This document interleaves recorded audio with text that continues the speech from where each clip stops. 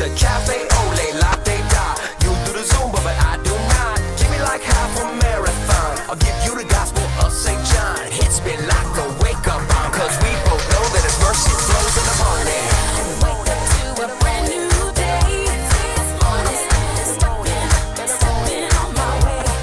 You give me strength, you give me just what I need, and I can feel the hope that's rising up in me. Good morning. In the morning, To a brand new day. Stepping on my way. You give me strength, you give me just what I need, and I can feel the hope that's rising up. It's a good top of the morning to you, Lisa. Hey, top of the morning to you, girl. Top of the morning to you, Lisa. Morning, little Miss Sunshine. Man, you morning people. No, I'm serious.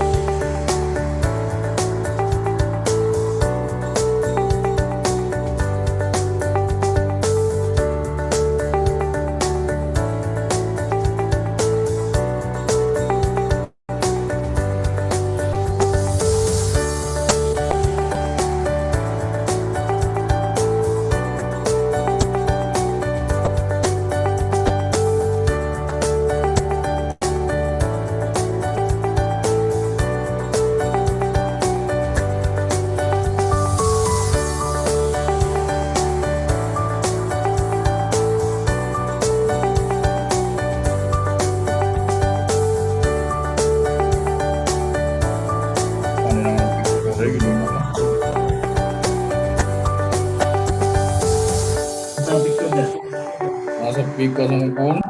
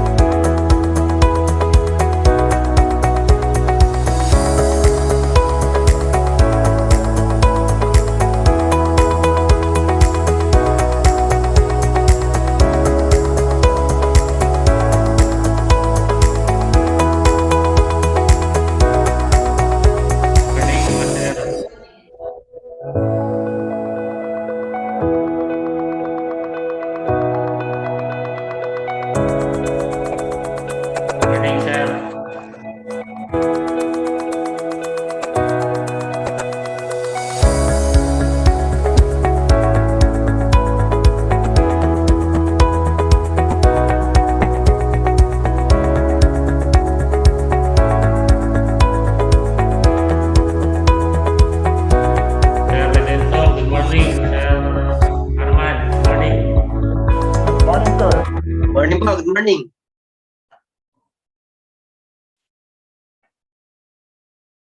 Wait lang sir, kukuha lang akong tubig sir.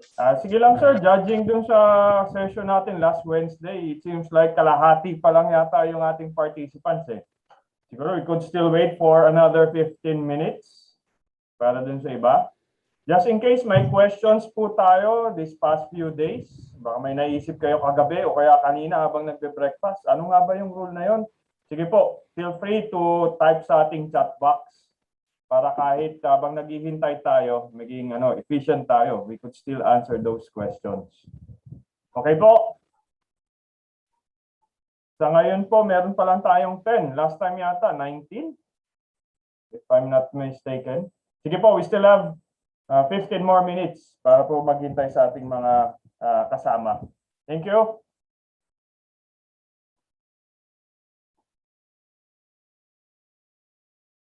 Si Sir Redentor, baka hindi pa kayo nagko-coffee, sir. Breakfast. Sir Kevin, yung sa ating kasama po sa Mets Logistics. Pares tayo, sir. Si Ma'am. Sige po, we still have 15 more minutes.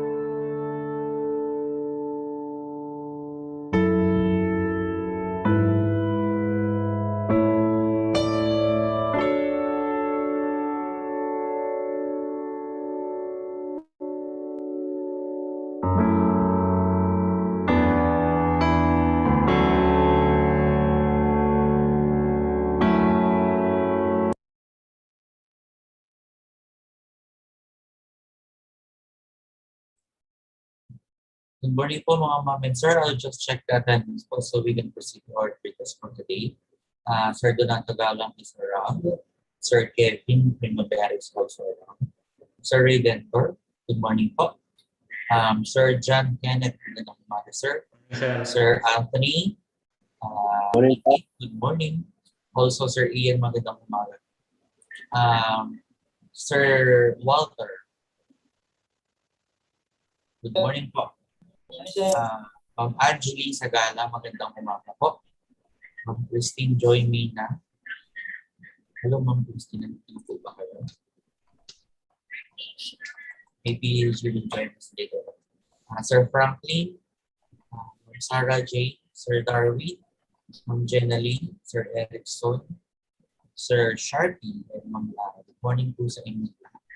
Maki-check na lang po ang ating chat box para sa ating retest of the day. And then, pwede rin po nyo i-scan.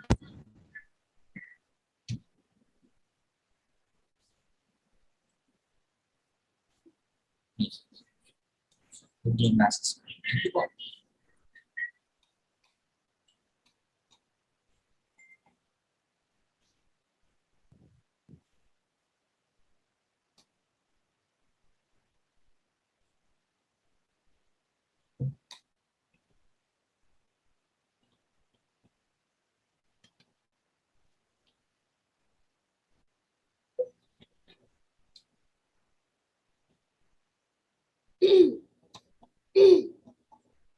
An act of strengthening compliance.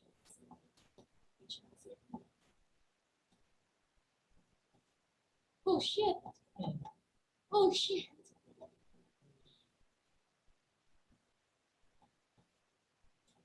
Okay.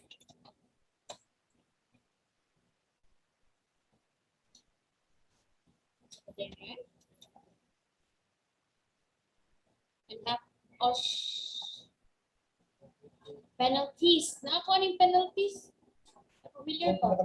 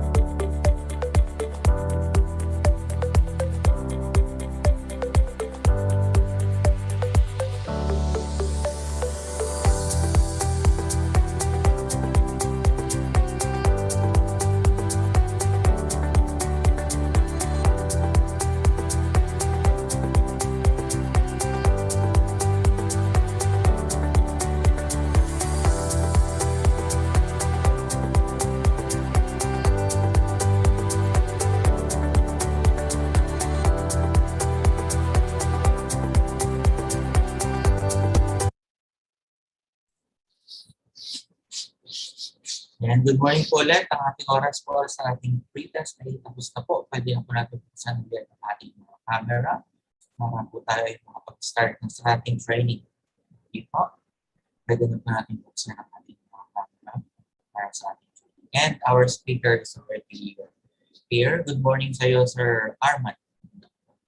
Sir, good morning. Okay, good morning po, ma'am, sir. Good morning, po, sir. Yan. Tinitingnan ko yung schedule, 8:30 pa pala. Pero it seems complete na rin po lahat. Siguro, kasi 17 participants na eh. Okay, let's be efficient. Although, may prayer na kaninang flash, yung sa iba, hindi pa siguro nadatnan yung prayer na yon. So, let's start today with the prayer. I lead the prayer, sorry. And Father, Son, the Holy Spirit, Amen. Lord, thank you for this day, for giving us life. Lord, thank you for the resources na binigay po ninyo, the technology po, para po maka-attend kami ngayong Day 5 BOSH Training. Lord, thank you for the good health that you're giving us and our family po, Lord. Lord, we ask for your guidance throughout the day. May this day a fruitful one po, Lord. Please give us the endurance, the strength, the knowledge, and skills po para maging successful po itong Day 5 namin. Lord, lahat po ng gagawin namin ngayong araw, may we lift it up and glorify your name. Lord, we ask for your guidance and protection po against COVID-19, both sa aming families and sa aming mga co-workers. Please keep us safe. This we all ask po in Jesus' name. Amen. The Father, Son, the Holy Spirit. Amen. Good morning. Good morning, sir. Yan, baka inaantok-antok eh. Medyo malakas ang good morning natin. Good morning, sir. Yung incident report. Reminder lang po, mute natin lagi ha. Yan, yung iba nakakalimutan mag-mute. At the same time, yung nasa mga workplaces, nakikita ko yung background kasi parang office eh. So wear your mask. Pero sa work, naka-work from home, tulad ko ngayon, rest day ko ngayon, nasa bahay lang. Sige, okay lang na walang mask. Okay? Sige po, let's start the day.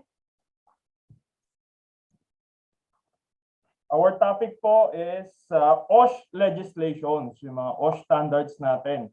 And yung backbone ng ating implementation ng safety and health sa site. This day, ang nakaschedule po natin, first is the OSH legislations, yung ating yellow book. Ano po ba yung background? Ano ba yung nakasaad dun sa 1978 na standards natin? Followed by the DO 198-18, which is yung latest. It was drafted noong 2018 and enforced 2019.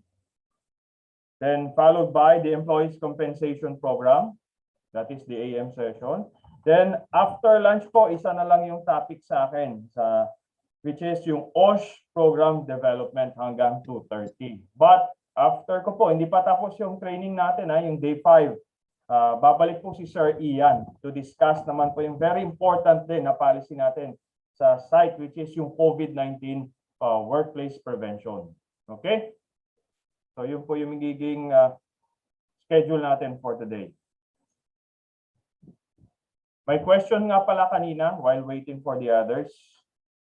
Kailan daw po ilang man-hour yung kailangan natin for DOLE to recognize as compliant o kaya bigyan ng award for safety milestone.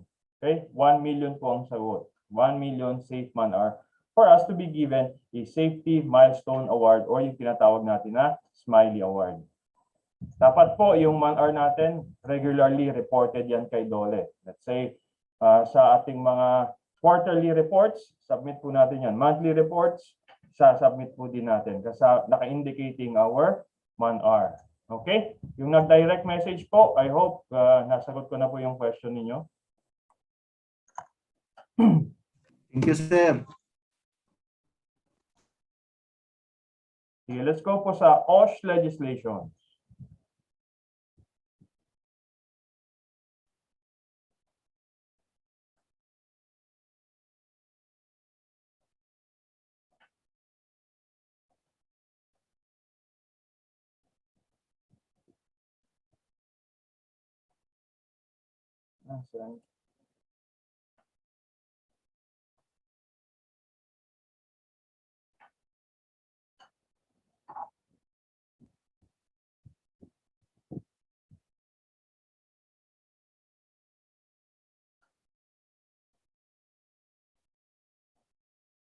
Yan. Tulad pa rin po nung Wednesday. I ask you, confirm natin po, nakikita yung ating presentation, BOSH legislation, chat box lang, yes or no? Chat box po. Yes or no? Yes, sir. Yes. Yes, chat box lang po tayo para alam natin kung sino-sino yung mga naka-tune in pa.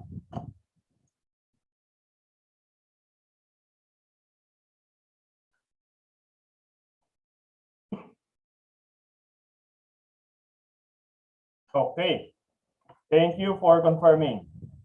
Okay, let's start. OSH legislations. Saan po ba nagmula yung OSH standards na yan? Hindi lang naman basta-basta lumabas yung ating standard. Kung ano yung naisipan siguro ni Dole, yan na kaagad. Hindi po. May magandang background po yan. It started with the PD 442, Presidential Decree 442. It was enacted. Ano ba yung PD 442 na yan? Yan po yung labor code natin. Okay, it was enacted noong 1974. Since presidential decree po to, sino? Si Ferdinand Marcos. Para saan daw po yung labor code na yan? So, it aims to protect the labor force, yung ating mga empleyado, hindi yung puro mayayaman na lang daw, yung ating mga employers lang ang may rights. So, the labor code defines our rights as employees. Promote employment and human resources development. So, pagdating po sa trabaho, dapat pantay-pantay lahat.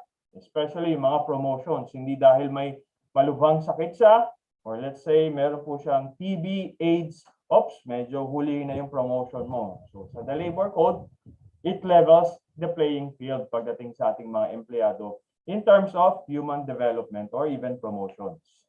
Ensure industrial peace. Let's say may dispute between the employer and the employees. Paano kaya aayusin yan ng government natin, ng DOLE to be specific?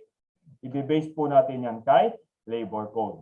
Later, siguro let's cite some instances na madalas nagkakaroon ng dispute. Example, kaltas sa sahod, especially pag sa PPE. Okay, sabi kasi wala daw kaltas dapat ang PPE eh. What if kung because of negligence, sinasadya ni worker, pinamigay ni worker yung PPE, hindi naman po pwedeng humingi kagad ulit kay company. So that could bring dispute pa rin. Okay? Later, pag-usapan natin yan.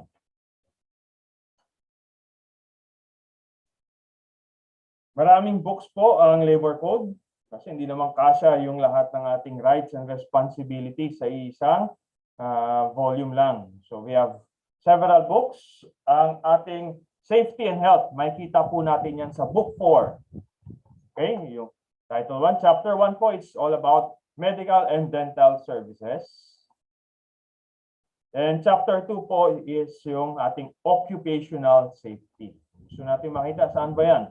Pero yung ating nasa labor code, those are general requirements po natin. So, dyan po papasok ngayon yung ating mga department orders, yung ating yellow book. Okay?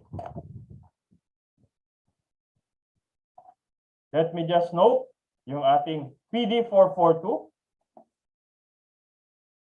Article 162. Dyan kasi nagmula yung ating standard, yung yellow book. So, Article 162, hindi ka na po babasahin. Explain na lang natin. So according dyan sa Article 162 na yan, yung magsiset po ng standards, magre-review and mag-a-approve po niyan ay si Secretary of Labor. But then again, hindi naman kaya yan ni Secretary of Labor lang. So he or she could delegate yung ganyan mga tasks dun sa ating mga directors and other DOLE offices.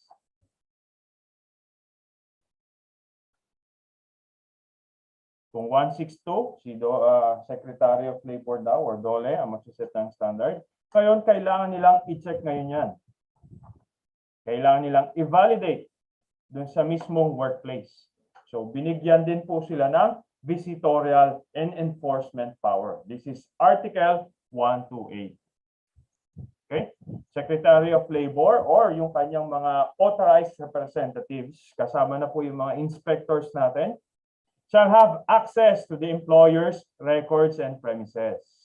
So pag may pumunta po na taga-DOLE, they presented their documents, including their IDs, dapat po papasukin natin yan. Walang secret-secret pag nagkaroon ng DOLE inspection. Otherwise, meron tayong violation under Article 128 ng ating Labor Code.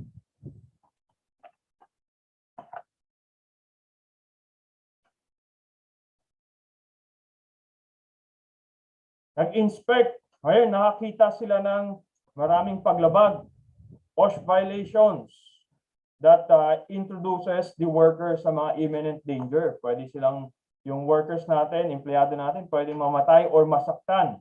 That's imminent danger. So they have the authority to stop the work or suspend the operations. Yan, iniba na po natin yung font color. Okay, that's Article 128. Sir, paano ba yung proseso kaya niyan pag may nakitang imminent danger kaagad sa site? May update po tayo, yung sa DO 183. Okay, bagong issue po yan. Let's say, pag pumunta po si DOLE inspector sa site natin, tapos may nakitang imminent danger. So magkakaroon po ng notice of result. Bibigay ngayon po yan kay company natin, kay employer. After that, si DOLE inspector naman po magsasubmit din po ng work stoppage order kay regional office. So within 24 hours, si regional office po kailangan magpadala ng another representative to validate kung kailangan po ba talagang work stoppage. Okay? To validate the WSO, work stoppage order. If it's deemed, hit ko lang po if yung pinadala pong inspector ulit, deemed the WSO valid, it would take effect. Okay? Pero within 72 hours naman din po, kailangan magkaroon po kayo ng mandatory conference. Diyan po yung opportunity ng company to present lahat ng kanilang documents, mitigating controls on why should the work stoppage or suspension of operations be lifted. Okay? I hope nakukuha po ninyo yung magiging proseso. Hindi yung basta-basta pupunta doon, okay, stop. Okay? May notice of result kay employer, may WSO kay regional office. Regional office magpapadala to validate. Then, that is within 24 hours. Then meron po tayong opportunity to present our facts, our documents, and mitigating controls. Okay? Para po matanggal yung work stoppage order. Pag kulang yan para kay DOLE, tuloy pa rin ang suspension ng operation. I hope this is clear. Reference nyo, sir, we have the DO 183. I think series 2017 yung pinaka-latest.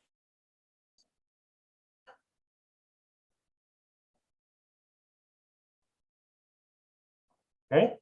We mentioned earlier, bakit nag-forward siya? Rules and regulations implementing Article 162. Yan nga yung kanina. Book 4, Title 1, PD 442. Para hindi po tayo ma-work stoppage. Yan. Lalabas nyo ngayon yung Occupational Safety and Health Standards. Year passed, 1978. Yan po yung unang-una nating yellow book. Okay? So ganito po yung naging trend ng ating OSH legislations. Labor Code, 1974. After 4 years, we have the Yellow Book, 1978. May several revisions na po yan. Sir, we still have the Yellow Book nung, let's say, 2006. Parehas po ba yung Yellow Book ngayon na latest is 2019? Well, yung laman po is yung rule 1,000 hanggang dulo po ng rules ng Yellow Book natin, pare-parehas. The only difference with the 2006, 1978, 2010, and 2019 na edition ng ating Yellow Book, yung mga department orders po ni DOLE, sinasama po dun sa likod na part ng Yellow Book. Okay? But yung Rule 1080, which is sa PPE, ganun pa rin po yan sa Yellow Book. Rule 1050, reporting, ganun pa rin po yun. Okay? Nadadagdagan lang yung dulong part ng Yellow Book kasi pinapasok yung mga department orders na ini-issue yearly. Okay? The latest po is the RA 11058. Yung batas po yon and yung kanyang implementing rules and regulation issued by DOLE. Yan po yung DO 198-18. Okay? Just to give you a heads up, bakit kaya may DO 198-18? Madi-discuss natin yung yellow book, wala po tayong maririnig na penalties kung nag-violate si employer sa yellow book. O lahat po yan standards lang. What if po nag-violate? So, yun yung parang missing dun sa una nating standard. Kaya po pumasok si DO 198-18. Yan na po yung mga monetary penalties natin. Okay? From 1974, it took 4 years. So, para mag-arrive tayo, yung DOLE, mag-issue po ng yellow book. So, they need to conduct consultations din po. Consultation sa iba pang international standards. Kaya I disagree dun sa ibang safety officers na pupunta ng Philippines din, sasabihin, hindi, mas mahigpit dun sa amin sa abroad kasi ito yung standard namin. Well, yung standard din po natin, in-implement natin dito, ay based din po dun sa international standards. We have the ILO, International Labor Organization Model Safety Code, American Standards Safety Regulations, National Safety Council ng USA, Canadian Safety Regulation, American Society of Mechanical Engineers, Boiler and Pressure Vessel Codes, these are locals na, Philippine Mechanical Engineering Code, and the Philippine Electrical Code. Okay, sir, hindi pa pumasok yung RA 9514 which is Fire Code. Well, dun sa Rule 1940 kasi natin, nire-refer na kagad po tayo dun sa Fire Code. Okay, hindi na po in-elaborate dun sa yellow book. Types of rules na makikita natin sa yellow book para mas mabilis tayong maneuver pag titingin po tayo ng yellow book. We could browse sa yellow book and may tatlong sections po in terms of rules. First, makikita natin yung administrative rules from Rule 1000 hanggang Rule 1050. Rule 1050, yan po yung reports natin. Technical rules natin, Rule 1060. Yan, if you would remember, day 3 natin, we discuss yung mga safety signage, yung standard colors. Kasi yan dapat yung mga nakadikit, nakapost sa ating establishments. Well, that is part ng Rule 1060, yung standard sa ating workplaces. Yung floor opening, gano'n lang dapat kalaki yan. Otherwise, kailangan may takip yan. Yung walls, windows, ramps, and railings, gano'n ba kataas dapat yan? So, makikita natin yan kay Rule 1060 hanggang Rule 1940 for the technical rule. Rule 1940, that is fire safety. Then, we also have one for the medical standards. Ano ba dapat yung nakalagay sa ating first aid stations? Sino dapat yung naka-station doon? At ano yung mga qualifications nila? Nasa Rule 1960. Including po, ano po ba dapat yung medical examination na nare-receive ng mga empleyado? Hindi lang yung pre-employment at saka yung annual physical exam. Dapat may transfer examination and may separation examination, medical examination tayo. Kanino po ba dapat i-charge yung mga examination na yan? Yan, makikita natin yan kay Rule 1960. So far, may question? May question po tayo, chat box ha.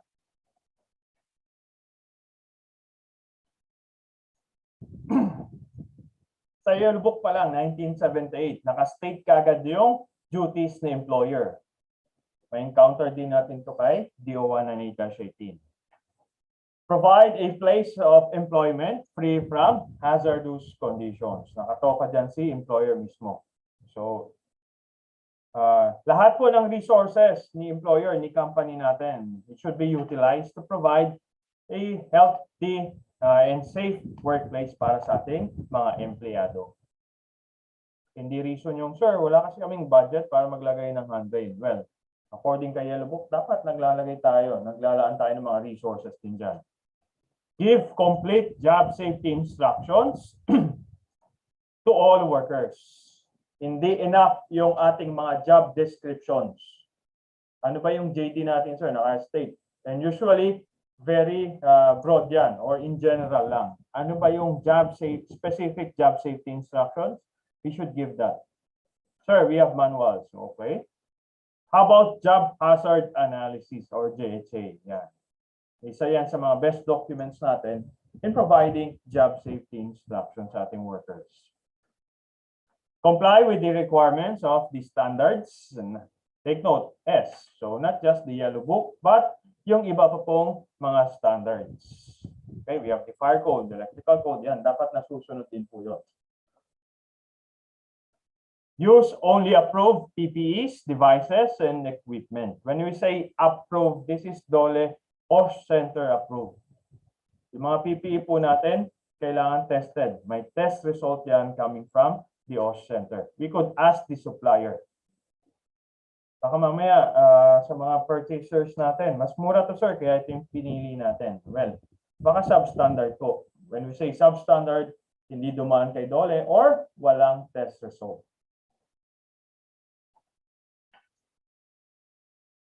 How about the workers? What are their duties under the yellow book? If the employer, sabi daw po, provide employees a workplace free from hazard. Diba? Ay worker naman, makipag-cooperate. Let's say, binibigay na nga lahat ni employer, yung mitigations para sa kanyang mga employees. Ito naman si employees, sinisira or tinitake home. Example lang ngayon sa COVID-19, we have the alcohol dispensers. So duty nga naman yan ni employer na mag-provide ng mga ganyan pang sanitize ng kamay. Ngayon baka naman inuuwi naman ni worker. Di talagang maubos at maubusan lagi. Okay? Sir, yung mask ba? Kanino bang naka-account po dapat yan? According kay Rule 1080, just a trivia, it should be provided by the company. Okay? Kasi part po yan na PPE natin ngayon. So, ang PPE hindi siya limited lang po sa hard hat, vest, safety shoes, safety goggles. Okay? So, tayo po, mga empleyado, we should cooperate sa pag-i-implement ng standards. Ini-implement po ni employer ng ating company. Report any work hazards in the workplace. And to help out our company to monitor yung ating safety, we do our part by reporting the hazards. Nag-provide nga po ng PPEs and other safety devices, DOLE approved and BOSH Center approved. Dapat po gamitin naman natin ng maayos. Binigyan nga tayo ng hard hats, pero nasa kilikili naman madalas pag nagsa-site. Okay? Safety shoes. Binigyan nga tayo, kaso parang ginagawang tsinelas naman yung pagsuot. So masisira at masisira nga naman yun. Follow all instructions by the employer in compliance with the OSH standard provisions. So no one is above the law, the standards in terms of safety. Kung no smoking sa loob ng ating establishment, dapat no smoking. Okay? Kasi kahit manager pa po yun. Okay? Now let's go some rules, yung madalas nating may encounter. Pwede nating, di pa tayo comply, we should comply this one. Otherwise, pag inspection, hahanapin to sa atin ni DOLE. Okay? Okay, first is Rule 1020. Registration of establishments. Pag may DOLE inspector, ang sinasabi, nasaan yung 1020 nyo, sir? Ano yung 1020, sir? Sabay kamot sa ulo. This is the registration of establishments. So every employer shall register his or her business with the regional office or yung authorized representative. Madali lang naman, form lang yan. Lalo po ngayon, through email na lang. Da-download lang natin yung form, then attach lang yung other requirements. Bakit kaya kailangan pa niyan? Sir, may DTI registration na kami, may mayor's permit. Bakit kailangan pa ng another registration? Well, this is to provide information kay DOLE. regarding sa number of personnels natin, ilang babae, ilang lalaki, yung physical features, yung workplace environment ng ating mga workers, conducive ba sa kanila. Okay? So, dyan po natin makikita yan. Ayan po yung purpose, sorry. Dyan makikita ni Dole. Clinics, kung meron po ba doon. Unlike yung ibang registration po mandated by the government, yung registration of establishment kay Dole is free of charge. Hindi po natin kailangang i-renew kasi lifetime ang kanyang validity. Except magbago yung ibang information sa ating workplace. Example, the company name. Let's say ABC company, naging XYZ company. Of course, it is just we update the name kay Dole. We need to re-register. Again, free of charge pa rin po yun. We change in location. Kahit sabihin natin sa kabilang kanto lang kami, sir, lumipat. Mas mura kasi yung renta. Still, we need to re-register. Change in ownership or nag-change po yung management natin. Kasi pag nag-register po tayo, yung form, sino ba yung focal person, the highest official, and yung contact details niya. So kung nagbago nga naman yun, update Dole, re-register. Opening after previous closing, especially COVID. Let's say 2020, nagsarado kasi nalugi. Ngayon po, mag-ooperate ulit tayo. Let's inform Dole na, hey ma'am, sir, we are back in operation. Okay, through the re-registration. Sir, what if kaka-start lang po ang company or business? Ano po ang timeline para ma-comply lahat ng requirements for 11058? Okay, nag-direct message. Feel free na rin po to type your questions in general, sa lahat na po, kahit hindi direct message, para makita rin ng ating mga participants. Okay, timeline po. To comply with the requirements, depende po kung anong nire-require. Dito po sa discuss natin, registration of establishment. Kailangan meron po tayong registration of establishments within 1 month before tayo mag-start ng operations. Otherwise, meron tayong 20,000 per day penalty. Okay? Mag-start yung per day na po yan upon receipt ng ating notice of result or notice of violation galing kay Dole. Okay, I hope I answer your question po for registration of establishment. For 1020, it should be accomplished within 1 month before we operate. Okay po? Sir, I hope I answer your question. Reply na lang po if I answered your question. For my follow-up questions po kay sir.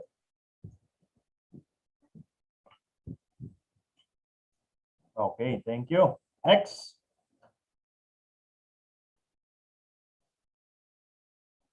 Ano ba ang requirements? Aside from the usual, yung BIR, yung mayor's permit, yan. We need to submit a layout floor plan ng ating workplace.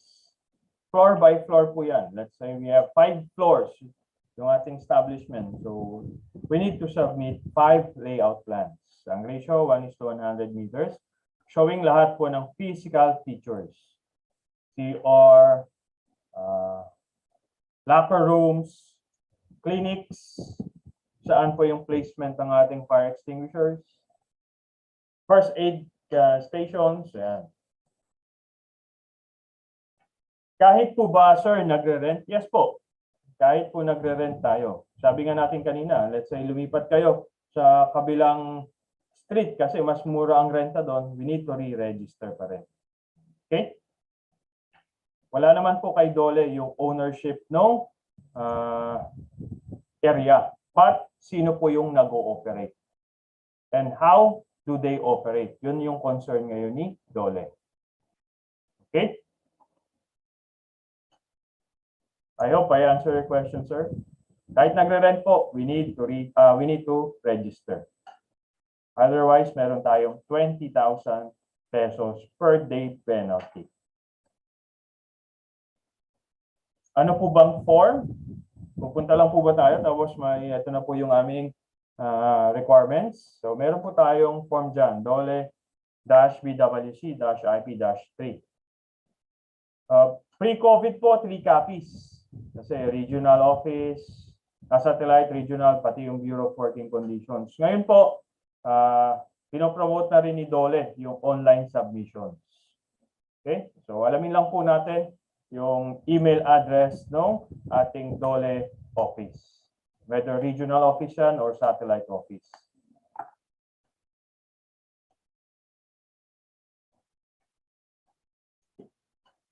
In a single glance, ano ang Rule 1020, Registration of Establishment? Ayan po yung form. Sorry po, that is dash in this slash.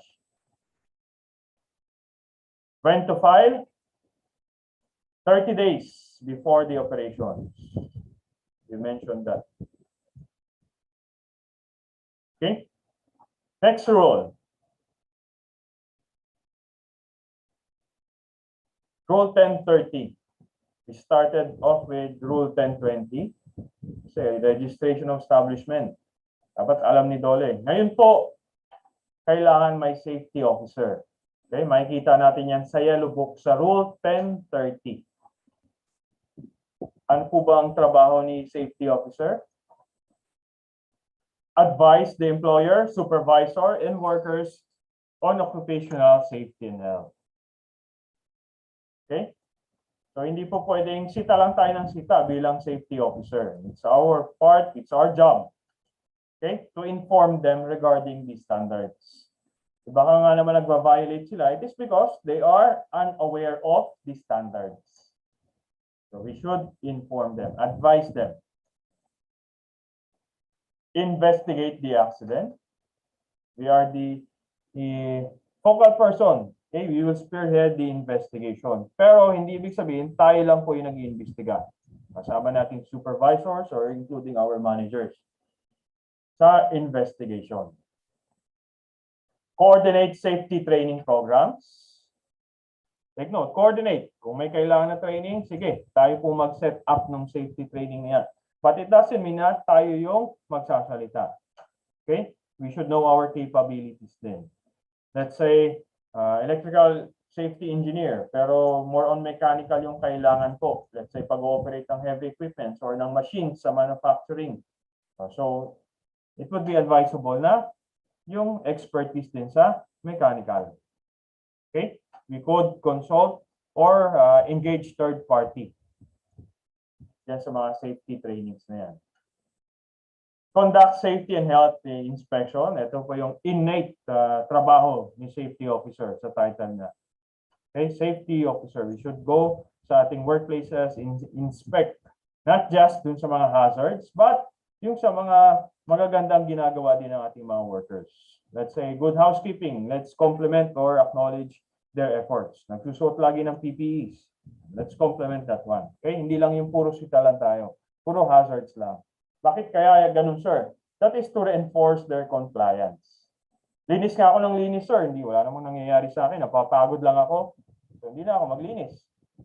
See? So, we should acknowledge or recognize din yung OSH compliances nila. Next, we act as secretary ng Safety and Health Committee. Okay, we take down notes. Later, madi-discuss yan sa Rule 1040. Maintain accident record system. Okay. So, pag may na-aksidente, whether first aid, disabling cases, fatality, or even near misses, muntik-muntik lang. So, dapat meron po tayo record dyan. And this record should be accessible kay DOLE. Yung iba yata, medyo inantok. Sige, ano pong article ulit yun? Article sa ating labor code that we should grant entry sa ating mga labor inspector since they have the visitorial and enforcement power. What article?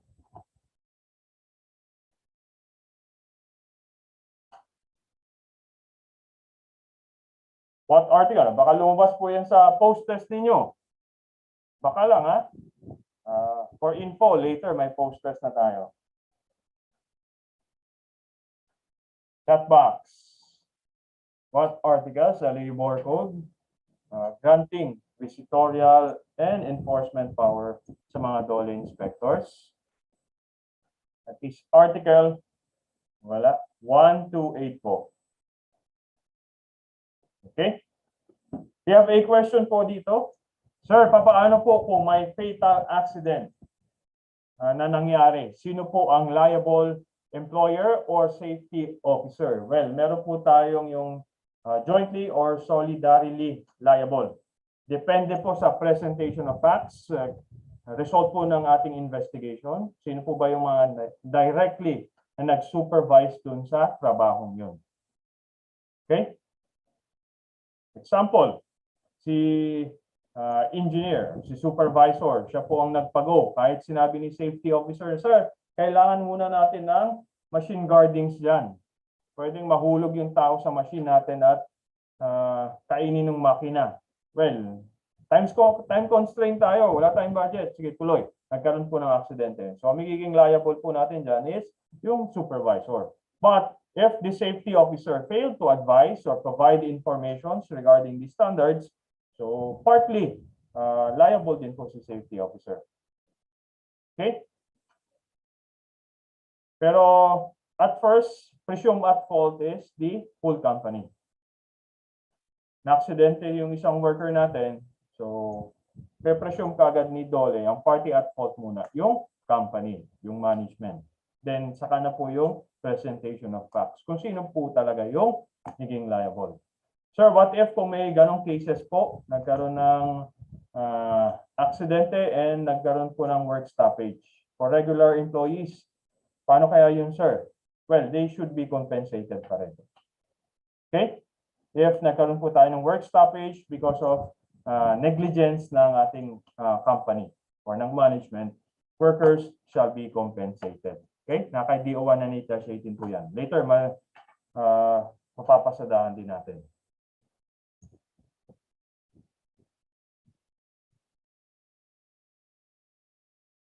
Rule 1030.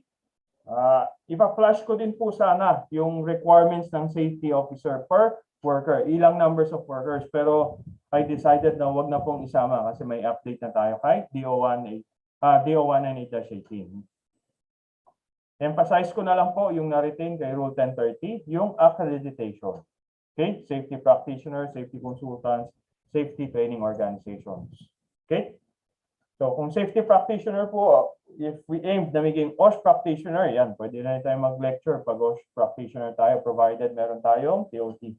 So ano po ba ang requirement ni safety practitioner? Pag PRC license po tayo, 3 years OSH experience.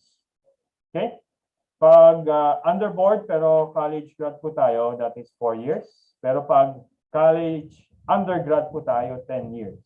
Sir, ang tagal pala nun. Well, pwedeng bababa po yan, depende sa numbers of hours training natin. For every 80 hours ng training is considered 1 year experience. Okay? Provided may minimum 2 years experience po tayo. Ha? Baka mamaya may engineer or may nurse po tayo ngayon. Sabi ni sir, 80 hours, 1 year.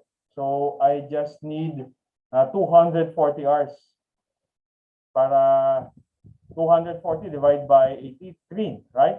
Correct me if I'm wrong. So 3 years kaagad, sir, satisfied na. Hindi po. Kailangan may minimum 2 years po tayo. Okay? So PRC license tayo.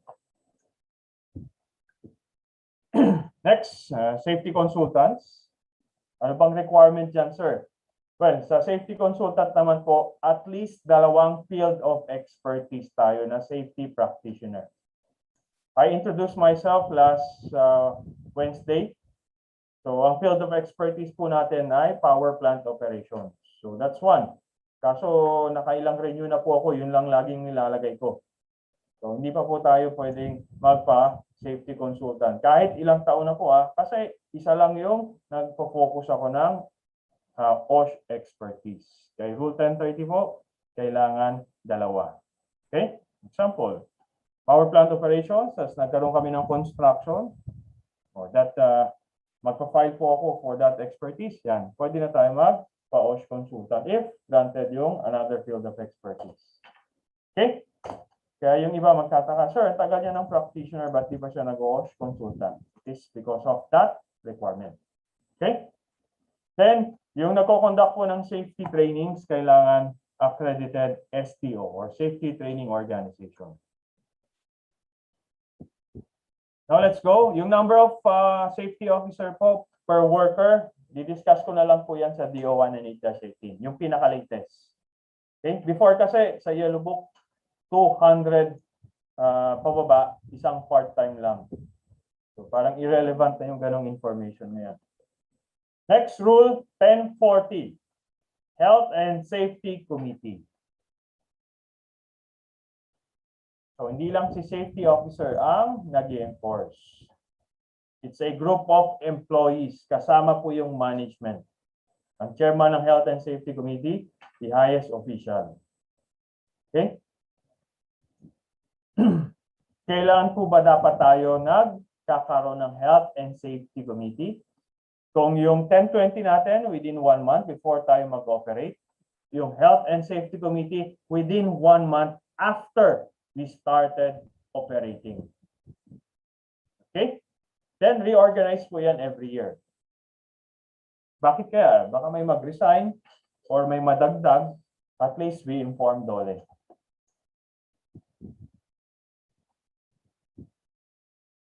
Minimum member requirement po, dapat may nag-head dyan. Otherwise, hindi ang committee, di ba?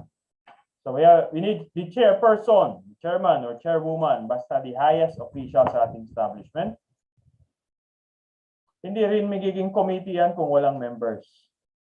So we have the department head, supervisors, foreman, workers, company physician, nurse, first aider. Later po, makikita natin kung ano dapat yung composition based po sa risk rating natin. We have the low risk, medium, and high risk yata parehas lang ng composition. Okay? Sa rule DO1 and 8-18, sorry. DO1 and 8-18 yan. Okay?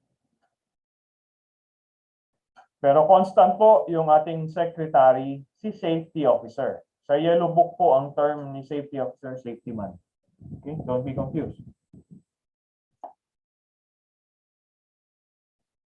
Okay, nakita ko si Ma'am Sarah mag-picture. Okay, next. Pag hindi po natin nire-report yan kay DOLE, it will not be deemed na nag-submit nga tayo. Kaya, hindi i-deemed na meron tayong Health and Safety Committee. Bakit? Hindi tayo nag-submit eh. If it's not written, it doesn't exist. Okay? Kung sino ba yung mano sa law natin? Kung hindi po naka-black and white yan, hindi yan nangyari. If it's not written, it doesn't or didn't exist. Okay? May Health and Safety Committee po. Meron po kami. Nag-submit ba kayo ng RSO or Report on Health and Safety Organization? Hindi po. So, baliwala yan. Okay? Your Health and Safety Organization doesn't exist. In terms of compliance, for implementation, probably yes. Nakikita sa site siguro. Pero hanggat walang document po, hindi masasabing compliant tayo. So we need this form, yung RSO. So hihingin din po ni DOLE yan, ha? Sir, may 1020 kayo, registration establishment. Sir, may RSO kayo? Ano yung RSO, sir? Baka hindi tayo nagsasubmit kaya hindi natin alam. So this is RSO. Okay, straightforward lang naman yung information. Name of establishments, address, nature ng ating business, whether manufacturing, power plant, construction, hospital, restaurant, yan. Ilan po ang male and female for every shift? Policy and program sa safety and health. Okay, throughout our organization, ano po ba yung na-establish natin mga safety and health policies and programs? Composition po ng ating organization. Again, chairman, si boss po yan, highest official. Members, yung kanilang pangalan and position. And secretary, dapat po kayo ang makikita dyan. Safety officers are the secretary ng committee. Then yung next po, typo lang siguro kasi AB tapos B ulit. Yung part C, yung technical information. brief description ng ating work processes sa ating job site. Ganun na rin po yung number of equipments. Okay? Ang medyo malabo lang siguro dito, sir, sa form na to, yung tapat mismo ng letter B, yung unang B. Type, nakalagay. Anong ilalagay naming type, sir? Before po kasi, depende sa number of employees. Okay, we have type A, B, C, D, and E, yung joint. Pero ngayon po, meron tayong low, medium, and high risk. Okay? The DO1 and 8-18. What are the duties ng ating Health and Safety Committee? Kasi mahirapan nga naman si safety officer kung siya lang talaga yung magmo-monitor, mag-i-implement ng BOSH policies. So, nandyan po ang committee. Plans and develops accident prevention program. Okay? So, hindi po pwedeng kailangan ng safety policy o safety officer, gawa ka ng safety policy. Hindi po. It should be discussed with the Health and Safety Committee. Lahat po ng rules, policies ng ating job site, dapat nanggagaling yan sa Kongreso at Senado po ng site. Ano po yung Kongreso at Senado ng ating site? Health and Safety Committee. Okay? Hindi po basta-basta pwedeng magpasa kagad ng policy o ng batas si safety officer. Should go through the committee. Hindi lang si safety officer ang nag-i-inspect. So, the committee should inspect workplaces to detect unsafe conditions. Reports po, hindi basta-basta nagre-report si safety officer kay Dole or naglalabas ng any document na isasubmit kay government. Okay? Dapat po dumadaan sa Health and Safety Committee. This includes yung mga accident reports.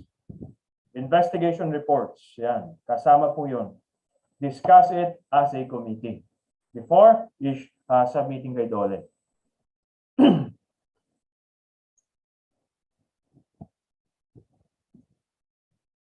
Okay, just to summarize in one glance. Rule 1040, yan yung Health and Safety Committee. We need to submit yung RSO, Report on Safety and Health Organization. Ayan po yung form niya. Dole / BWC/IP-5. 2 copies po yan. Pag personal po pero ngayon pwede tayong online muna. Okay? Kailan po mag-organize? Nabanggit natin within 1 month after na ating mag-start mag-operate and nagkaroon ng organization. Another submission, Health and Safety Meeting. Minutes. Okay, sir, may form po ba tayo dyan? Wala po. Pwede tayong gumawa ng sarili nating form or template. Okay, kaya nilagay lang natin dyan, minutes of the meeting. And at least quarterly, nagsasubmit po tayo. Okay? Yung kanina po, tinatanong yung sa health, sa Safety Milestone Award. Kailan tayo magkakaroon ng award? How many hours? 1 million safe man hour. So at least ilagay po natin dito sa Health and Safety meeting minutes. Okay? Ina-update po natin yung company, yung committee kung ilang minutes na. Ilang hours. Sorry. Safe man hour na. Then sinasubmit kay Dole. Okay? At least na-update na sila. Should be clear, at least on a quarterly basis. Pero kay construction, since BOSH tayo, wala siguro dito. Pero sa construction industry, monthly po ang submission. Okay?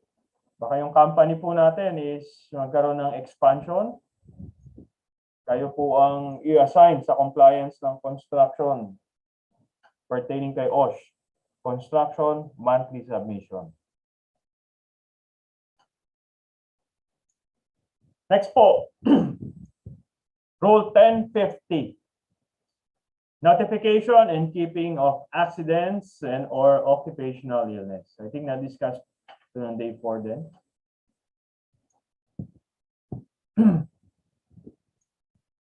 So the employer shall maintain and keep an accident or illness record which shall be opened at all times for the inspection to authorized personnel. Yan nga po yung Article 128 ng ating Labor Code.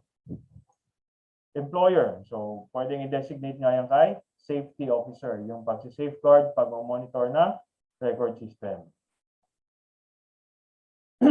All work accidents or illnesses resulting to disabling injuries shall be reported po kay Dole. Okay? Sorry, blue. Para ma-highlight ko lang kung nasa na tayo.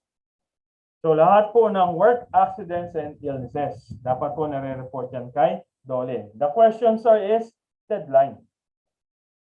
If fatality po yan, permanent total disability, siguro na-encounter nyo na ito yesterday. Permanent total disability, that is 2 or more body part or body function ang nawala. That should be reported kagad kay Dole within 24 hours. Okay? Permanent partial disability, ganun din po.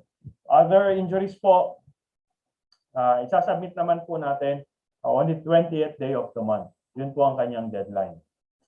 Pare, 18, nagkaroon ng first aid case. Let's say, nagkaroon ng sugat, hiwa, tinahe. So, temporary lang naman po yan. So, report po natin on the 20th day. Okay, sir, what if na-aksidente ng 27? So, hindi naman tayo pwedeng mag-back in time. Okay, the following month po, yung 20th day po nun, yun ang kanyang deadline. Okay? 20th day, we need to submit yung work accident illness report. Pero on the 30th day naman po yung investigation report. Iba yung accident report, iba yung investigation report. Okay? So far, walang question.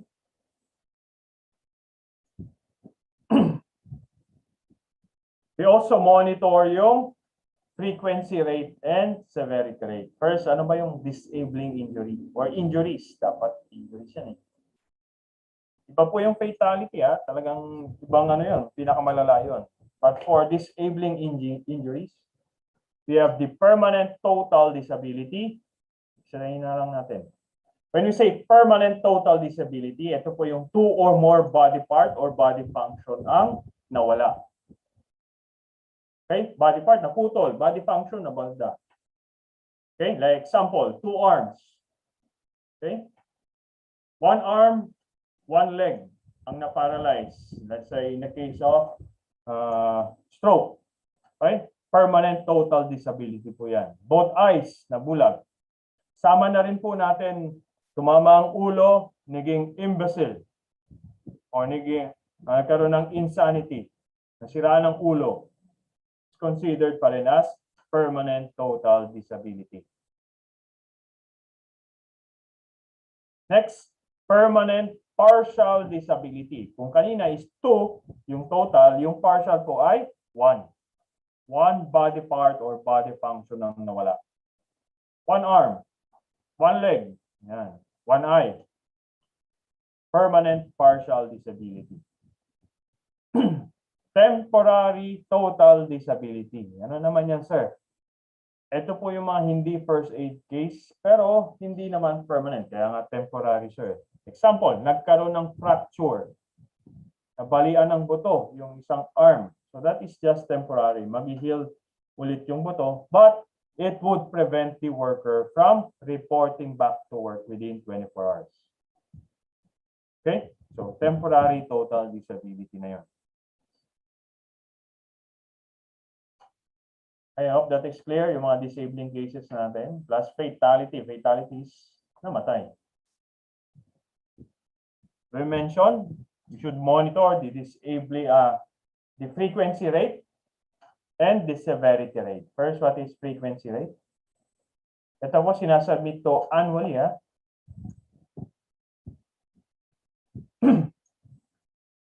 How do we compute for the frequency rate? First, we must know the number of disabling injury or illness. Okay, sir, yung nagkaroon ng slash sa mukha, tinahi. Okay, lalagyan lang naman ng bandage. So, hindi po yan. Binabanggit natin ang mga disabling cases. Yung kanina po, yung tatlo, permanent partial disability, permanent total disability, temporary total disability, plus fatality po. Yan ang ilalagay natin dyan. Multiply by the constant 1 million and divide by the employee's hours of exposure. Okay, just to give you a trivia. Paano po nakuha yung 1 million sa taas? Wala naman yan sa yellow book. Okay, I think natanong to nung kailan ba? 2016 nung nagpaano ako ng OSH practitioner license ko ulit. Tinanong, paano nakuha yung 1 million na yan? So this is in assumption in an industry, meron po tayong average 500 workers. Magtatrabaho po siya ng 40 hours a week and 50 weeks a year. Okay, 500 multiplied by 40 multiplied by 50. 500 workers, 40 hours a week, 50 weeks a year. Okay, that would give you 1 million. Next, divide po natin yan sa employees' hours of exposure. We have two means to get the employees' hours of exposure. First is yung actual. Timekeeper, ilang araw pumasok si Arman for the whole year? Yan. Pwede yan, actual. Pwede rin po yung ating average. Okay, yung estimated. Okay, for the past 3 months, ito po yung pinapasok niya. Tapos, medyo nahirapan na tayo mag-monitor because yung timekeeper din natin minsan work from home lang. Ano ba yung naging average natin? Pwede yan. Sir, paano yung treatment sa employees' hours of exposure o yung working hours nila? What if nakastay po, ngayon may COVID-19, nasa loob lang po ng premises yung ating mga workers, yung iba, yung actual hours lang po ng kanilang trabaho. Okay, hindi yung ilang oras sila nasa loob ng establishments natin. Sir, what about yung mga lumalabas? Ganun po yung transactions nila. Let's say drivers, license officer, permitting officer, wala naman sila sa establishment natin. So i-assume kagad po natin 8 hours. Except kung nag-exceed. Let's say si driver, malayo-layo yung biyahe niya. 10 hours na nag-drive. Yun po, kakount na natin yan. Pero at minimum 8 hours ang i-assume dun sa mga employees natin na lumalabas as part of their duties. Okay? Sir, how about yung mga standby time? Kasi actual hours lang, sir. What if sa loob ng sa operations namin, engineer po ako pero naka-standby yung status ko. Kaya assume natin yung 8 hours. Okay? Hindi po yung kung ilang hours po trabaho lang. Let's say standby nga lang. Most likely, nakaupo lang yan, sir. Hindi po. Okay? Kaya assume natin yung buong shift niya. Yun ang i-count natin dyan. Hindi yung ilang oras lang siya nag-site talaga. Okay? After frequency rate, we compute for severity rate. Ito po yung dalawang kinukuha ni Dole. Severity rate, total days loss. Ayan po, i-assume natin, ilang araw po bang nawala because of the disabling cases. Let's say 90 days, sir, na hospital. So 90 days. Sir, how about fatality? Sir, hindi naman mabubuhay yon para bumalik sa trabaho. Otherwise, matatakot lahat ng tao. So ilang total days loss ang ilalagay natin? 6,000 days. Okay? For fatality cases. 6,000. Ganon po karami. Ang isang taon ay may 365 lang. Tama? So fatality, nagkaroon po ng death, work-related death sa ating workplace, 6,000 po yun. So ilang years yun? Okay? 6,000. 6,000. Multiplied by 1 million. 1 million yung constant. And divide po ng employees' hours of exposure. Okay? Kaya iniiwasan talaga natin yan. Otherwise, ang sakit sa mata. Okay? At ang sakit din sa loob. Namatayan tayo ng empleyado. So, bakit po ba kinukuha ng ating ng DOLE, itong frequency rate and severity rate? This pertains sa ating OSH implementation evaluation. Pag puro zero yan, well, ibig sabihin, effective po yung ating OSH program. Bakit zero? Example, disabling cases, 0. Multiplied by 1 million, 0. Divide by, let's say, 2 million hours exposure, 0 pa rin. Okay? This reflects our OSH program effectiveness. Sir, anong ini-interpret ng frequency rate? So ito po yung number of disabling injuries per 1 million man-hour natin. Let's say sa FR ninyo, lumabas ay 7. Ibig sabihin, may 7 injuries po tayo, disabling injuries or illnesses per 1 million man-hour ng company. How about yung severity rate? Ilang days po ang nawawala per 1 million natin?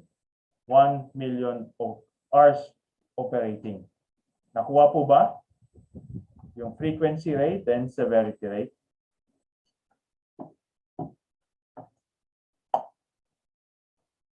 Okay, next. Submissions. On a single glance, ayan po. Rule 1050 natin. Ano yung what year, sir? Work accident illness report. Okay, nagkaroon po ng injury. So may form na po si Dolly dyan. Yung lahat ng information nandyan sa what year. Okay? Kailan po sinasubmit?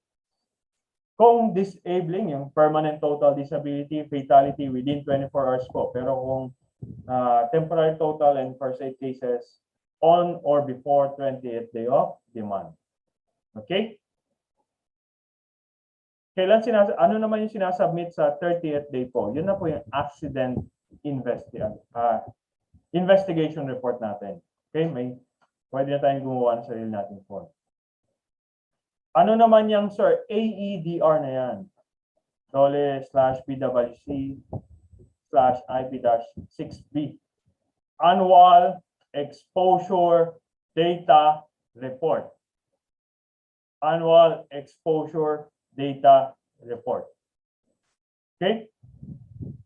Ano po yan, sir? Yan yung frequency rate and severity rate computations natin. Okay? So, kailan po sinasubmit yan? On or before the end of January of the following year.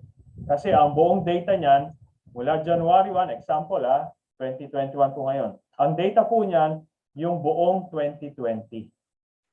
Okay? Lahat po nung hours of exposure, ilang oras nagtrabaho yung mga empleyado natin sa buong 2020. Ilan doon yung na-aksidente, ilan yung days lost natin. Kailan ni-report? Dapat po na-submit na ninyo noong January.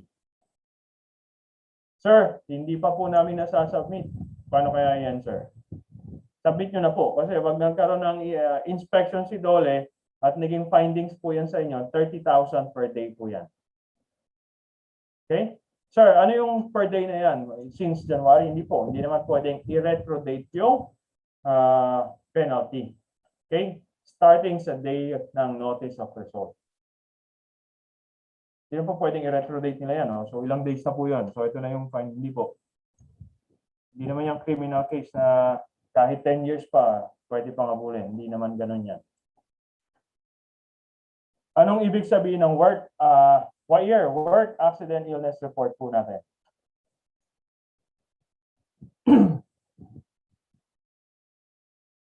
Okay? So, dapat po nag-submit tayo ng AEDR. Kung wala pa, submit na po tayo. 30,000 din po yan. Next rule. Yellow book pa lang po tayo. Yung pinaka-basic. Rule 1060. Excuse me lang.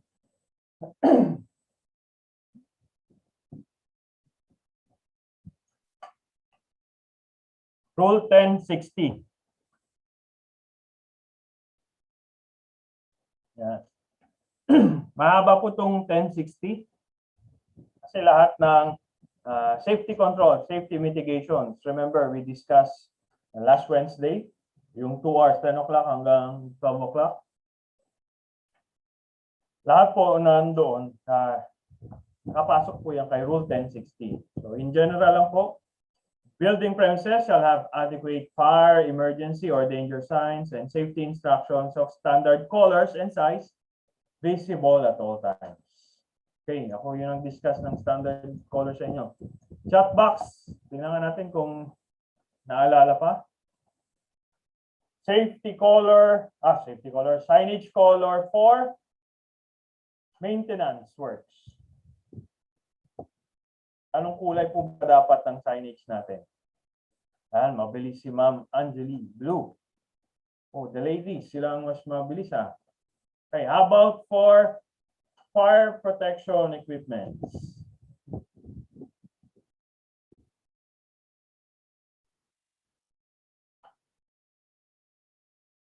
Okay, good. Red.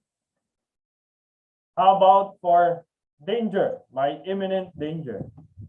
Say, kuryente, high voltage areas. What color?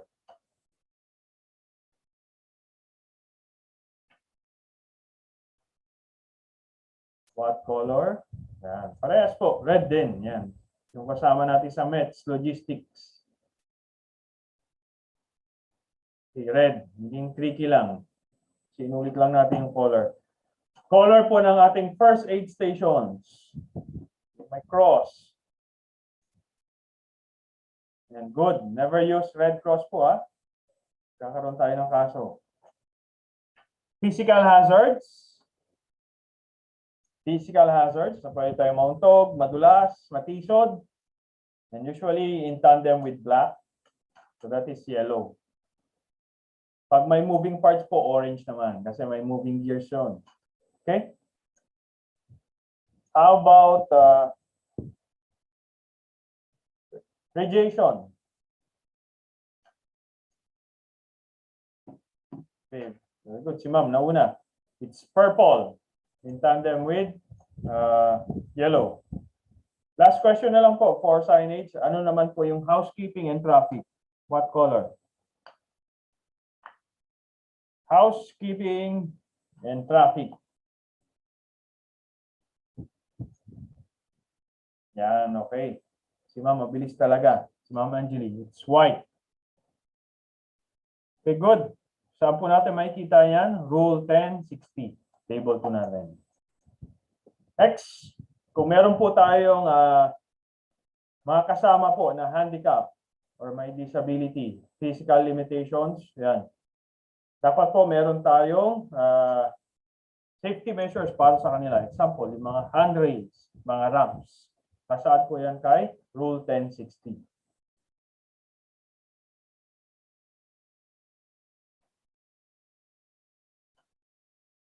Good housekeeping practices din po na kay Rule 1060. Ganon din po yung adequate comfort rooms and laboratories separate for male and female workers.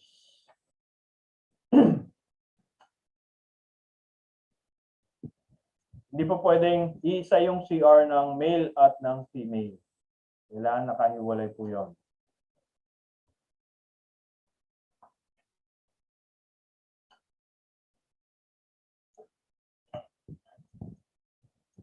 I don't know sa building code regarding sa numbers of employees.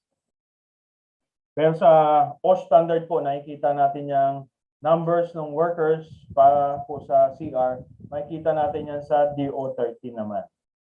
Although it's general, DO13 is for the construction industry, it is also utilized din po yung number of workers sa CR sa ibang industries. Okay, at minimum, for the first 100 male, sabi natin, magkaiba yung male and female. First 100 male, wala po dyan, ha? For the first 100 male workers or employees, every 25 po, isang CR dapat. Hindi po pwedeng 100 yung male natin tapos iisa lang yung CR. Paano yun? Okay, for the first 100, every 25 male employees, isang CR. So sa 100, apat. In excess of 100, we have 40. Okay? 40 male workers, isang CR. Okay? First 100, every 25. So that is 4. So what if I have 180 male workers? Chat box, ilan po dapat? 180 male workers.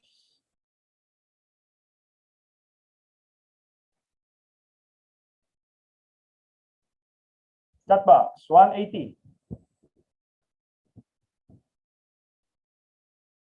Kung dadalawa, napakaliit naman nun. Chat box, ilan po? 180. kung ang guidelines po natin for the first 100, every 25 male workers, isa. In excess of 100, every 40 male workers, isang CR ulit. Ilan? Sa 180 na yan. Sorry, excuse me.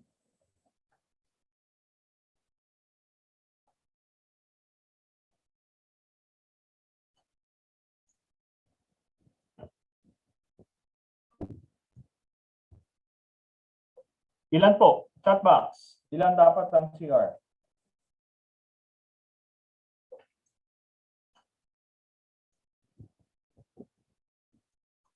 One eighty.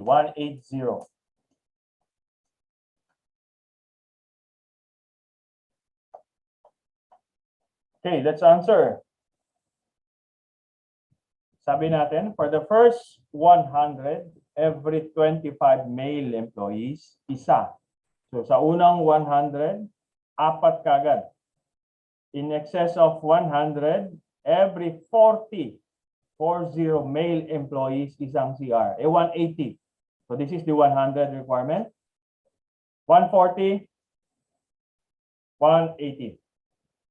Wapo ba? Yung first 100, apat. At yung excess ng 100, dalawa. Okay, so it's 6. How about for the male naman po? Female. Kasi hindi pwedeng pagsabayin sila eh.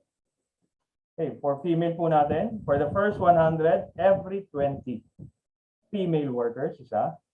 So sa 100, kailangan ay 5. In excess of 100, every 30 female workers, isa ulit. Or fraction, let's say hindi mo nabuo yung 30, considered na rin po yun as 1 CR requirement. Okay? What if meron tayong, sige, 180 ulit.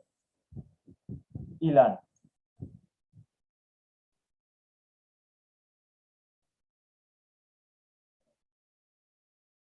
$180 ulit.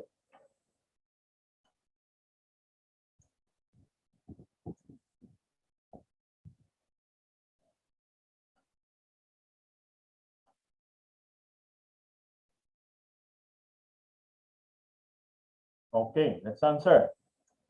Female for the first 100, every 20. Diba? In excess of 100, every 30. 180 po yung kailangan. 130, 160, and fraction thereof. So it is 8. Okay po, 8. Kay male, ilan po? 6.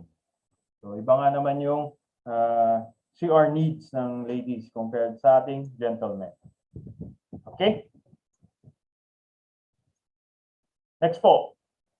Water, yan. Kasama rin po yan. Hindi lang nakasulat. Pero kay DO 198-18, yung safe drinking water, kasama po yan as Workers Welfare Facility. Next po, next rule natin, Rule 1070 naman. Sa Rule 1070, so lahat po ng contaminants, marami po yan sa ating environment. Kahit nga lumabas tayo, may carbon monoxide, may umutot, methane. Okay? So ano po ba yung standard lang yan for an 8-hour shift? Yung threshold shift po. Threshold shift. Threshold limit value per shift po. Ilan po ba dapat? Makikita natin yan kay Rule 1070 rin. And what are the equipments, the procedures to monitor those harmful contaminants or substances? Kay Rule 1070 po yan. Okay? Example, ang hydrogen sulfide. So, an 8-hour shift, 10 parts per million lang po yan. Saan natin makikita? Rule 1070. Okay? Carbon monoxide, sir, 50 parts per million po yan. Saan makikita? Rule 1070. Kailan po ba tayo nagko-conduct ng ambient sampling, ambient monitoring? Yes po, Rule 1070. Monitoring ng ilaw sa ating facility. Kailangan tama po yung liwanag para hindi magkaroon ng eye constraint. So Rule 1070 po yan. Okay? Anything that pertains to the environmental monitoring and controls kay Rule 1070. Next, Rule 1080. This is yung pinakasikat. PPE and other safety devices. So all personal protective equipment shall be of the approved design and construction appropriate for the exposure and the work to be performed. Kaya hindi pwedeng pare-parehas lang po ng PPE. Different jobs, different hazards, different exposure. Okay, pero basic natin, hard hat, vest, safety shoes. Sir, yung goggles, depende kay assessment ni safety officer po yan. Okay? Sir, welder po. Bakit wala pong kailangan po ba namin ng apron? Yes po. Required pa rin yan. Again, different jobs, different hazards and exposure. Okay? No person shall be subjected or exposed to a hazardous environmental conditions without protection. Kaya kahit bisita po yan, hindi yan worker natin, basta pumasok sa ating establishment, kung ano po ang requirement ng PPE, ganon din po yung kailangan isuot. No excuse. Clear po tayo dito? Yung PPE po natin dapat free of charge. Free of charge. Pumasok yung bagong empleyado, nag-conduct ng umattend siya ng health and safety orientation or induction, then ibibigay po yung PPE niya. Dapat walang kaltas sa sweldo yan. Okay? Sir, hati kami ni company. May violation pa rin po tayo. Sir, in defense naman po ni employer, sir, nag-issue po kami ng PPE. Pero hindi naman po nila iningatan. Hard hat, inuupuan. Safety shoes, ginagawang tsinelas yung pagkasuot. Hindi maayos. Masisira nga naman yun. Sir, nag-issue kami ng goggles, safety shades. Maganda, nawala daw. Hindi natin alam, baka binigay sa kapatid.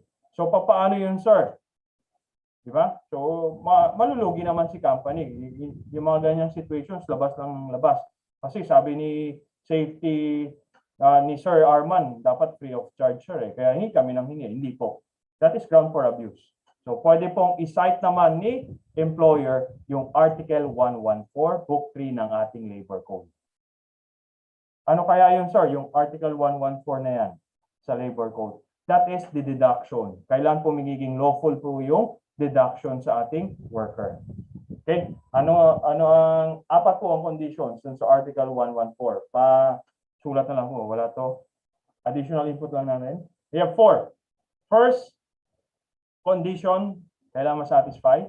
Ma-establish po na may negligence sa part ni worker.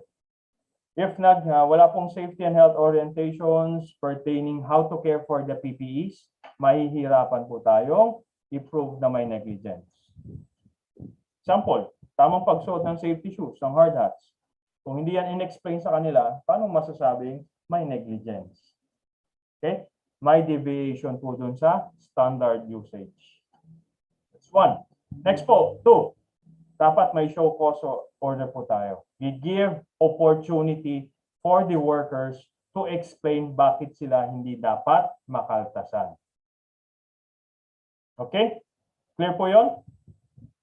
Hindi po pwedeng, oops, nawala, negligence, o kaltasan kita. Hindi. Dapat may opportunity po si worker to explain why they should not or they shouldn't be charged dun sa PPEs. The second. The third po natin, kung magkano po yung price ng item. Wala pong patong, yun lang dapat yung ikakaltas. Hindi lang po to kay PPE, kahit po sa ibang equipment. Let's say yung voltmeter, yung tester, nawala ni worker. So pwede pa rin po siyang i-charge doon. Pero dapat susunod pa rin kay Article 114. Ulit, yung number 3 po natin, kung magkano lang po yung price. Example, ang safety shoes is 2,500. Example lang po Sir, bakit kinakaltas nyo 3,000? Sir, kasi po kinuha pa po namin yan sa kabila, yung sa supplier namin sa Pampanga. So yung diesel, yung toll gate, pati na rin po yung allowance ng driver. Kaya po naging 5,000. Sorry, 3,000. Hindi po. Okay? Kung magkano lang yung safety shoes, which is 2,500, yung lang po yung ikakatas. That's third. The fourth po, dyan nagkakaroon ng problem. Minsan kakatas, sige, pwede na pala yun. Kinatas ngayon kay worker. Pwede pa rin po tayo magkaroon ng violation. Okay? Kahit na establish natin yung tatlo. Negligence, show cause, actual amount. Yung fourth po natin, magkano kaya yung ikakatas? Maximum po 20% ng weekly salary. Okay? Let's say ang weekly salary niya is 5,000. Yung safety shoes is 2,500. So that is 50%. That's way above 20% dun sa Article 114. So kinatas natin yan ng buo, may violation ngayon tayo. Okay? Hindi po lawful yung pagkatas. So 20% ng 5,000 is 1,000. So yun lang dapat po yung ikakatas sa kanya sa weekly. Okay? Kung 2,500 po yan, hindi 1,000, next week 1,000, and the third week 500. Okay? For it to satisfy the Article 114. Buktin natin labor code. Okay? Clear po ba yun? Clear, clear? So hindi dahil po free of charge. Sabi kasi sa Yellow Book po, Rule 1080. Wala dapat katas kay worker. Eh di ground for abuse nga naman yan. That is the gray area. Di, kuha lang ng kuha, free of charge. Okay? Meron po tayong Article 114, Book 3. Na pong question ha. Next, Rule 1960 gaga. Others, yung technical po kasi, let's say, Construction Rule 1410, Fire Safety Rule 1940, na-discuss na po yung ibang standards these past few days. Okay? Let's now go kay Rule 1960, yung nag-iisang rule for medical and dental. Coverage. So lahat po, whether for profit or not, government, kahit government-owned and controlled corporations, private establishments, pasok dito kay Rule 1960. Later po sa ating BOSH program, yung ating BOSH programming, sorry, yung last part po natin, di-discuss lang natin pahapyaw kung ano po yung mga required occupational health programs and preventive health services. Okay? First, just want to clarify yung definition ng occupational illness. Ito rin siguro yung reason kung bakit yung COVID-19 before, last year, ay hindi kaagad pumasok dun sa ating employee compensation program. Kasi sa employees compensation program, occupational illness lang po yung i-compensate. Okay? Ano po ba yung definition ng occupational illness? Kaya hindi kaagad yung nakasama. The fact that a disease or the disease occurs among a group of exposed person with a frequency above the average morbidity of the rest of the population could be considered occupational illness. Ibig sabihin, hindi po lahat ng symptoms, lahat ng sakit na nakuha natin while working doon sa on a day-to-day basis doon sa ating establishment, occupational illness kagad. Example. Sige po, tell me if it's occupational illness, yes or no sa chat box. Here's the situation. Ang shift ko po sa power plant is 8 to 5. 8 in the morning, 5 ng hapon. So pumasok po ako 7:30, wala po akong nararamdaman. Pero around 11 a.m., lunch, medyo masakit na yung pakiramdam ko. Parang uubuhin na ako. Okay, sisipunin. Tanggalin natin muna yung COVID-19. Then, before ako umuwi, ng 5 o'clock, I consulted the occupational physician. Doc, parang masama pakiramdam ko. Then, example lang na-diagnose, sir, meron kayong flu. Is flu an occupational illness, yes or no? Ang timeline po natin, ngayon mismo, tag-ulan. Is it an occupational illness as per the definition ni ILO? Yes or no? Chat box lang po.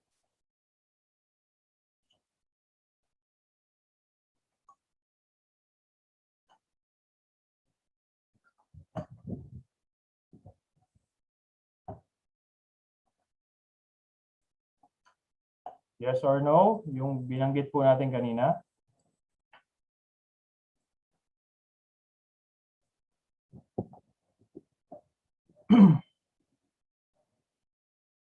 Yan. Dalaw pa lang sumagot. About the others? Okay, let's answer. Probably, some of you answered yes. Kahit di nyo pa tinatype. Bakit? Kasi it happened at the workplace, sir. Hindi po yan occupational injury. Occupational injury, basta nangyari po sa loob ng job site, work-related. Occupational injury yan. Pero by occupational illness po, dapat po mas mataas yung nagkakaroon ng ganong sakit doon sa loob ng establishment natin compared sa environment. Yan po yung definition, explanation doon kay ILO. Sabi nga natin, ang timeline ngayong tag-ulan, normal po yung magkakaroon ng sipon, ubo, and flu. So yung frequency po nung nagkakaubo, sipon, flu po ngayong panahon na to, sa environment, example, ganito karami, pero po yung sa ating establishment ay pantay lang po, or in this case, ako lang, it could not be considered as an occupational illness. Okay? Kasi po, natataon po yung sakit na yon. What if kung summer naman? Yan ang bihira naman. So mataas po ang frequency ng ganong sakit dun sa ating establishment compared po sa rest ng population, occupational illness. Example, maraming nagkakadengge sa ating workplace, dun sa barracks natin. Pero sa environment natin, sa community, wala naman. So that is occupational illness. Pero kung tag-dengue talaga sa community at nagkakaroon din po ng dengue doon sa ating workplace, hindi kaagad natin masasabing occupational illness yan. Pero disclaimer lang po hindi ibig sabihin kaagad na this rule out kaagad yung occupational illness. Of course, kailangan pa rin po natin ng investigation. Kung malilink po yung sakit doon sa nature ng kanyang work, still, pwede pa rin pong i-classify just as occupational illness. Basta ma-justify. May link doon sa kanyang working environment at doon po sa kanyang trabaho. Okay? Some kasi pwedeng nakuha during transportation or mismong sa bahay nila. Kaya kailangan po i-link dun sa nature of work plus sa working environment. Kahit yung symptoms po ay lumabas during working hours, hindi po ibig sabihin kagad occupational illness yun. Okay? I hope that is clear.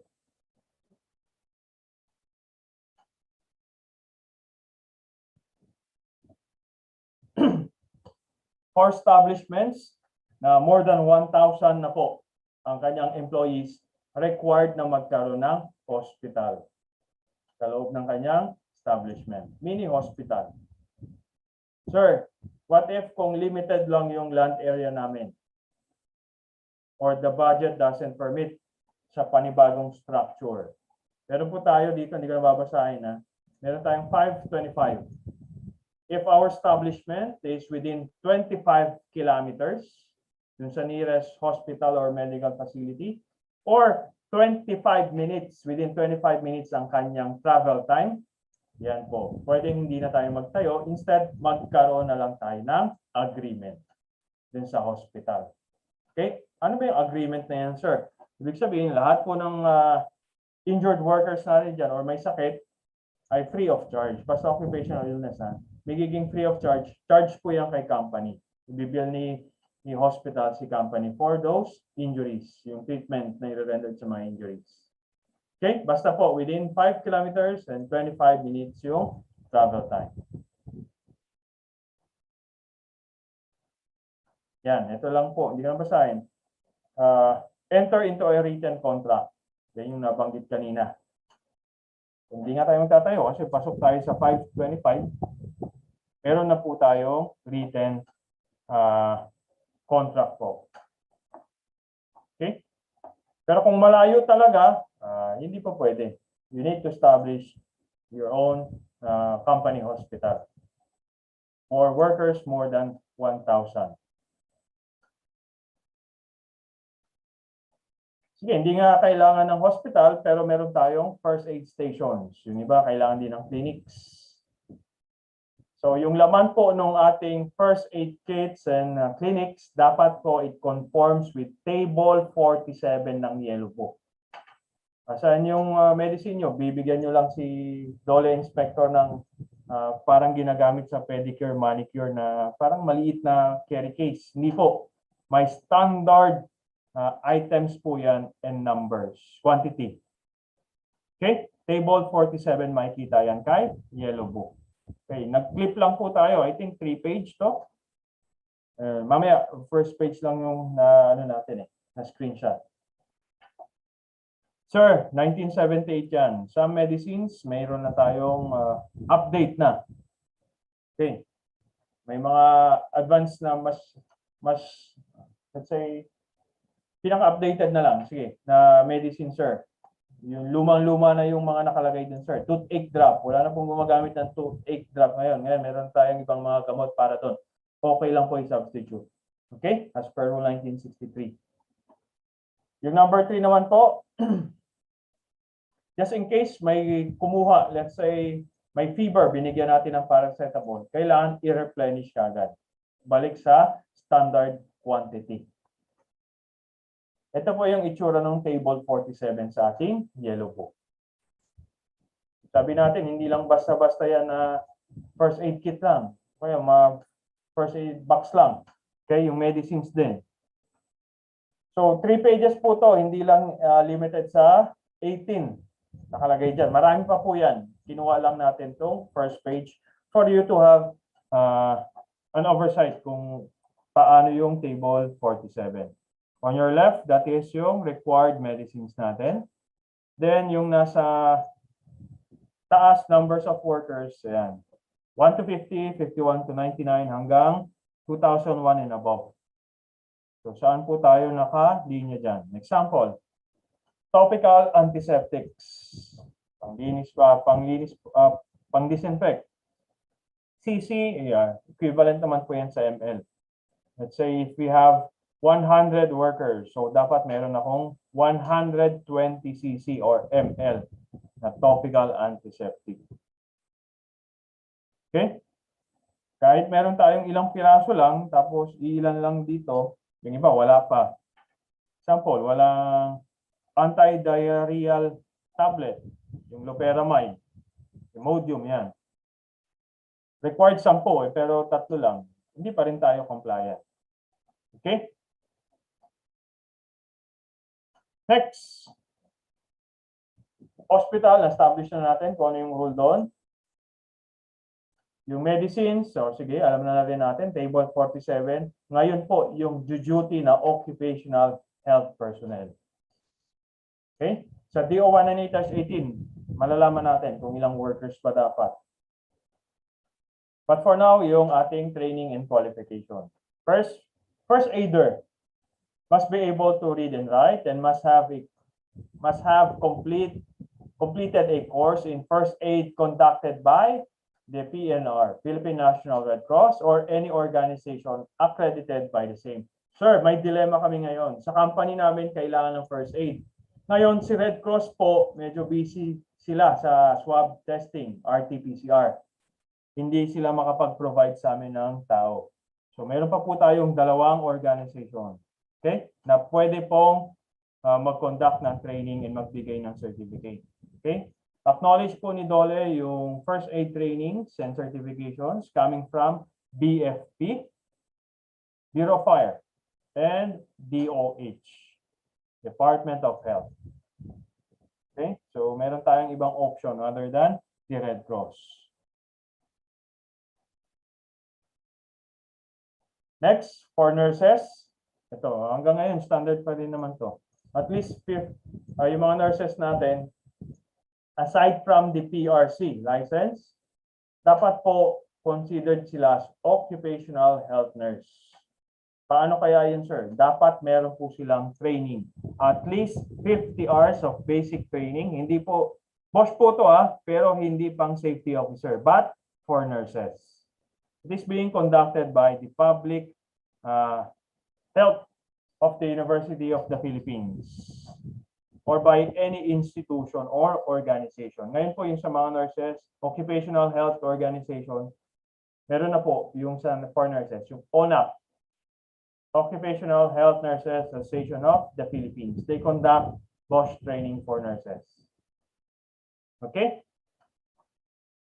Hindi lang po PRC. Kailangan may training din po sila.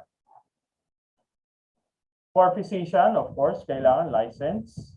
And dapat po meron ding training regarding sa occupational health medicine given by, ganun pa rin po, College of Public Health ng UP or yung institution, yung organization ng mga doctors. I think PICO. Pero if yung physician, maju-duty po siya sa establishment with more than 2,000 workers, kailangan po meron na siyang master's degree sa occupational health or industrial health. Okay? That is for physicians engaged sa isang company with more than 2,000 workers. How about si dentist? Of course, license to practice dentistry. Plus, dapat meron po siyang basic training course sa occupational dentistry conducted by the Bureau of Dental Health Services po ng DOH.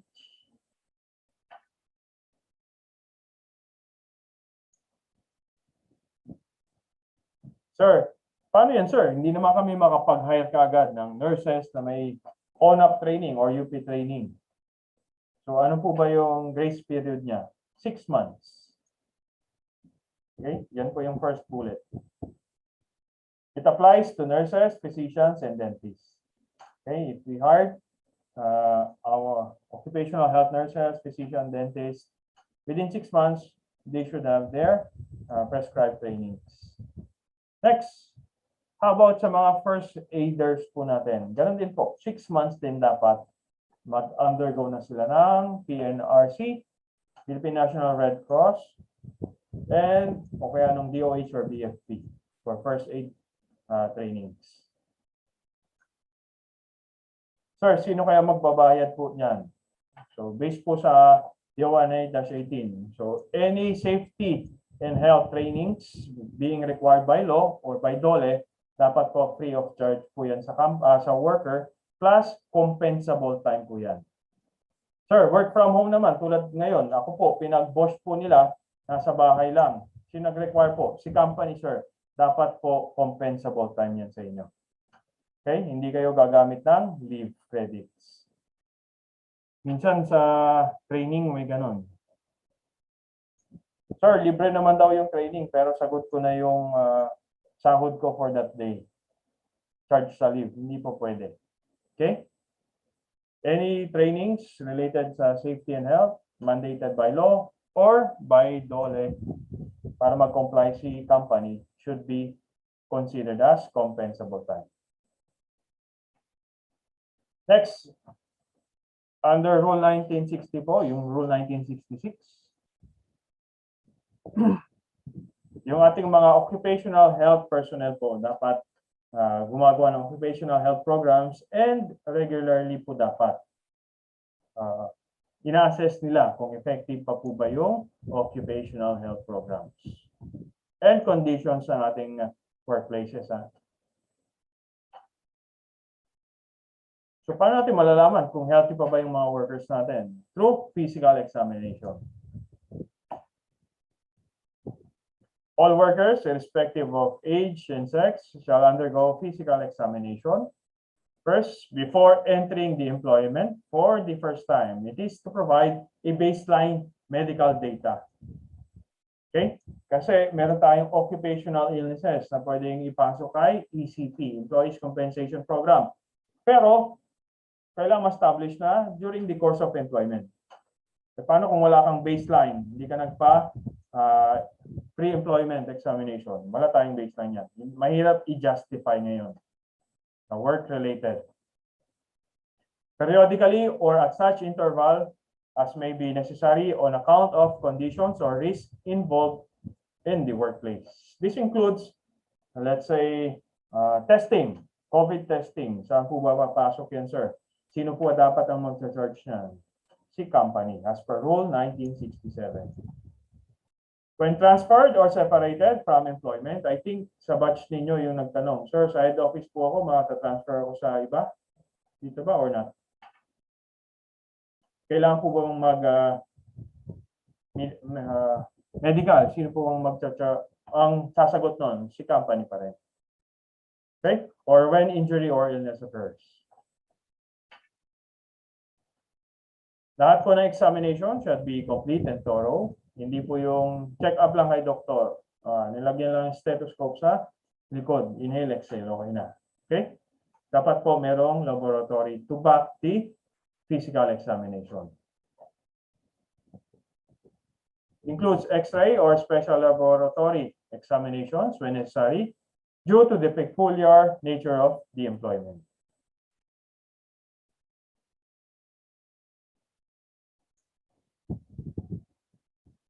Okay, next.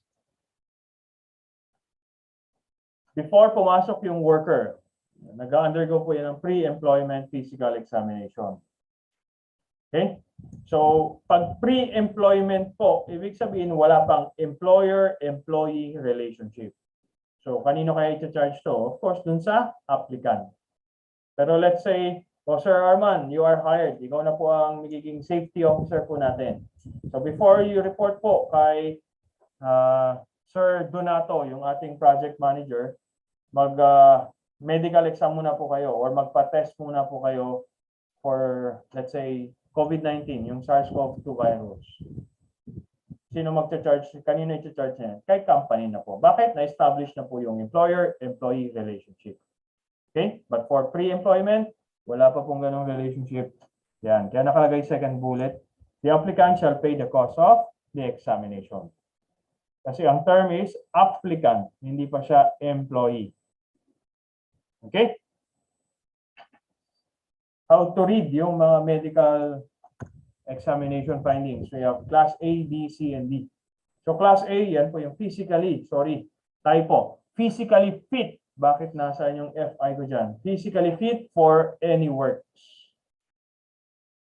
Yung B naman po, yan, ito yung madalas dito tayo nagpo-fall. Okay? Please correct na lang po, physically fit for any work, yung class A. Class B, physically underdeveloped or with corrective defects. Let's say may dental caries. Adults, madalas na yan. Medyo yung height. Yan. Class B. Class C naman po, yan yung sa mga high blood. Medyo sensitive ang kanilang medical condition. But still, they could work. Okay? But medyo controlled na yung kanilang activities. Pero yung class D po natin, yan, unfit or unsafe for any type of employment. It is probably because hindi nakakayanin ng katawan nila yung work or pwede silang makahawa. Example, meron siyang active pulmonary tuberculosis. Okay?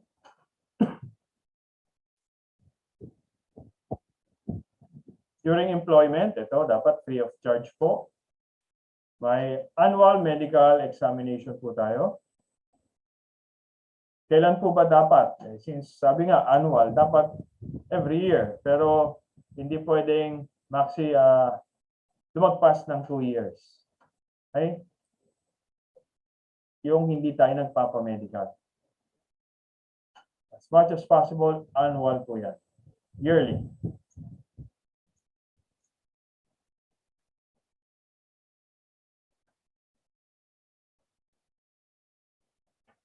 Other examinations,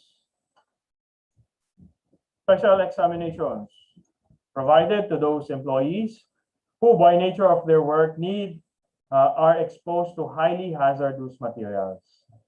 Example, radiation sa mga workers natin na exposed sa mga radiations, dapat po pinapa-medical examination natin. Again, free of charge po yan. Return to work examinations. Yan. Kailangan i-provide din po sa worker natin. Except po let's say because of personal reasons, kaya siya matagal na wala sa site, sa ating establishment, sa manufacturing.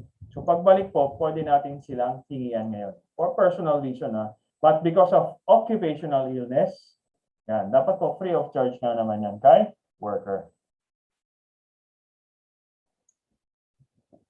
Transfer examination.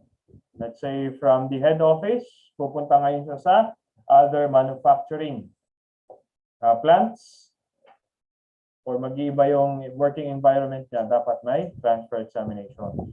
And last po, ito, bihira ang nag-avail. Separation examination. Once na nag-resign po yung tao, kailangan pa rin niya magpa-medical. This is to close out kung merong ang occupational illness na nag-develop. May pre-employment siya, ngayon close out natin, separation examination. Okay? All examination, nabanggit na natin to. Completed and thorough, free of charge sa worker. X-ray, special laboratory, kailangan din po to back up yung findings. Dapat po confidential to hindi yung i-announce natin. Okay? Example, ilalagay sa bulletin board. Based po sa naging hepatitis screening natin, ito po yung mga empleyado na nag-positive. Please report sa ating clinic. Hindi po pwede po yun. Okay?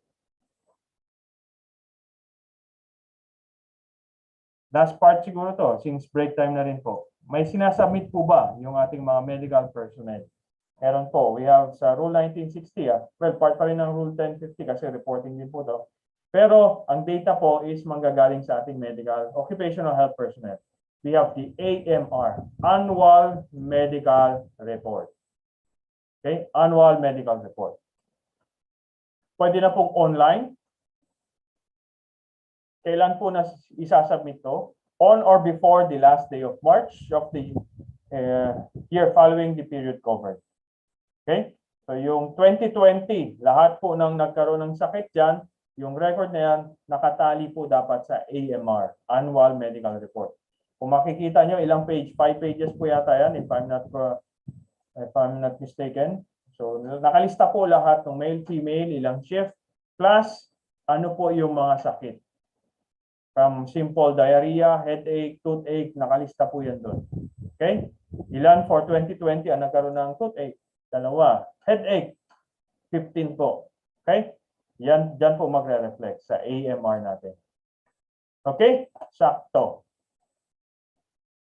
So that ends our BOSH legislation, 1978, salient features po ng Yellow Book. Any question po before we go sa inyong 15-minute break? Question?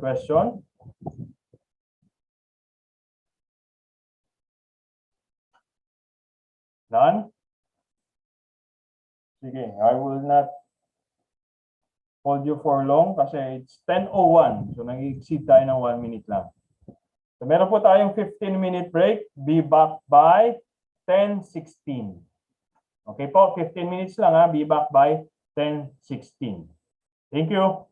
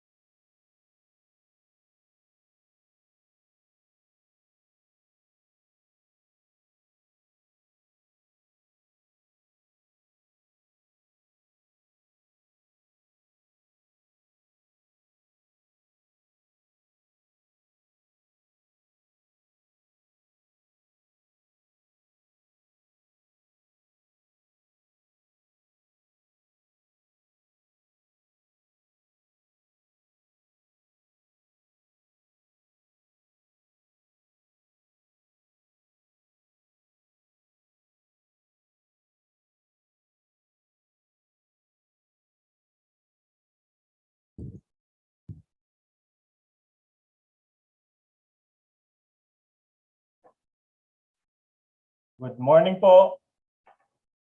Morning. Morning, sir. Still have few more seconds. Let me see the chat box. Okay, walang question. Therefore, we would proceed po sa ating Department Order 198-18.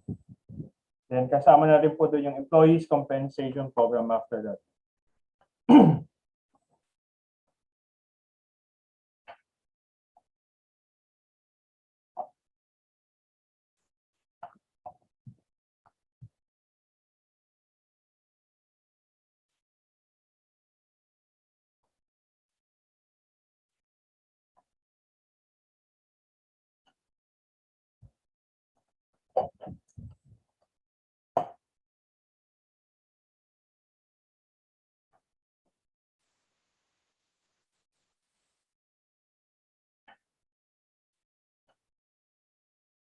Okay. Chat box lang po. Tingnan natin kung sino pa ba yung naka-tune in. Nakikita po ba ang ating slide? Key points ng RA 11058 at yung kanyang IRR na DO 198-18.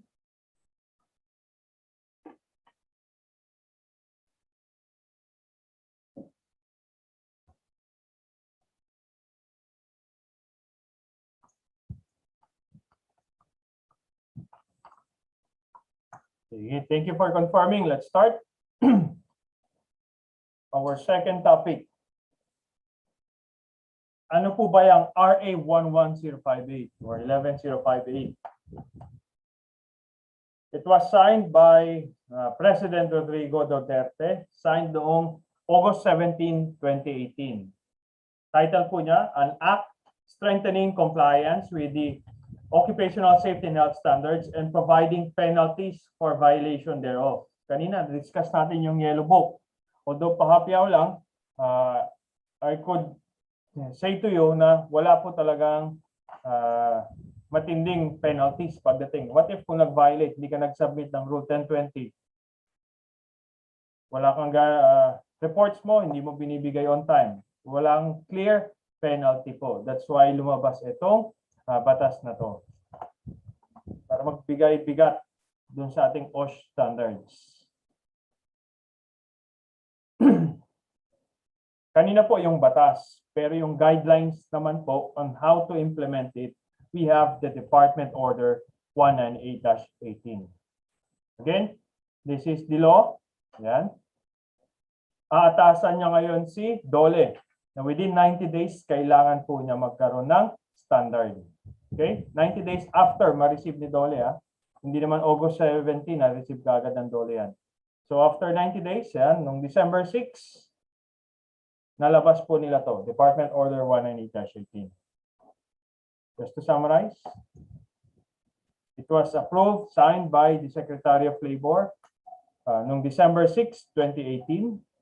It was published noong January 9, 2019.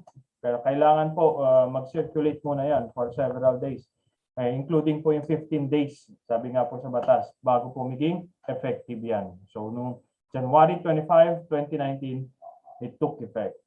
Okay? Baka yung iba magtataka, 2019 effect, sir, bakit DO 198-18? Ginawa to noong 2018, pero inabot na ng January 2019 yung enforcement. X. Basahin natin yung section by section nila. Let's call on someone muna. Baka inaantok-antok na eh. Random. And stop. Si Sir Erickson Guerrero. Sir, nandyan po ba? Good morning. Morning, sir. Yan. Maganda yung speaker niyo, sir. Sir, pabasa lang po yung first bullet natin. Okay, sir. The state affirms labor as a primary social and economic force, and that a safe and healthy workforce is an integral aspect of nation building. Okay, thank you, sir. Yan, nabanggit nga ni sir. So, the state, our country, ina-acknowledge na yung workforce po, tayo yung building blocks ng ating economy. So therefore, dapat nga naman proteksyonan yung ating welfare. Okay? Yung second bullet po natin, mahaba-haba yan. Hindi natin pababasa yan. Explain na lang po natin.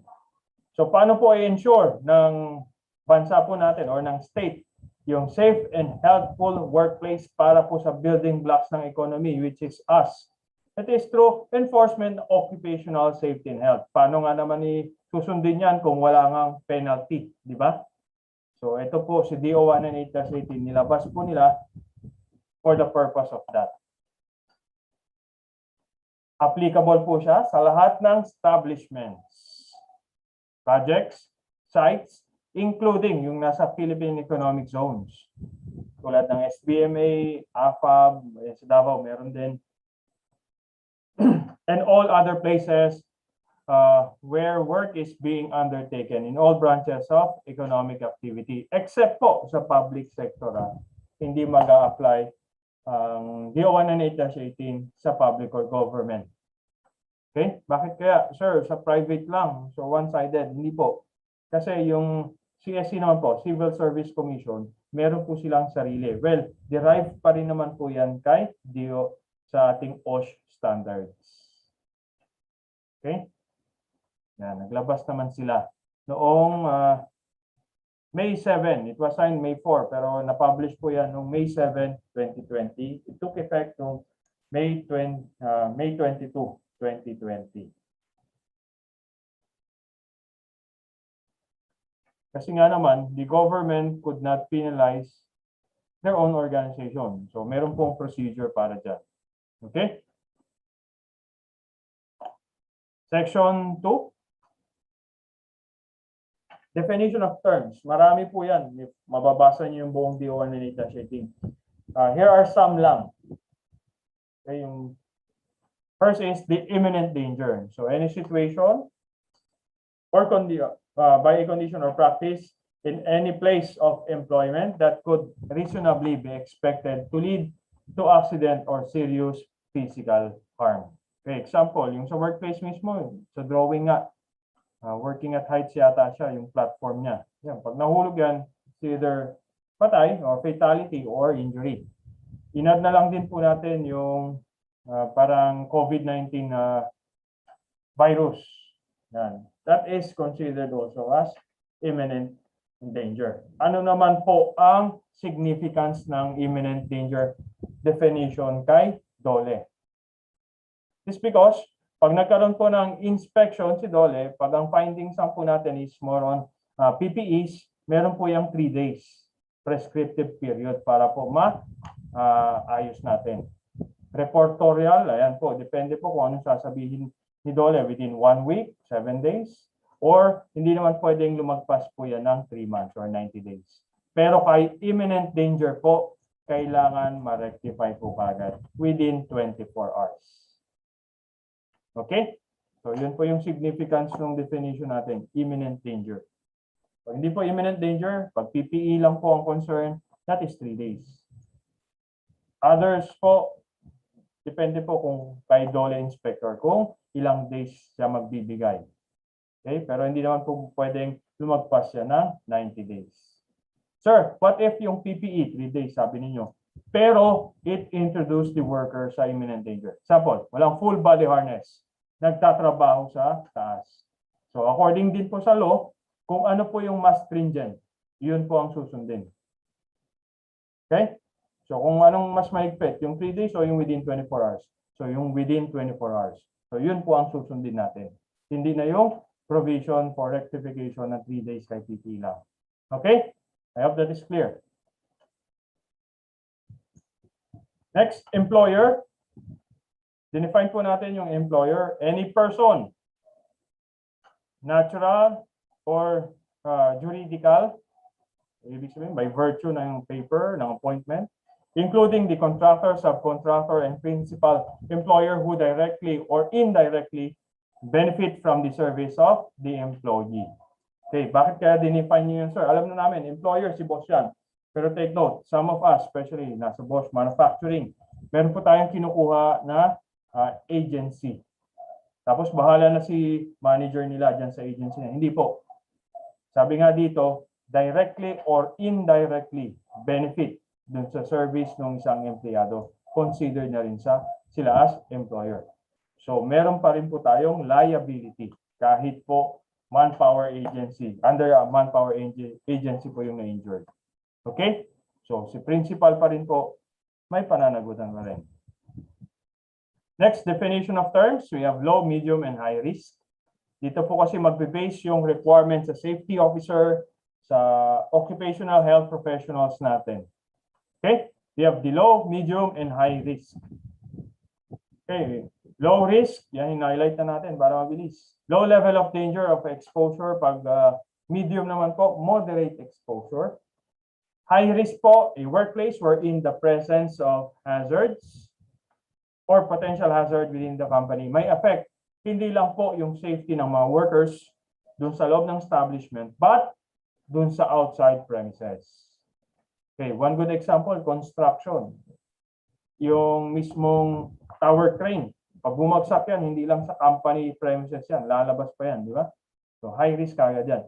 Sir, paano natin ma-identify kung low, medium, or high risk po tayo? Through our HIRAC. Hazard identification, risk assessment, and controls. Okay, later madi-discuss man yun. Pero sir, sino kaya ang magde-define sa establishment namin if we are low, medium, and high risk? Kasi dyan yung magiging basis ng compliance sa number of safety officers and occupational health professionals.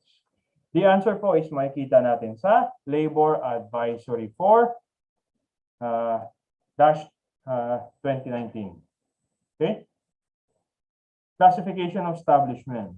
Sige, hindi ko na kayo papahirapan kung sa pagbabasa niyan. Si company po natin ang magka-classify if we are low, medium, and high risk. Hindi yan basta-basta, oops, naisipan lang ni company. We need to provide our hazard identification, risk assessment, and control. HIRAC. Okay? Pag meron tayong high risk na activities, high risk na process, high risk dapat tayo. Example, kahit sabihin natin, sir, warehouse lang naman kami. Pero yung warehouse na yan, imbakan po ng mga radioactive material. So definitely, high risk yan. Paano natin masasabing yung risking? Sa probability and severity. Okay? Probability and severity ng possible ng aksidente. Example, probability, marami kang stored flammables. Mataas ang probability mo yan. So high risk yan. Then next, sir, mababa naman yung probability. Pero pag may nangyari yan, let's say equipment, electrical equipment, pag sumabog po yan or nag-leak, nagkaroon fault current, pwedeng may makuryente. Mataas ang severity. High risk pa rin po yan. Okay? Next, chapter 4. Duties. Employer, worker, and other person. Just like sa yellow book, trabaho po ng employer, contractor, subcontractor, furnish workers a place of employment, free from hazardous conditions. Okay, similar yan sa yellow book natin. Ganun din po, give complete job safety instruction or orientation to all workers. Okay?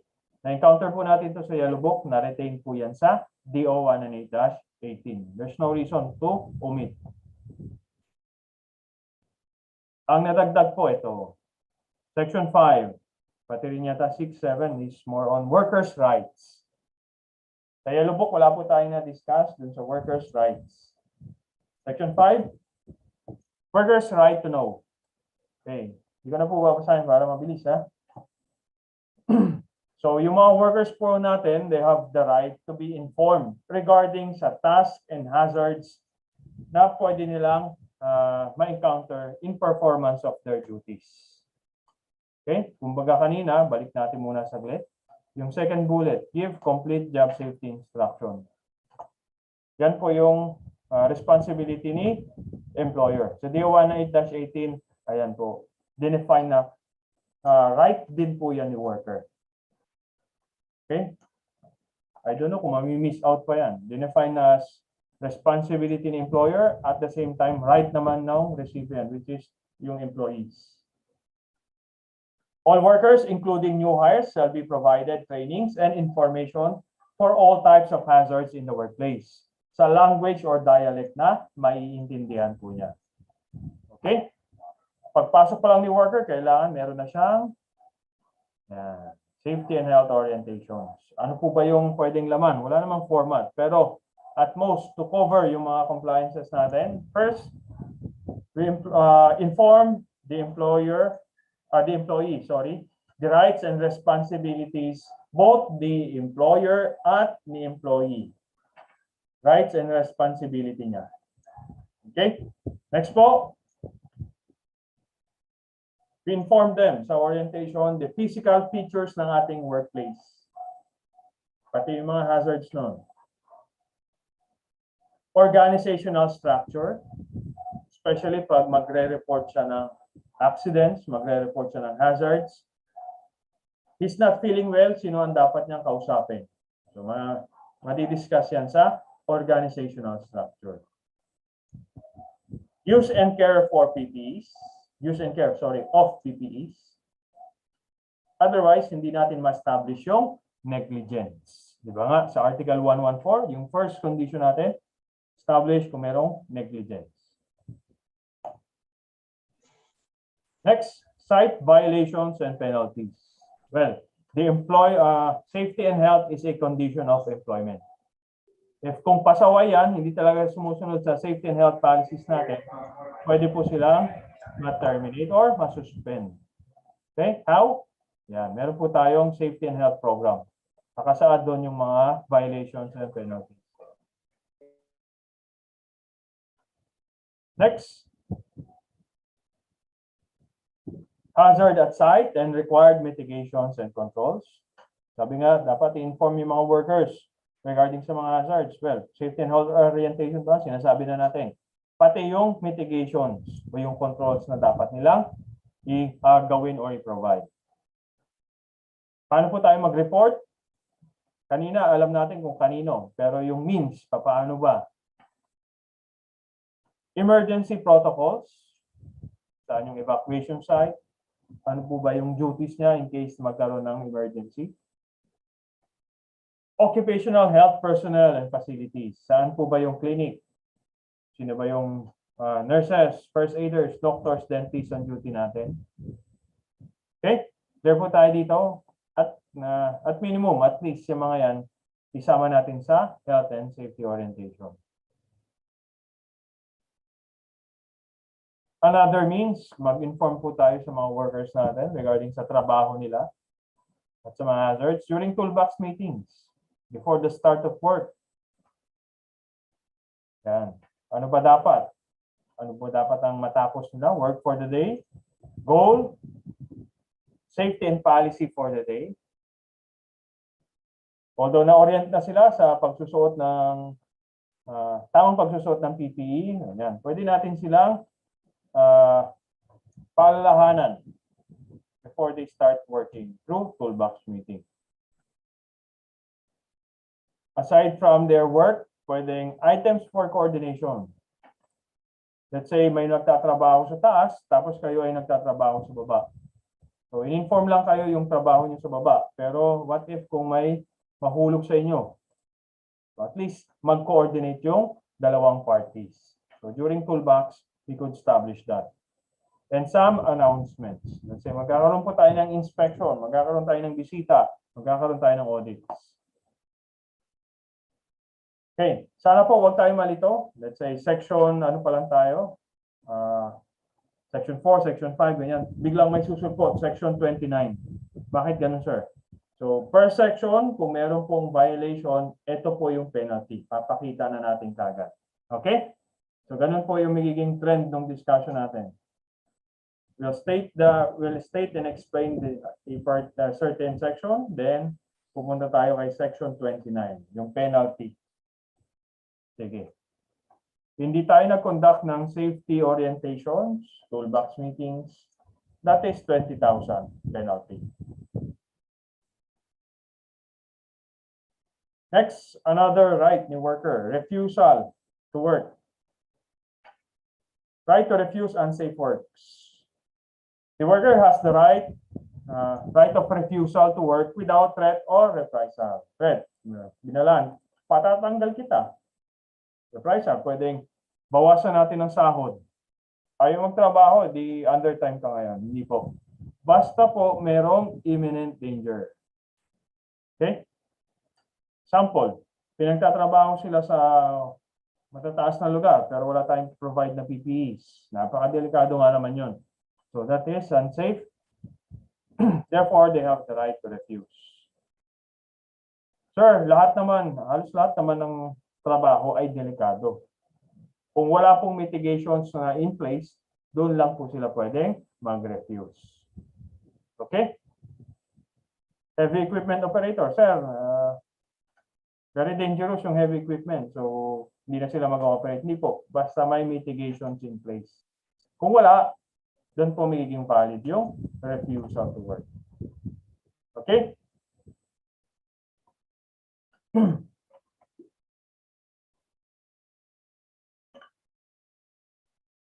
Sir, baka naman ma-terminate kami yan. Hindi po. Ang termination, magpo-fall yan sa Article 282 okay, ng ating labor code. So, pwedeng meron tayong may negligence, commission of a crime, okay, nagnakaw, pero ma-terminate. Okay, o kaya nag-sexual assault sa co-employees, yan. Pinalo mo yung worker, kahit safety officer ka pa, pwede ka pa rin i-terminate under Article 282. Okay? Marami pa yun. Yun lang yung naalala ko. Pero yung refuse to work because may unsafe condition, hindi kasama po doon. Okay? So, Article 282. Next. Section 7. Workers' right to report accidents. Kanina sabi natin, pag magre-report, dapat dumaan sa Health and Safety Committee. Ngayon, pwedeng sabihin ni chairperson, huwag natin i-report yan. Mako-compromise yung ating production. Okay? So, workers now could report directly kay DOLE. Okay? Next. Workers' right to PPEs. So, lahat po, basta employer po, they need to provide PPEs for their workers. Free of charge po yan. Walang nagtanong kanina, sir, what if ang safety shoes, sabi nyo kanina is 2.5. Ang gusto nila yung Red Wing, Caterpillar, which is around 7,000. Paano kaya yun, sir? Sila na po ang magdadagdag. Okay? Basta po yung standard PPEs, yun ang binibigay natin. If they want to upgrade, that's up to them. Okay?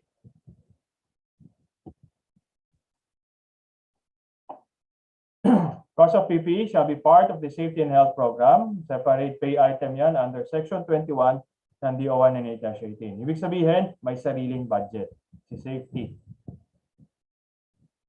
The DOLE approved pa rin PPEs, it still stand. Next, sir, ano po ba yung mga PPEs na kailangan sa site? Yung iba kailangan ng goggles, yung iba hindi naman. So, depende na po yan sa magiging assessment and recommendations ni safety officer.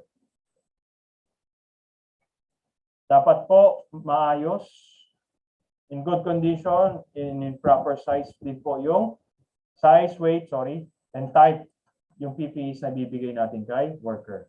Let's say yung worker, sabi niya size 8, pero ang available size 10 na safety shoes. So nagbigay naman kami, sir, free of charge. Pero unsafe naman yung para sa kanya. Okay? Failure to provide appropriate PPE sa mga high-risk activities, sabi natin, high-risk, probability, mataas, magkaroon ng aksidente, or severity niya, mataas yung pwedeng maging injury or even fatality, kaya high-risk po siya. Kung walang PPE, they have the right to refuse. We mentioned this earlier. Please note, nabanggit natin, free of charge. And ito po, na-discuss ko pala in advance. Sorry. So if kung may deductions tayo, especially sa mga PPEs, pwede rin po sa ibang equipments po to ha. Yan, article nabanggit natin kanina. Article 114, Book 3, Labor Code of the Philippines, at yung Section 14 Rule 8, Book 3 ng Omnibus Rules Implementing the Labor Code. Okay? So yung latest lang nakuha ko, ayan po, yung nakapost dyan. How much? Pag nag-charge po tayo, how much would be the penalty? 50,000 per day. Sabi po nga natin, basta PPE issues, dapat po ma-rectify yan within 3 days. Okay, sir, paano kaya yan? 50, 50,000, 50,000, 50,000, 150,000. Sir, umulit. So, plus 50% pa ulit. 50% ng 50,000 is 25,000. So, the reoccurrence po niyan, magiging 75,000 na. Okay? Sa mga makukulit na employer, ulit-ulitin nila yung violation, may patong po na 50%. Next, safety signage and devices. All establishments, projects, and sites, and all other places where work is undertaken shall have safety signage and devices to warn workers and the public of the hazards in the workplace. Sir, signage. Ay, mahal naman yun, sir. Dapat mag-provide tayo. Sa yellow book po, hindi natin na-discuss. What if kung hindi sila sumunod? Nasa Rule 1060 to, di ba? Sir, hindi sumunod sa Rule 1060. Yan, magkakaroon tayo ng penalty.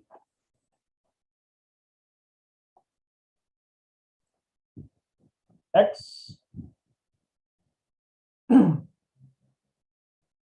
Section 10. Section 10, safety in the use of equipment. Okay. Especially dun sa mga heavy equipments po natin. When we say heavy equipments, meron po itong at least 10 horsepower. That's one condition. Next condition, meron po siyang operating capacity po ng 1 ton or 1,000 kilogram. So with that, kailangan po meron silang third-party certificate. Okay? How about the operators? Kailangan meron din pong NC2. Sir, wala pong third party. Let's say sa manufacturing po, gumagamit kayo ng overhead gantry crane. Wala siyang third party certification. Yeah. Ang penalty po natin parang PPE din. 50,000 per day. Ito yung may ma-update kasi pag magsa-certify tayo, it would take months. 1 month siguro para magpa-schedule, then maghihintay pa po ulit ng ilang linggo para sa certificate. So during that time, umaandar yung 50,000 per day.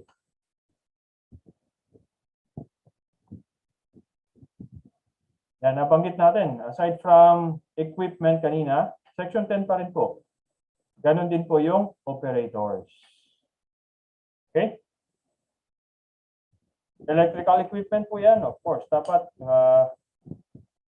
supervised ng ating electrical engineers. Dapat may PRC. Mechanical po, o dapat supervised ng mechanical engineers. Okay? O kanina, equipment, ngayon po, personnel. So, 40,000 po yan per day.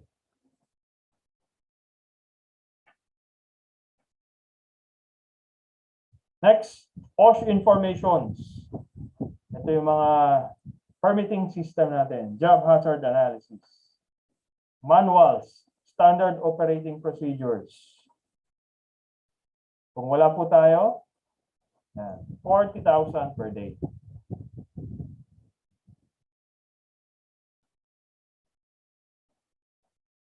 Siguro itong section 12 po natin, i-skip na natin to kasi this is our last topic. Ano po ba yung components ng safety and health program? Okay? Mamaya po, madidiscuss natin yan in details. Pero for now, what if kung wala tayong safety and health program? DOLE approved po, hindi lang nasa cabinet ng company. Reviewed and approved by DOLE. Pag wala po, 40,000 per day.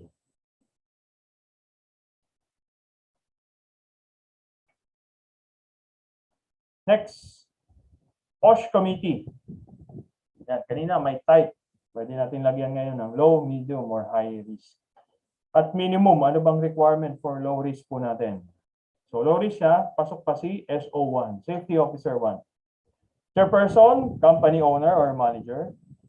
secretary, si safety officer. Member po, at least one worker. Minsan, low risk, mga siyam lang yung tao natin. So at least kahit isang worker po doon. Okay? Sir, pwede po ba yon since 5 lang naman yung tao ko? Ako yung owner. Pwede bang ako na lang yung maging safety officer? Magiging dual yung aking duties. The answer po is yes. Okay, the owner, pwede rin po siya maging safety officer. As long as meron siyang BOSH or COSH training. Okay? Sir, how about the first aider? Kailangan ba first aider lang talaga? Hindi po. Pwede rin si, let's say, si supervisor natin. Pag training natin sa Red Cross, BFP, or DOH, siya rin ang first aider ninyo. Why not? Okay po? For medium and high risk establishments, so yan po. Ex officio chairperson. When we say ex officio, by virtue of their position or office, sila kagad ang i-appoint. Example, yung may-ari ng company or si manager, definitely, automatic, siya yung pinakamataas sa Health and Safety Committee natin. Okay? Next, secretary, safety officer pa rin. Ex officio members din po yung ating mga first aider. Kailangan natin occupational health professionals eh. So, sino yung first aider? Matik siya member. Nurses, dentists, and physicians. Kung meron po tayong safe contractors, require po sila maging safety officer. Member na kagad sila. Okay? What if we failed to establish a health and safety organization or committee? 40,000 per day. Please take note. So consider lang po na compliant tayo if we submit the report on safety, on health and safety organization or RSO, yung pinakita nating form kanina. Next, section 14. Parang rule 1030 kanina sa yellow book. Nang-skip tayo kasi may update na tayo kay number of workers. Okay, so the number and qualification ni safety officer magva-vary na ngayon sa number of workers, equipment, and size na work area. Minsan kasi dinadaya. How? Number of workers, let's say 50. Pero yung 50, nasaan yung 50? 20 po dyan nasa field, nasa manufacturing area. 10 po nasa motor pool. And 20 po sa fabrication. So magkakahiwalay ng workplace po yan. Dapat magkakaibang safety officers din po. The person could not monitor 3 places. Diba? Sa isang duty niya. Kaya aside from number of workers, ganun din po yung size of work area. How about equipment, sir? Iba yung sa worker, iba yung sa heavy equipment. For every 10 units ng heavy equipments po, dapat may isang safety officer na kasay. SO2 at minimum. Okay? So aside from number of workers, pati heavy equipment. 10 units, heavy equipment, isang safety officer ang required. Kung contractors po natin, meron tayong contractor, dapat meron din silang sariling safety officer. Ito po yung screenshot ng DO1 and test rating. We have SO1, SO2, SO3. Kayo po, after kung makapasa tayo sa exam later on, SO2 po. Okay? So for low, medium, for low and medium, tama. Pag ang worker is 1 to 9, SO1 lang required. Pero kay high risk po natin, SO2. Pag 10 to 50, yan. Diyan na bago si low risk and medium. Kay low risk, SO1 pa rin. Pero kay medium risk, SO2 na po. Sa high risk, SO3 na dapat. Okay?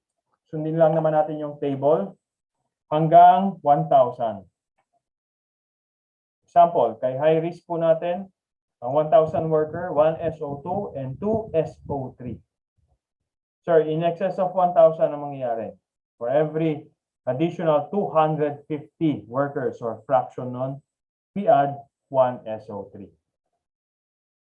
Okay?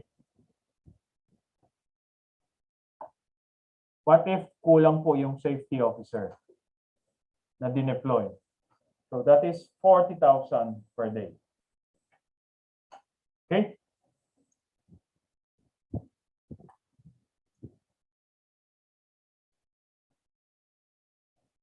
Next, aside from safety officer, ngayon naman po, occupational health personnel and facility. So the same lang po to, nung rule 1960 natin kanina.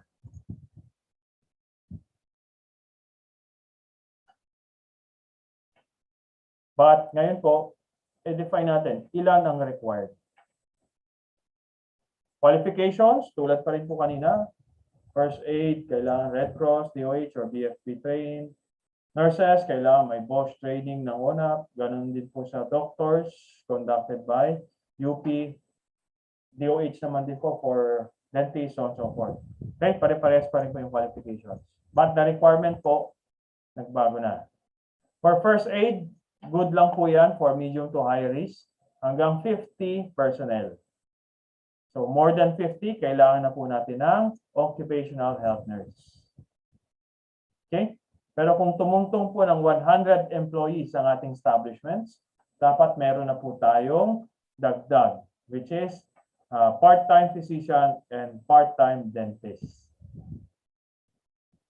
Okay? Sir, how that is 100 to 199. What if yung establishment po namin may tatlong shift? Saan duty? Si full-time nurse at saka yung mga part-time dentist and physician. Sa pinakamaraming number of workers. Provided po may first aider sa ibang shift. Kuha po. Baka mamaya ilagay natin pati yung dalawang first aider sa unang shift. Ganon din yung nurse, doctor, and dentist natin. Hindi po. Yung dalawang first aider, duty na po yan sa dalawang shift. Okay? Sa magkaibang shifts. I hope that is clear po. When we say part-time, that is 4 hours per day. 4 hours per day, 3 days a week. Ang full-time po natin, 6 days a week.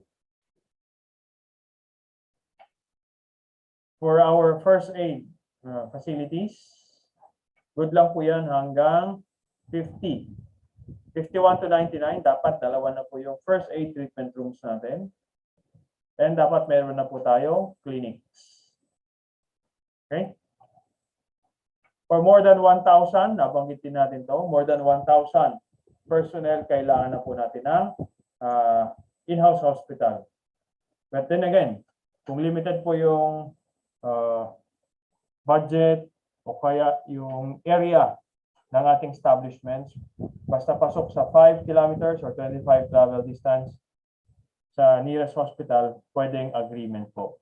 Okay? Magkaroon na lang MOA or MUA or MOA sa nearest medical facility. What if instead of dalawang first aider, isa lang ang titipid? So meron po tayong 40,000 a day. Okay? Section 16, Safety and Health Trainings. So, hindi ko na po babasahin para mabilis. Okay. First natin, requirement, lahat po ng safety officers na ma-assign sa mga establishments, they need to undergo the DOLE prescribed training. Of course, dapat being conducted by the DOLE accredited safety training organization. Sir, abroad po ako, meron po akong NIBOSH, IOSH, or OSHA. Ngayon sir, magsi-safety officer ako, bumalik ako ng Philippines. Could I practice safety officer? The answer is no. Okay? Kailangan mag-undergo pa rin kayo ng BOSH or COSH, depende sa industry niyo. Coming from a DOLE accredited safety training organization. Magiging significance po yung mga naging training nyo abroad sa SO3 and safety practitioner or safety consultant accreditation. Okay? Pwede pong magkaroon ng points din yun. But for the practice, hindi po pwede.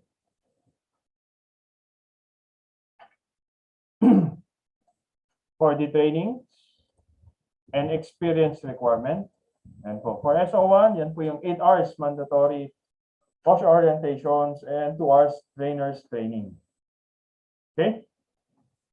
Pero kung SO2 po tayo, ito po yung mga entry level na 40 hours training. We have the BOSH or COSH training. 40 hours. Ibig sabihin, mamaya po, after you pass the examination, SO2 po tayo. For SO3, nandyan pa rin yung mandatory 40 hours plus additional 48 hours advance. Sir, I took up BOSH. Pwede bang mag-take ako ng COSH para po dyan sa requirement B, yung additional 48 hours. Kasi ang COSH is 40 hours, 8 hours na lang kailangan. The answer po is no. Bakit yun, sir? Magkaiba naman ang BOSH at ang COSH. Well, parehas po kasi silang entry level. So it's not, they are not considered advanced. Okay? So hindi po pwede po yun. You need advanced or specialized BOSH trainings. Plus, kailangan po natin ng at least 2 years experience sa occupational safety and health. Okay po, para po ma-consider tayo as Safety Officer 3. Sir, sino po bang magka-classify? SO1, 2, 3, or 4 po? Si establishment po natin, si company. Okay? Provided, kaya pong i-justify ng establishment natin to kay Dole, yung mga requirements na yan. Sana po, huwag tayong malito. Ang OSH practitioner, SO3 kaagad po sila. Kasi hindi naman sila magiging practitioner pag may 2 years experience lang or less than 2 years experience. So, may practitioner po nag-apply yan, SO3 sila. Pero hindi po hindi pwedeng baliktarin. Si SO3 hindi ibig sabihin OSH practitioner na. Okay? Practitioner for MATIC SO3. Pero si SO3 hindi pwedeng i-consider niya kaagad na practitioner na siya. Kailangan pa rin po ng DOLE accreditation. Okay, I hope that is clear. Minsan kasi pag may na-encounter akong safety officer from our contractor, sir, tatanungin ako, sir, practitioner po kayo? Yes, sir. Kayo po? Yes, sir. Anong field of expertise nyo? Sir, wala pa po eh. Pero practitioner, yes, sir, kasi SO3 po ako. Ay, hindi. Hindi po, it doesn't work two ways. Okay? You still need accreditation galing kay DOLE. Ganon din po kay consultant para SO4 maging safety consultant. Okay? For SO4 requirement natin, nandun pa rin yung entry level na 40 hours plus 80 hours pa na training, advanced training. LCM, safety program audits, IRAC. Then, kailangan po 4 years na SO3 siya. Okay? Para po ma-classify siya as SO4. So, ang consultants po natin, OSH consultants, yan. Magpo-fall agad sila as SO4. Pero si SO4, hindi siya pwedeng tawaging OSH consultant agad. Accreditation pa rin kay DOLE. Okay? I hope that's clear. Aside from safety officers training requirements, yung worker din po natin, they need to undergo 8 hours workers OSH training.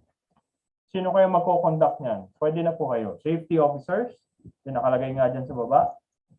Mandatory workers OSH seminar may be conducted by the safety officer of the establishment or pwedeng kumuha tayong third party na DOLE accredited OSH practitioner or consultant. Okay po? 8 hours po to. And during that time, compensable time pa rin po yan. Okay? Wala dapat kaltas sa salary or leave credits. Sir, 8 hours yan. Yung production line po namin maapektuhan. Yun, isang buong araw, isang shift yun, sir. 8 hours. So we could coordinate kay DOLE.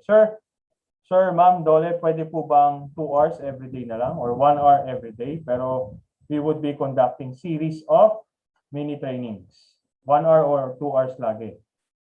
2 hours ngayon, 2 hours bukas, 2 hours the next day. Coordinate po kay DOLE. In our situation po sa power plant, pumayag naman si DOLE. Provided documented po yan. Okay? May attendance and meron po yung module.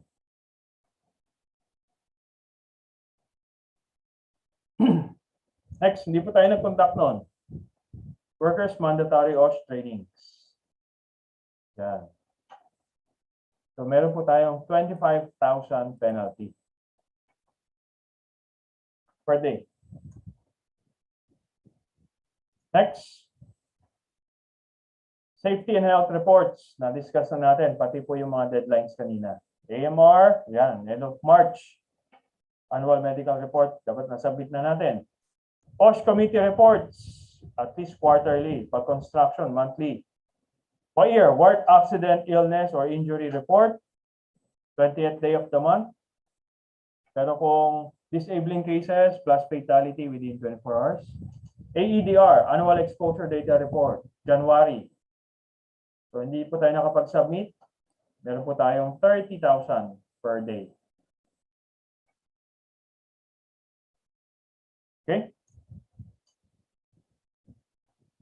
Para sa mga engineers, licensed professionals. So yung BOSH course and other trainings po natin, yan, pwede siyang ipasok as CPD points pag magre-renew po tayo.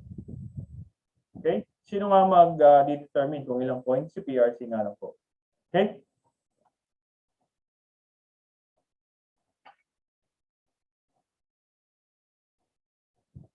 Engineers po natin, nurses, professionals, dapat may PRC. Mga technical personnel natin, dapat may NC2. Otherwise, yan, 40,000 po. Sample, ang requirement is electrician, but we hired an electrician, certified electrician. So, violation tayo yan. Next, section 19. Workers' Welfare Facility. Yan, na-discuss natin yung CR o yung sanitation facility for iba sa male, iba sa female. Sama na rin po natin, supply of drinking water, suitable living accommodation, especially ngayon, may COVID, yung ibang companies in-house na. Nasa loob na yung barracks or sleeping quarters. What if kung kulang? Kanina wala tayong na-discuss. Let's say 100 male workers, pero iisa ang CR. Unconducive naman yon. Okay, unhealthy na yon. So meron tayong 40,000 per day violation.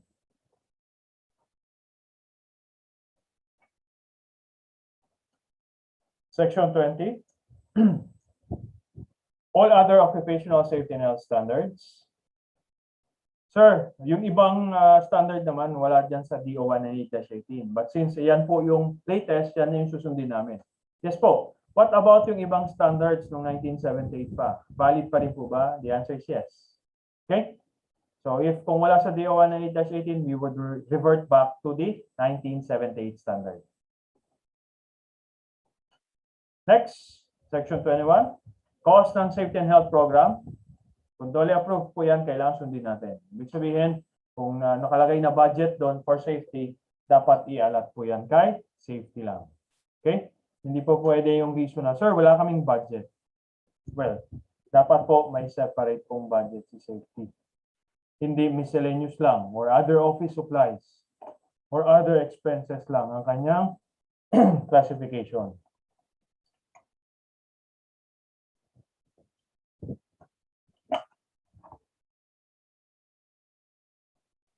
Meron nga tayong safety and health program, pero hindi naman po natin nasusunod. That is 40,000 per day.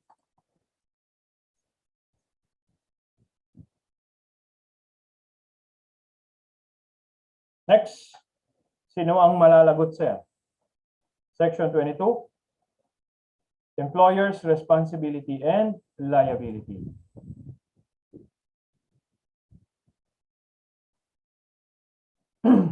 So dito po, hindi ko nabasahin na. Binabanggit lang po dito na yung employer, party at fault po kagad, sasabihin kagad si company. Pero based po sa magiging investigation, so pwedeng individually or as a group po, depende kung sino yung party at fault. Sino kaya ang mag-i-impose ng penalty? Si Dole? Kanino i-impose? Depende kung sino yung nag-violate.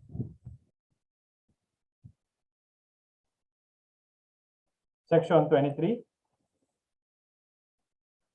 This is very similar sa Article 128 kanina, yung visitorial enforcement power ng DOLE. Okay? So pahapyawan lang po natin, si DOLE Secretary or yung kanyang representative, they have the right to enter our site. Dapat mag-given access din po sila sa ating mga documents. Pwede po ba silang harangan or pabalikin na lang bukas? The answer is no. No person, entity shall obstruct, impede, or delay or render ineffective the orders of DOLE Secretary or his or her representative. Whether inspection yan or work stoppage order mismo.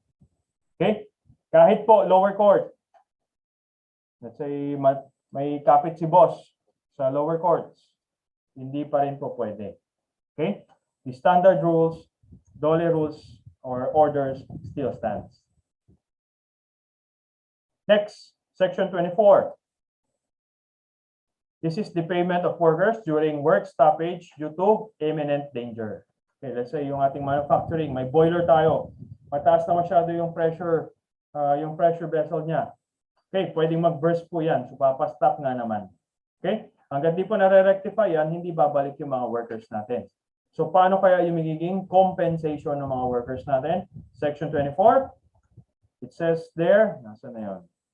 If stoppage of work due to imminent danger occurs as a result of the employer's violation or fault po ibig sabihin, may fault or may pagkukulang si company.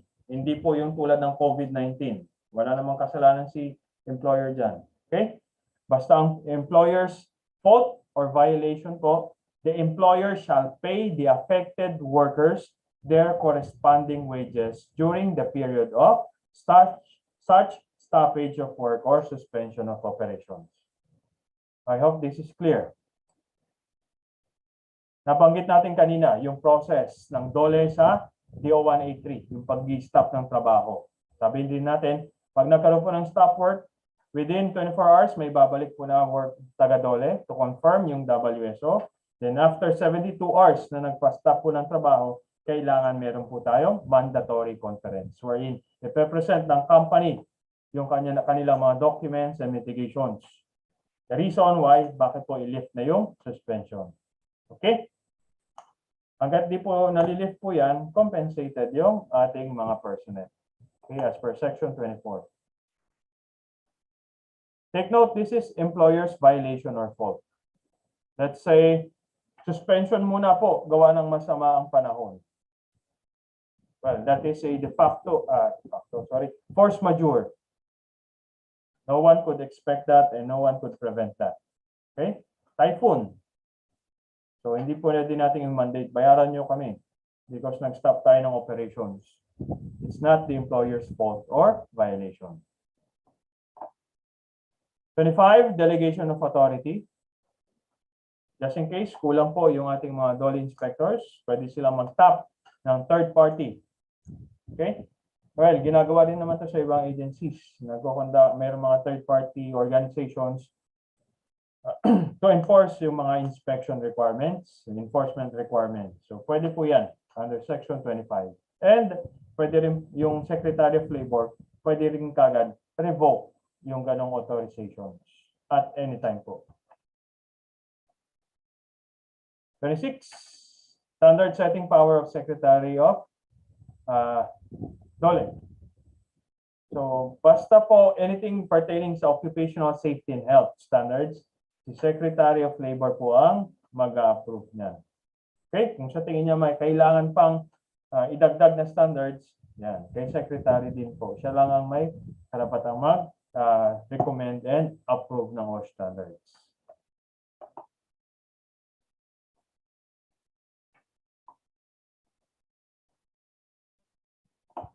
Section 27, Employees Compensation Claim. Yung ibang companies kasi mako-compromise na yung company nila, reputation. Example, di sila nagbigay ng standard PPEs. So, ang gagawin, tigil yung investigation. Hindi po pwede po. Tuloy ang investigation, that could help dun sa claim ng ating employee, injured worker. Okay? Sir, party at fault daw yung worker natin. But still, give them due process. Mag-file sila ng employees compensation claim, especially sa ECP. Section 28. Sir, puro violations, 50,000, 30,000. Paano naman yung mga nagko-comply? So, meron Section 28, pwedeng magbigay ng training packages. Si DOLE, additional protective equipment, technical guidance, recognitions, ayan.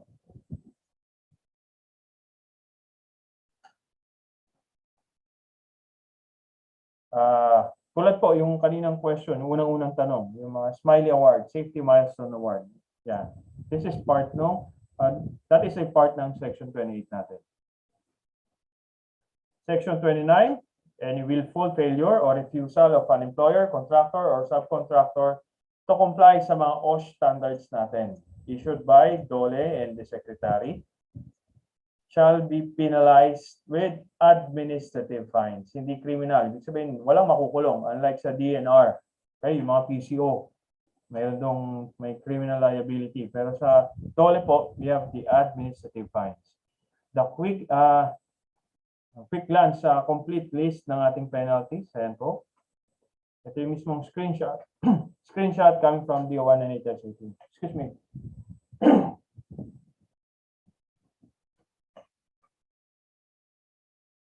Yan, sa pinakababa po, yung 50% na nakikita ninyo, yan po ay pag umulit yung employer.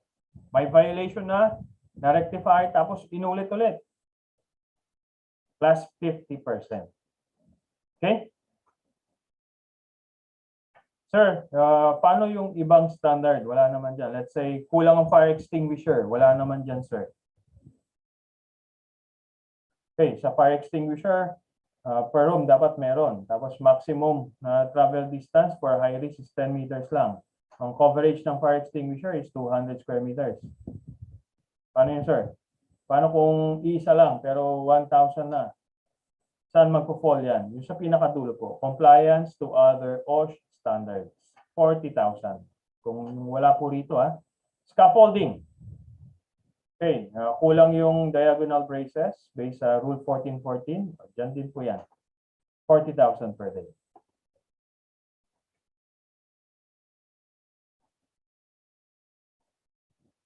Ito pala. Failure or refusal to comply sa OSH standards or compliance order. Pinapa-rectify na sa atin. Ayaw pa nating i-rectify. Okay, shall be deemed willful when done voluntarily, deliberately, and intentionally. Yan na. Ang second bullet po natin, yan yung 50% sa reoccurring violation.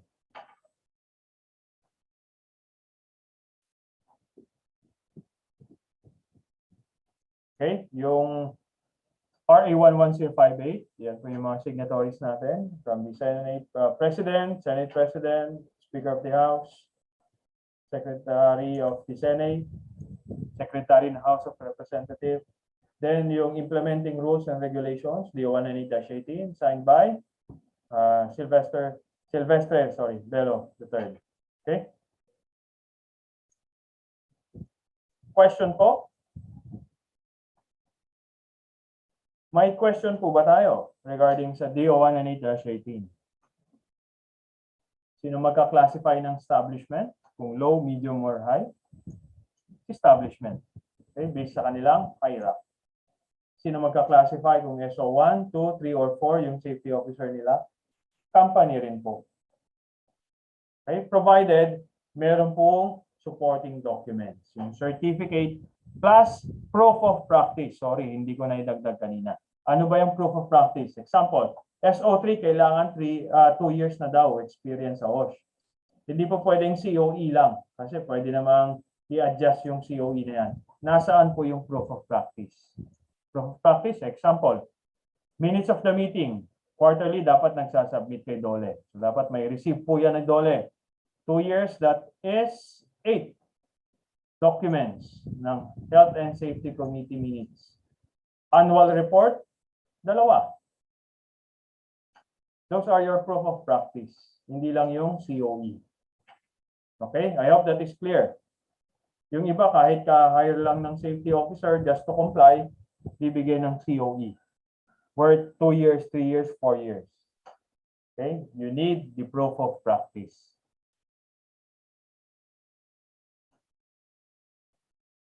Question pa po?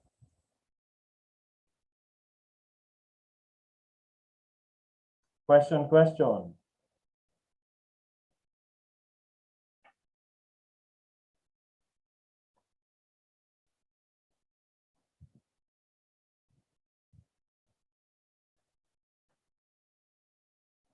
Seems like none. Sige po. Let's proceed to next. We have the Employees Compensation Program or ECP.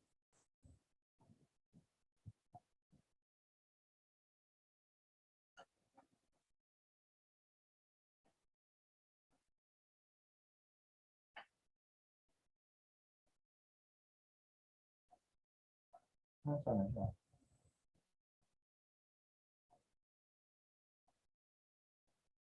So,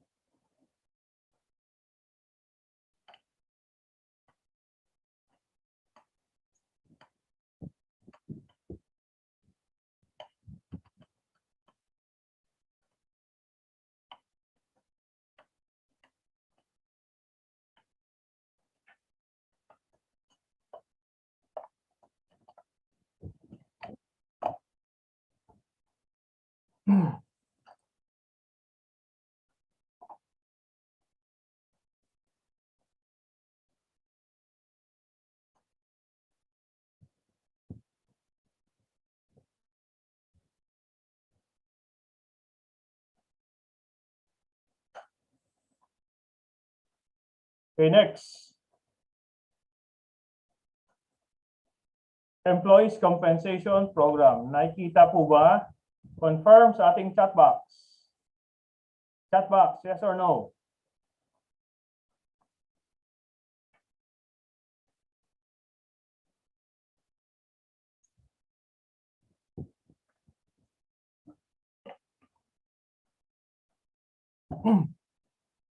Okay, thank you for confirming.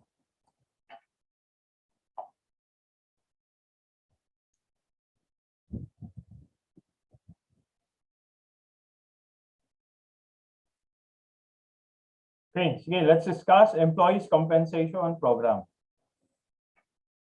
Excuse me.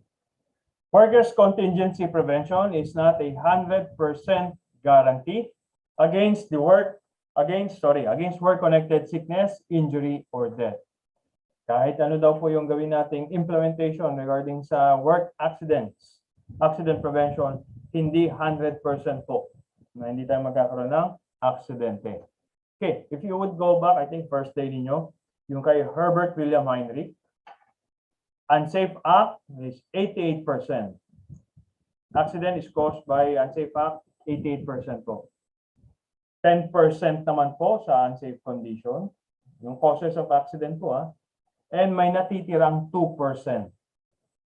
Ano yung 2% na yan? Yung force majeure or acts of nature. No one could predict, no one could prevent. Okay? So that attests na hindi nga naman 100%. Plus, let's say, lumabas na yung worker natin sa job site na aksidente pa uwi.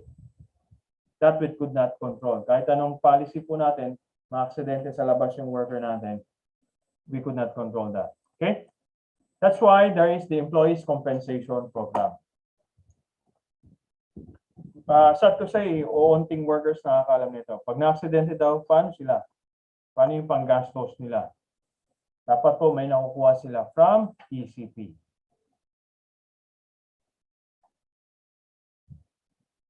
The Employees Compensation Program designed to provide employees and their families with income benefits and medical and other benefits in the event na may work-connected sickness, injury, or death. Hindi lahat po ng sakit pwedeng i-file natin sa Employee Compensation Program. Sample, mga sexually transmitted disease. Hindi po pwede po yun. Mga lifestyle diseases, hindi rin po pwede. Kahit sa office pa natin na aquarium, let's say, nag-yosi. May smoking area sa company, sir. Kaya nagkaroon po ng FIC man, we could not compensate that. Kailangan work-connected injury, illness, or death. Not any diseases is compensable. Dapat po mayroong relationship sa ating nature of work and working environment. List of 33 occupational diseases. Makikita po natin yan sa ECC website. Okay, dati po 30, ngayon 33 na. For occupational illnesses po, pwede nating basahin yung kanilang, yung each diseases. Kasi hindi naman po nagmamanifest kaagad yung signs and symptoms ng occupational illnesses. Example, stroke. Okay? Na stroke po, ischemic stroke yung ating worker dahil nagtrabaho siya ng buong araw sa tapat ng initan ng araw, for the whole day. So pwedeng hindi mag-manifest yan doon sa workplace, baka mag-manifest yan doon sa bahay na pag-uwi. In that case, kailangan 24 hours po yung magiging period.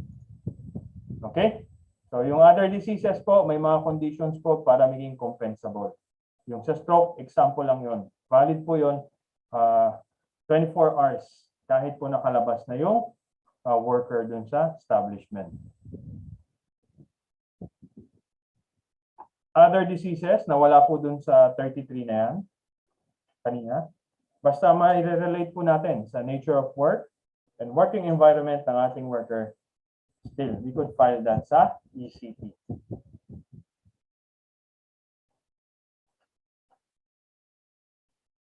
For the injury and the resulting disability or death to be compensable, the injury must be the result of an accident arising out of or in the course of employment. Ibig sabihin, sir, kakapasok pa lang po ng worker natin, na-aksidente kagad. So pwede compensable na po ba kagad siya? Yes po.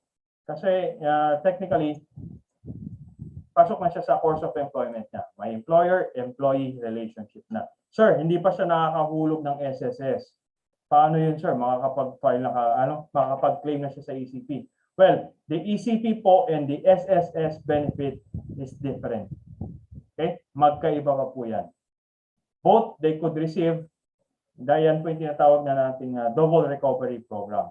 Ang pinagkaiba lang, si SSS benefit, kailangan mayroong contribution. While si ECP po, wala. Kahit first day pa lang. Bakit, sir? Kasi si worker naman po yung, si employer po yung nagbabayad in behalf ni worker. I hope that is clear po, ha? SSS benefits, kailangan may contribution. Kay ECP po, hindi. Kasi si company or si employer ang bahala dun sa contribution niya.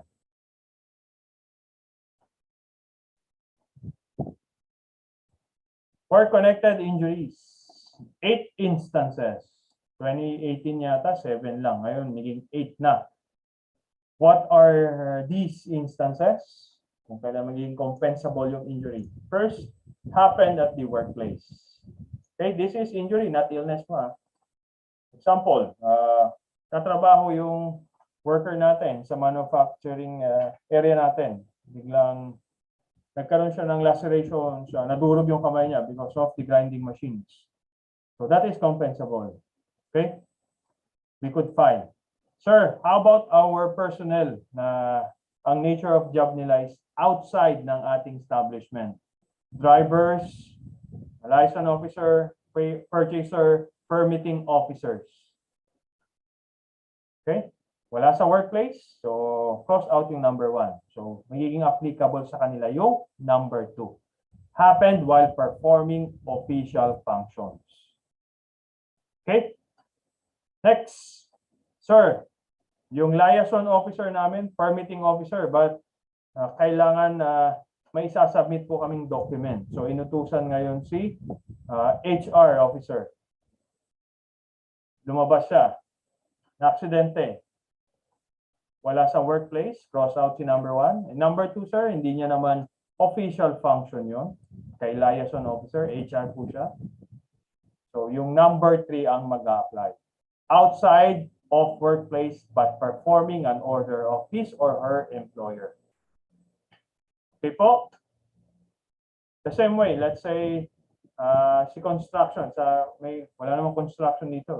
just in case lang, yung purchasing officer, absent. Walang pako yung site. Inutusan ngayon si worker na bumili ng pako, na aksidente. So, the same situation, outside the workplace but performing an order of his or her employer. Okay?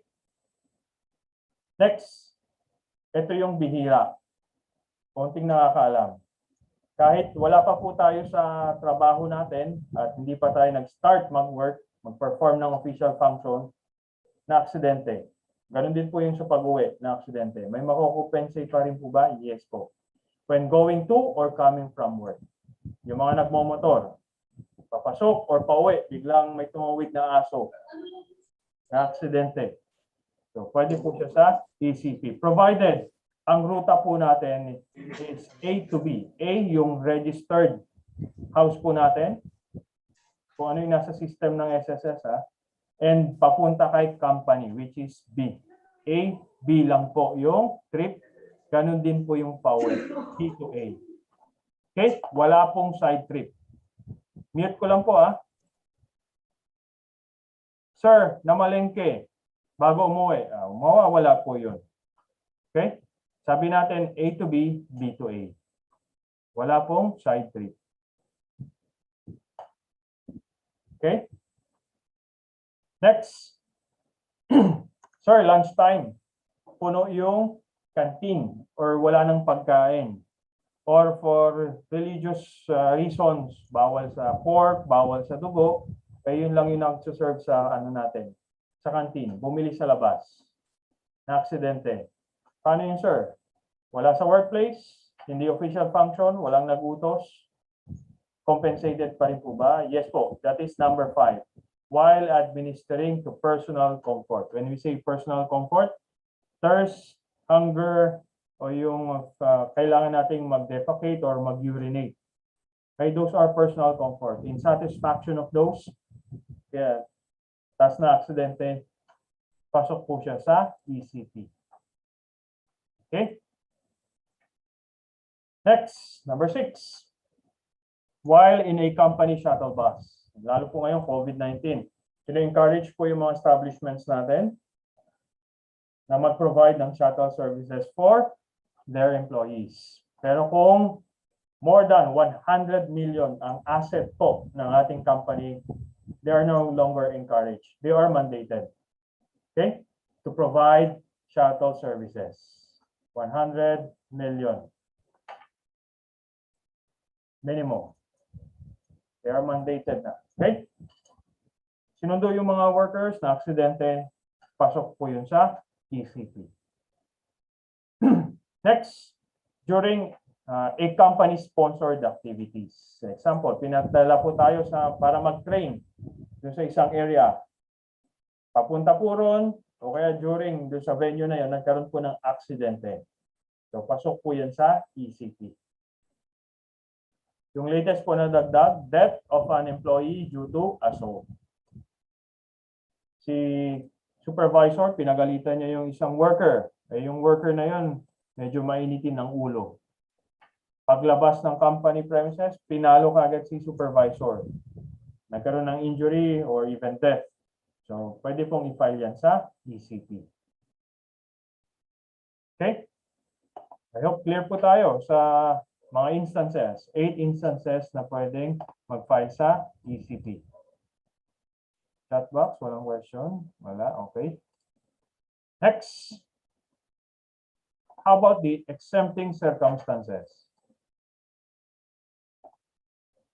Hindi po pwedeng file lang tayo ng file. So may exempting circumstances din. First, intoxication. Sabi niyo, sir, A to B, yung pag-uwi, makompensate pa. Pati yung B to A. Okay, what if before umuwi? Ngayon, yung mga establishments natin, yung iba may mga barracks na. Sumat muna, sir, dun sa barracks before umuwi. Ngayon na aksidente. Pero papunta pa rin naman siya dun sa A, dun sa registered house niya na aksidente. Compensated po ba? Hindi. Why? Bakit? It's because intoxication, for the reason of intoxication. I know. Next, Notorious negligence.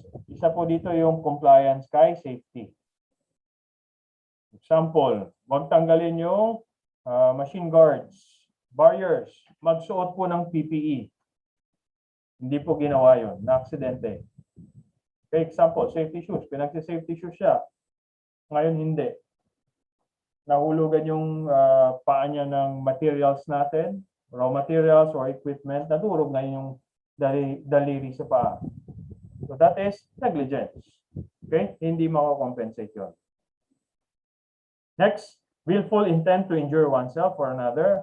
Sir, sino kaya gustong manakit ng sarili nila? The simplest siguro is yung nasa picture.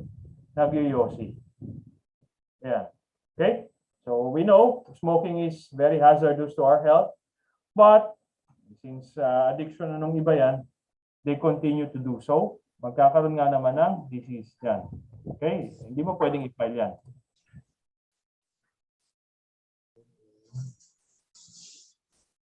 I hope that is clear, ha? Okay, next. What are these benefits for those workers, injured workers na pasok dun sa exempting, sa circumstances na pwedeng i-compensate? Meron po tayong loss of income benefits, medical benefits, cares allowance, death benefits, rehabilitation services. Depende po sa magiging disability. Hindi lahat yan marireceive ka agad.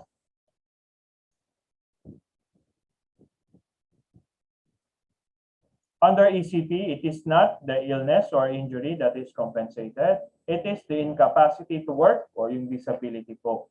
As a result of illness or injury that is being compensated. Take note, it is not the injury but the disability po ang i-compensate. Okay? Chat box lang yung magiging sagot dito sa tanong ko. Here's my situation. The question also. Kita po ba ako sa camera? Normally, we have 5 fingers. How about yung mga workers na may excess skin muscle bone? Kaya mayroon silang 6 finger. Okay? What if kung yan po yung natanggal? They will be compensated po ba dun sa natanggal na finger?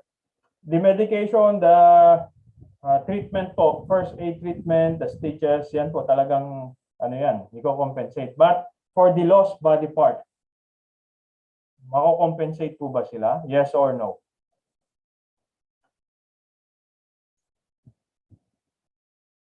Again, for the body part, yung pang-stitches, hospital requirements, dapat po talaga ibigay yan sa worker natin. Pero yung body part na yun, let me see, majority, hindi majority, all says yes. Sige, tingin ulit po tayo sa camera. Kita po ako.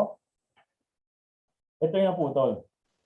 Yung excess skin, bone, muscles. At tira yung common na 5.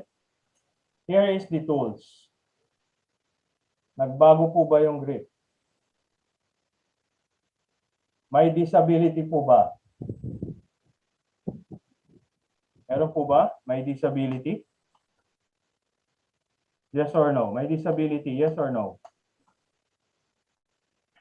The grip? Ganun pa rin. May disability po ba? So when we say yes, ibig sabihin, hindi ko na mahawakan to. Or mahawakan ko man, oops, natatanggal na. The disability because of may tahi po siguro, yes. Pero still, he or she could still perform official function. When we say yung disability, as per definition nga dito, it prevents him from reporting back to work and performing official function niya. Meron po ba? Yes or no? The answer is no. Nandiyan pa rin po yung grip niya. He or she could still hold the tools.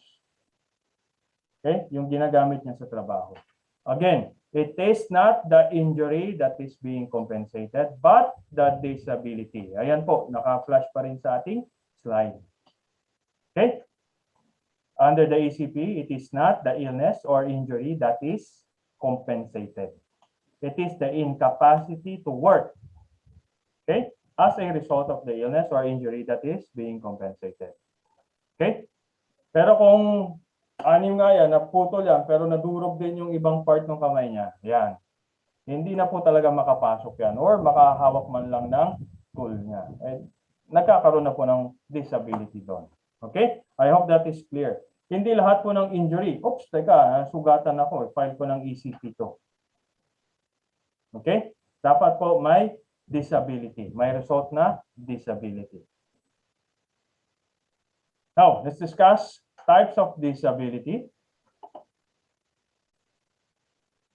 Well, na-discuss natin to kanina. Rule 1050. Temporary total disability, permanent total disability, permanent partial disability.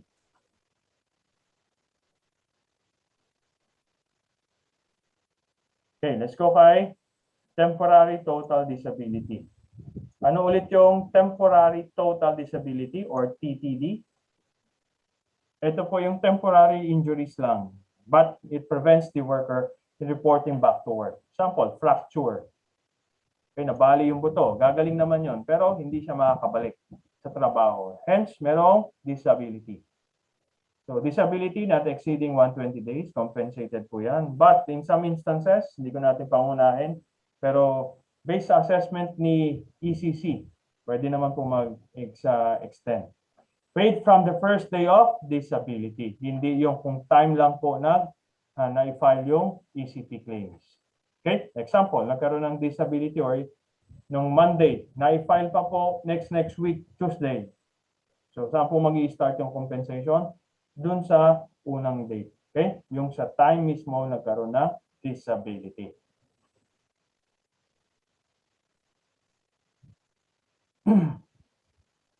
Going back muna, bakit PTD kagad tayo? Sir, ano po ba yung compensation, yung daily income na yan? Okay, yan po ba kung magkano yung sahod ko? Yan yung ma-receive? Hindi po. Meron po tayong salary credits. Okay? May range po yan. Example lang I think ang range is 240 hanggang 480 pesos lang. If kung sahod natin is 2,000, do not expect nasa 2,000 rin yung ma-receive natin. Again, depende po. Okay, example lang po minimum hanggang 16,000 kunwari. Nasa 240 po yan. Okay? Tapos yung next naman is nasa 250, 260. Example lang to. Okay? Pero ang range po niya nasa 240 hanggang 480 pesos po. Okay? Sir, may ma-receive din ba kay SSS? The answer po is yes. Okay, file din yung SSS. Yan po yung double recovery program natin.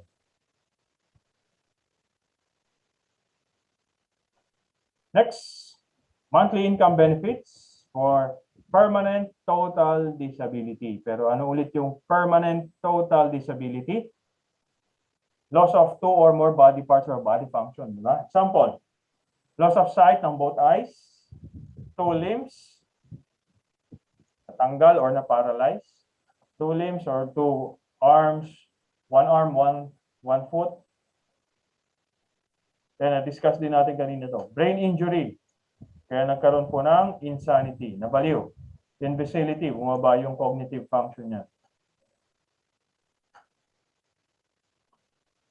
Ano po ang magiging benefit? Guaranteed for life. May pension po siya.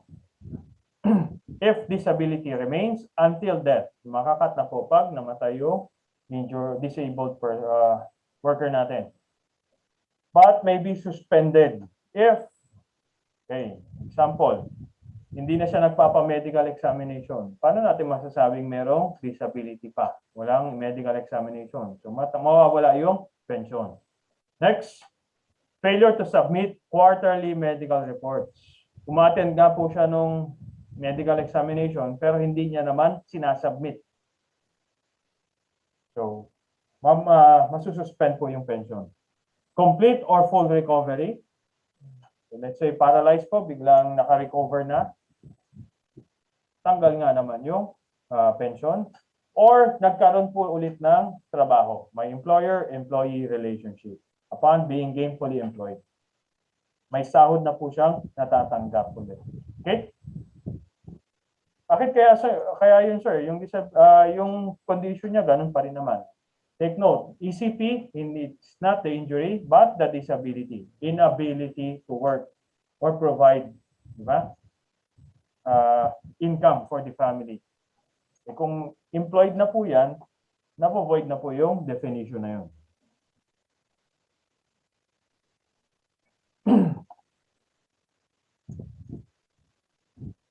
Next. Permanent partial disability. Loss of a body part. Ito kanina 2. Ito nga naman 1 na lang. A body part or body function. Dito po hindi yung lifetime pension ulit. Okay, lump sum or monthly na lang. May limit na po yung months. Here's the schedule.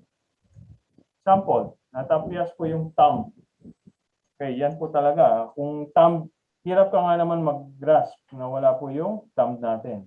Madali na matanggal yan.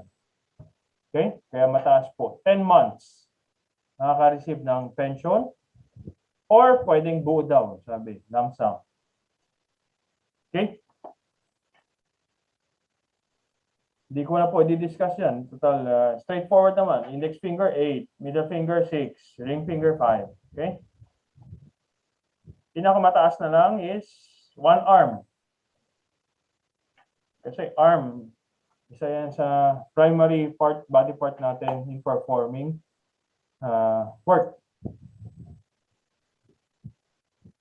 Next, we go kay medical benefits. Medical benefits in the form ng ward services for hospital confinements. Sagot po yan sa ECP. Medical attendance by an accredited doctor. DOH, accredited doctor. Surgical expense benefits. May kailangan opera, may kailangan tanggalin. Reimbursement of cost of medicines. Since emergency nga sir, tinakbo, tapos naglabas ng pera para dun sa medical equipment or medicine. So pwede po nating i-reimburse yan. Please note lang yung reimbursement po, how much, magbe-base po yan ko sa SRP. Okay? Hindi dun sa resibo. Let's say, 3 paracetamol. SRP is 2 pesos. 6 pesos ang re-reimburse. Hindi po dun sa resibo. May yung 2 pesos, lagyan ng 2 zero. Doctorate. So it becomes 200 pesos. No. Kung magkano po yung suggested retail price ng mga medicines and medical equipments. Well, sa medical benefits, the following are not included. Kanina, ward services. What if gusto natin yung medyo relax, may aircon, may TV, tayo lang, such as private or semi-private rooms. So, hindi na po papasok yan sa ECP. Okay? Unless, puno na daw sa ward. So, nilipat na lang kayo semi-private. So, that is not my personal preference. More on the situation. Okay? The situation demands na may transfer ka dahil punuan na po. Yan. That's not, pasok pa rin po yan sa ECP. It's not personal preference any longer. Next, personal comfort or convenience such as charges sa telepono. Meron pa ba yan? Cellphone na eh. Radio, television. Gusto pa natin may Netflix. Okay. Ma'am, pwedeng may Netflix yung TV, yung ibibigay sa aking room? Hindi po. Pwede, ibigay sa inyo, pero hindi natin may file yan sa ECP.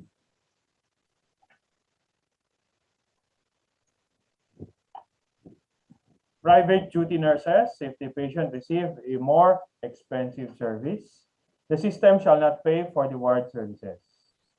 Okay? Gusto natin ng may nagbabantay, private duty nurse. Hindi pasok po yun.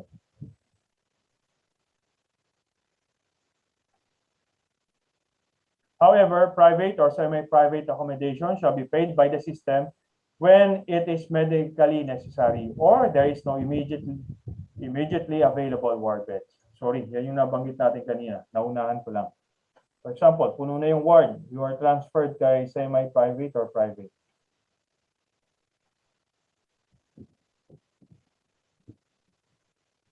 Medicines. Medicine reimbursement shall be in accordance with the amount prescribed under the RA 9502, otherwise known as the Universally Accessible Cheaper Quality Med Act, number 2008. Okay, 2008. Hindi po yung pinalagay sa resibo, but kung ano yung price under SRP or yung RA 9502. Next, carers allowance. Yung mga disabled workers, it is understood they could not take care of themselves. Okay? Kaya meron pong nag-aalaga talaga. Wife, husband, mga anak or kamag-anak. Them too could get the carers allowance. Meron silang benefit din from ECP. Okay, magkano yung monthly allowance nila? Update ko na lang po, hindi na 575 but 1,000 pesos per month. Okay, good for pamasahe. Yan. Death benefits, ito yung benefit na walang may gusto. Type sa chat box, say yes if you want to receive the death benefit. I'm sure walang magta-type ng yes. Kahit ako. Okay? Death benefits, monthly income benefit pension to beneficiary plus 10% for each dependent child, not exceeding 5. Example, yung worker na aksidente namatay, wife or yung husband makaka-receive ng pension po. Hindi po yan for life Hindi naman mabubuhay yung patay para po mag-stop yung pension niya. This is only good for maximum of 5 years. Okay? So makaka-receive po yun, immediate relative ng 10% benefit. 10%. Yung full benefit po plus 10% kung meron pa po siyang dependent child. Maximum of 5. Okay? They shall receive an income benefit paid at the beginning of the month of death of the member and will continue for as long as they are entitled thereto. Okay, yung entitled thereto, usually that is 5 years. Rehabilitation services for injured workers.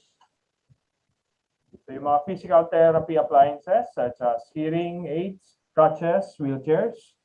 Yan. Pwede po yan sa ECP. Meron din pong kagabay program of ECC. Yan po yung reskilling for re-employment. Okay. Magkakaroon po ng monthly training and usually may allowance naman po dyan. Okay? Yung sa ating mga injured workers.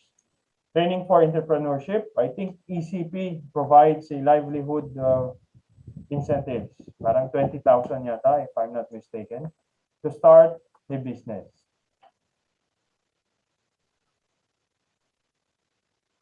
Implementation by 3 agencies.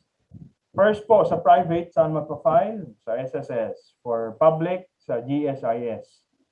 Ang advantage daw ng SSS, pagdating sa ECP, both could be received.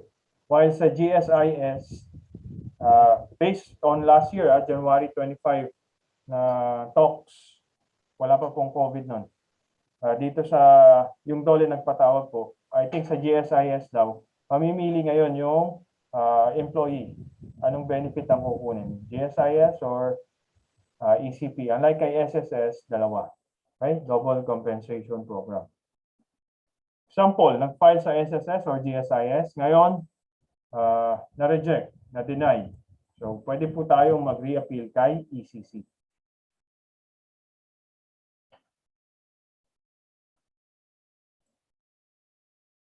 Ito. Okay. Claims for EC benefits are filed with the system sa SSS or GSIS. Fill up lang po natin yung prescribed form. Usually sa hospital, meron na po yan. Kung wala, sa HR natin. Okay? Kasama po dyan yung job description natin, pati na rin yung medical and hospital records. Just to update po, ang COVID-19, yan. Pwede na rin pong ipasok sa ECP. Last year, hindi pa. Bakit? It's not considered an occupational illness. Bakit? Sabi nga natin, based kay ILO, yung frequency sa environment, sa community, dapat po mas mababa kumpara sa workplace natin for it to be classified occupational illness. In our times, yung COVID, saka yung sa workplace, COVID sa environment at sa workplace natin, almost the same. Kaya hindi kagad may pasok sa ECP. Ngayon po, of course, para po rin sa kapanatagan ng mga workers na papasok, kailangan na rin kasi ng economy pumasok na ngayon sa ECP ang COVID. Okay? Ang requirement lang po, dagdag natin dyan, positive RT-PCR test. Hindi po yung antigen. Okay? Magkaiba po. RT-PCR, that detects the SARS-CoV-2. While si antigen po, antibodies lang.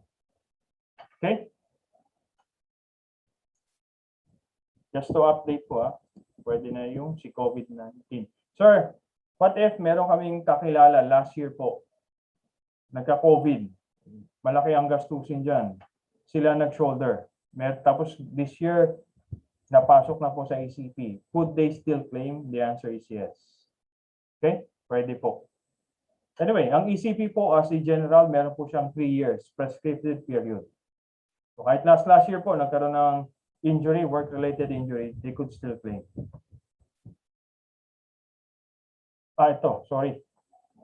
Yan po yung sinasabi natin, prescriptive period of 3 years.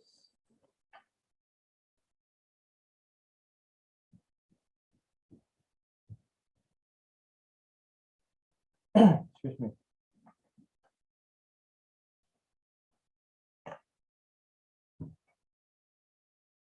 Next.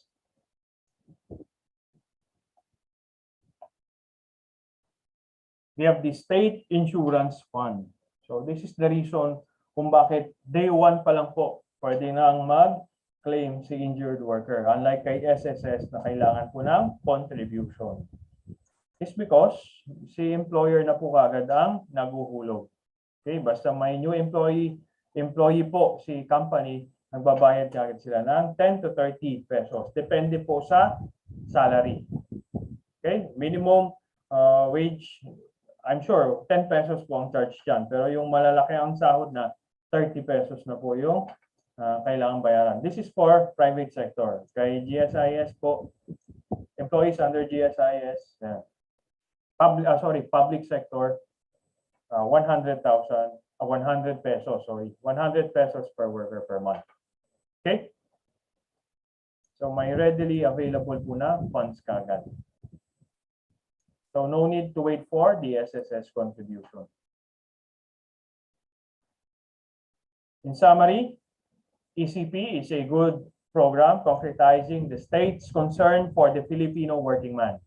It has benefited more than 3 million workers and their families to the tune of over 20 billion. Napakalaki na. Sad to say, uunti pa rin yung nakakaalam. So kung pwede natin isama to during our health and safety orientations, why not? Okay? Aside from, may benefits pala. At the same time, makikita nila yung importance ng safety policy natin. Example, yung exempting circumstances. Sabi nga, kung may negligence, diba? Gross negligence, kasama po yung BOSH compliance nila. Na-aksidente dahil hindi sila nagsuot ng tamang PPE, hindi po sila makapag-claim. Okay? So, it's a good point din sa health and safety orientation natin. Okay? In summary daw, employed only by those with employee-employer relationship. Ito po yung, this came from the ECC slides. Pero naglagay na lang po tayo. Open close parenthesis, may update po tayo dyan. Okay? Coverage entitlement to benefits begins on the first day of employment. No need na mga paghulog muna sa SSS. Benefits are in addition to SSS and PhilHealth benefits.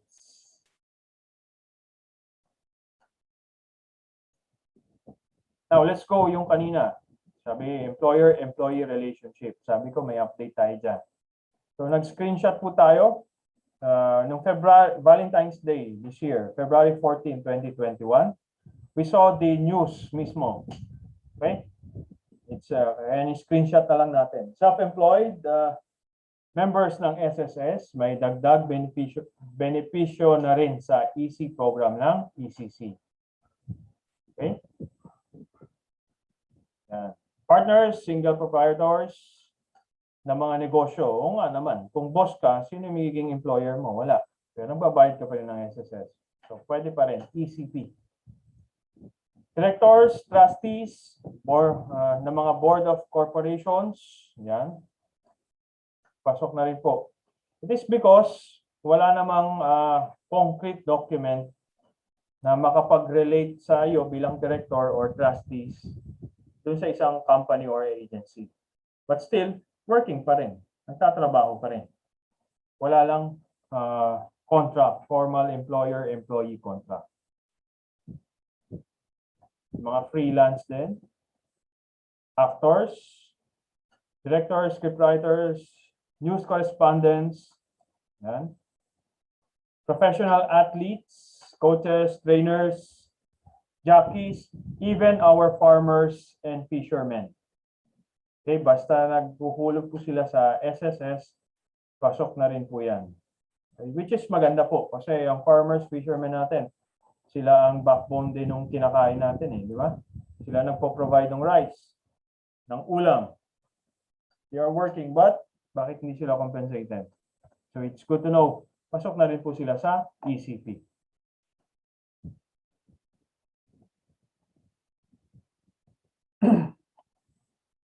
The Office ng Employees Compensation Commission, nasa 3rd floor, ECC Building, 355 Senator Hill, J. Puyat Avenue, Makati. This is pre-COVID.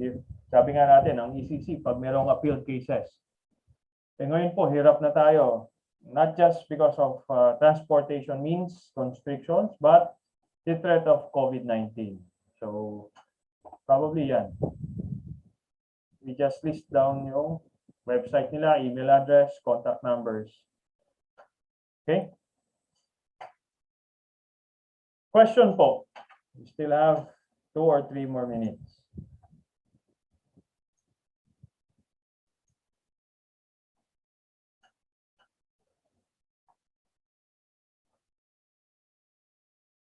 Question po.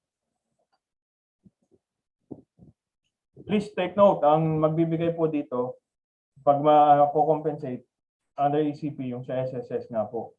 Okay? Hindi po si company. Of course, pag may negligence yung company dyan, kaya siya na-aksidente, iba pa po yun. How much, sir? Ayan. Si Dole na po ang mag-mediate.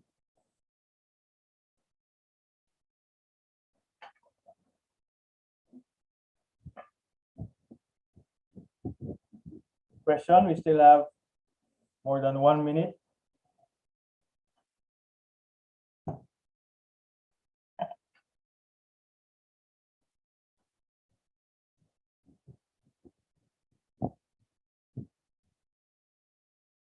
Question from our yellow book, BOSH legislation, DO1 Anita 18. Ngayon po yung ECP.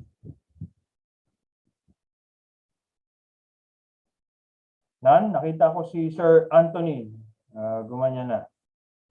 Wala sigurong question. Baka gutom na rin po.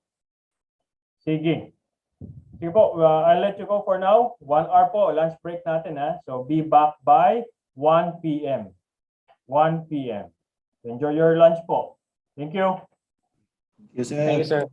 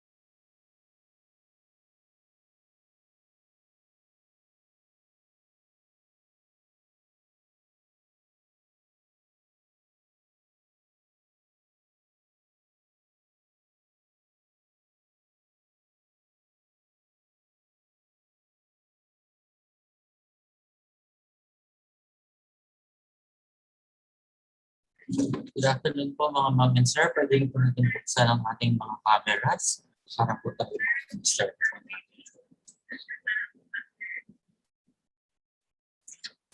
Before po tayo mag-start ng training, check lang po muna natin ang ating attendance.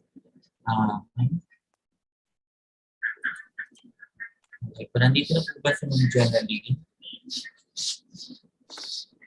Good morning. Good afternoon sa iyo, ma'am. Sir Kenneth. Bipito. Good afternoon po. Mark, Sir Anthony. Good po, Sir Anthony. Sir Ian.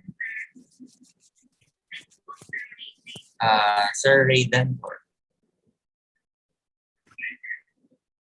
Ma'am Christine Joy. Ma'am Lara. Sir Darwin. Sir Erickson. Ma'am Angeline. Sir Walter. Sir Sharpie. Sir Franklin. Sir Jane. Sir Donato and Sir Kevin. Good afternoon po. Iba po wala, habol na lang po kayo later. And then our speaker is already in the platform. Magandang hapon sa Sir.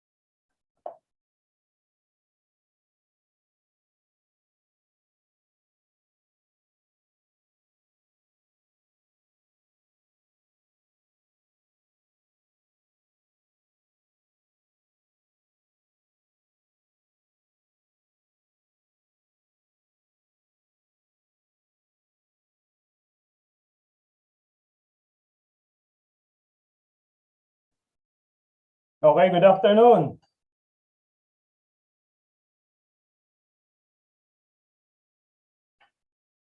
Ako, inaantok pa yata. Good afternoon po. Good afternoon, sir. Good afternoon, sir. Yan, mukhang may delay sa sagot. Probably inaantok. Sige, let's have an icebreaker. Hopefully, this is a 15 minutes. Depende siguro sa participants natin. 15-minute icebreaker. Dating gawin, confirm lang po natin sa chat box. Nakikita po ba? Icebreaker, ang tawag po natin ay Island Survivors.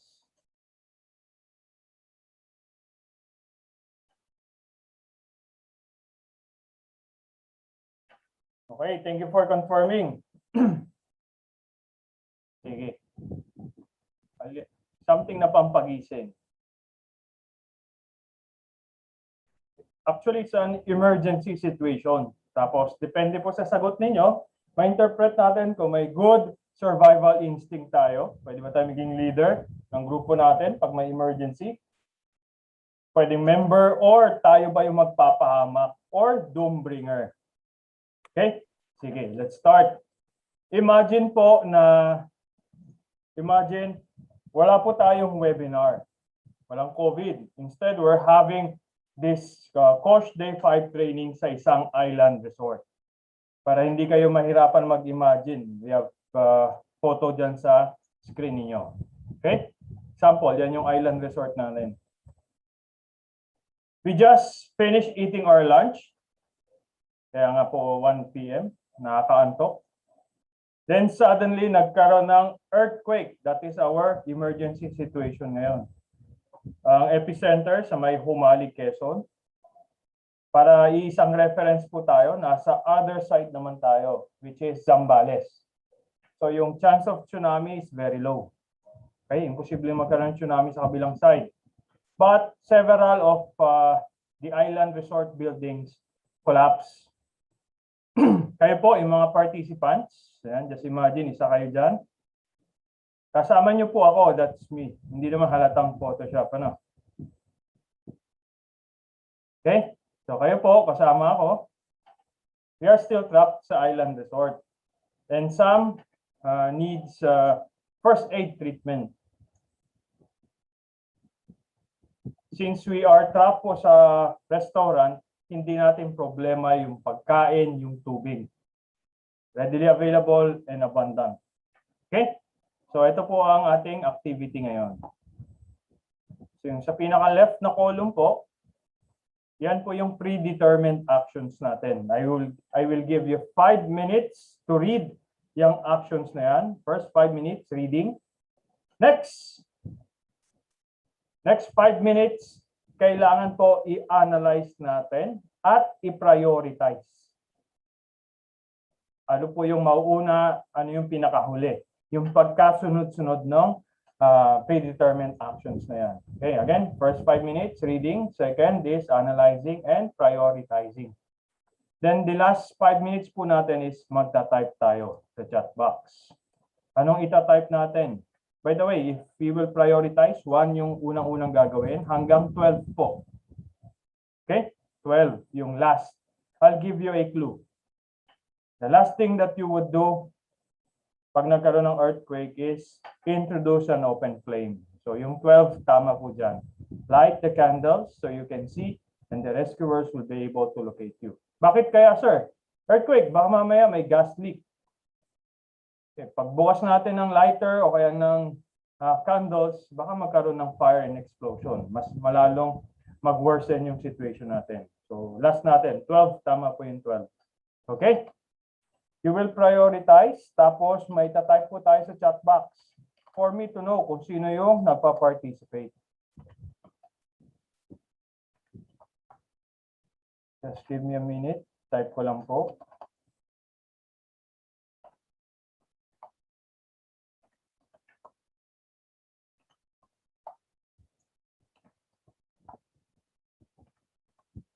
Yan, kung titingnan niyo po ngayon yung chat box, may tinype akong sequence.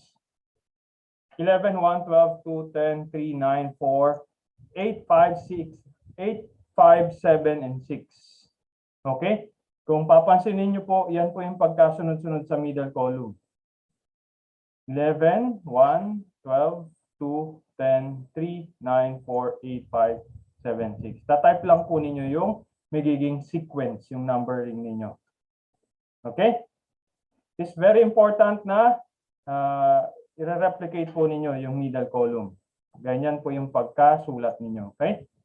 Pwedeng rumble-rumble yung number, but kailangan po pataas pa rin. Okay?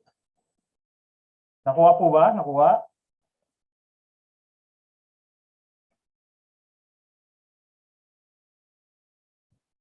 Nakuha po yung gagawin? Hindi nyo po i-arrange yung actions, yung mismong sentences, but nanumberan lang po natin. Number, example. Ang una-una kong gagawin dyan, based sa example, divide the sandwiches and ration them over the next few days. Kaya po yan yung may number 1. Yung next kong pong gagawin is locate and secure the water supply. Kaya po siya yung number 2. Yung number 3 ko naman po ay discuss long-term survival strategy as a group. Yung number 4 ko naman po, yung pang-apat na gagawin ko, assign someone to monitor the radio and listen for updates. Number 5 ko po, shut off all utilities. Yung number 6, 7 hanggang 12 po. Okay? Nakuha po ba? Nakuha? Yes or no?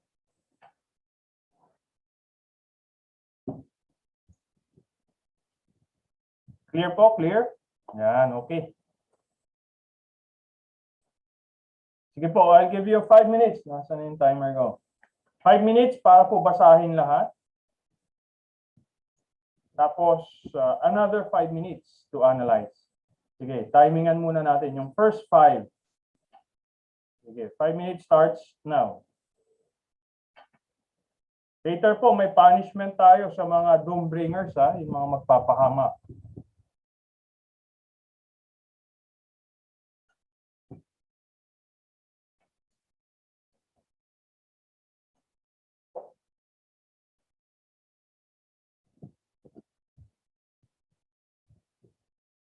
Nagbigay po tayo ng clue. Yung 12 po. Tama po yan. Light the candles so you can see and the rescuers will be able to locate you. So we are expecting the third number sa sequence ninyo is number 12. Okay, tulad ng example ko. 11, 1, 12. So yung third number sa sequence ko ay 12.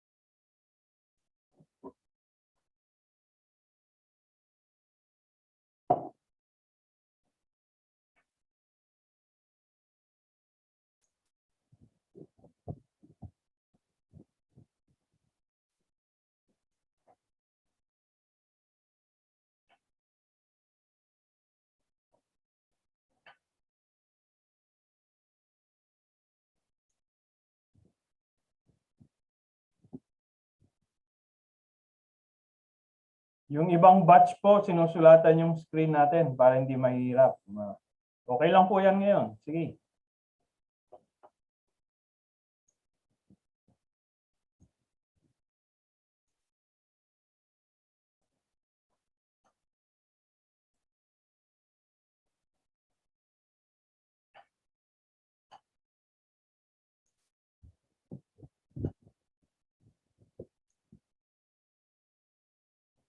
I hope po yung wala sa camera ngayon. Sila Ma'am Lara, Jenaline, Sir Darwin, Sir Walter, yan. Sumasagot tayo, sir, ha?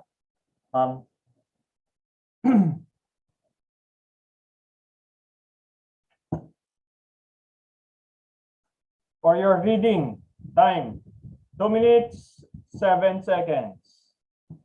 Reading pa lang po. In an emergency, it is important to know your options. Kaya po yan. Meron tayong first 5 minutes. Know our options.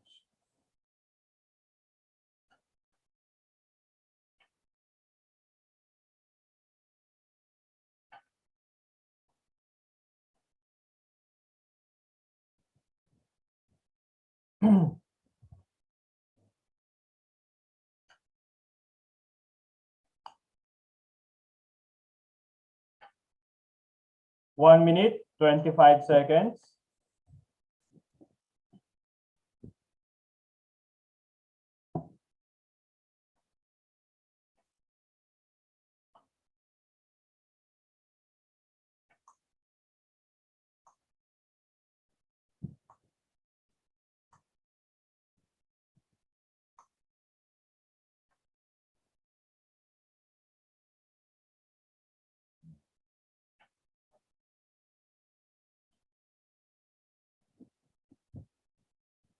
$50 for reading.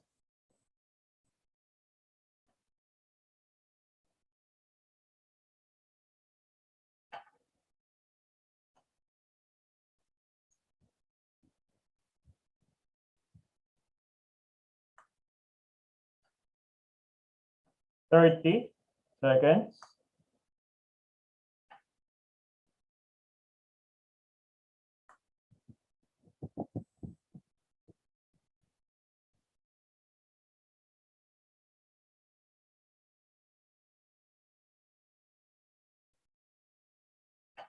10 seconds.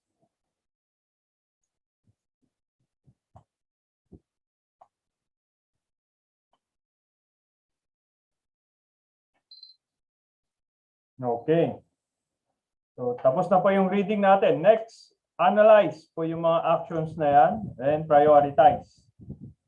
I'll give you 5 more minutes to analyze and prioritize yung magiging actions ninyo. Okay? Timer starts now.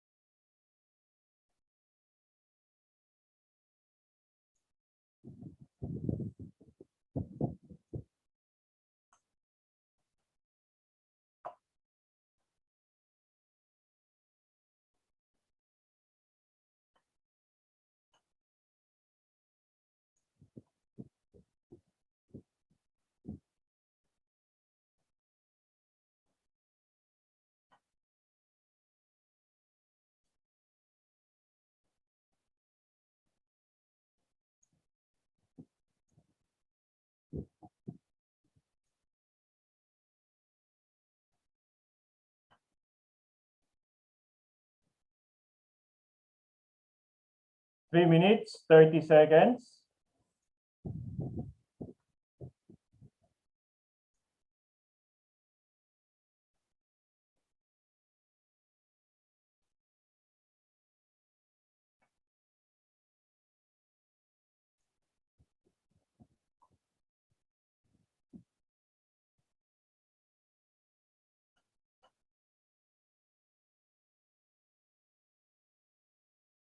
Three minutes to analyze and prioritize.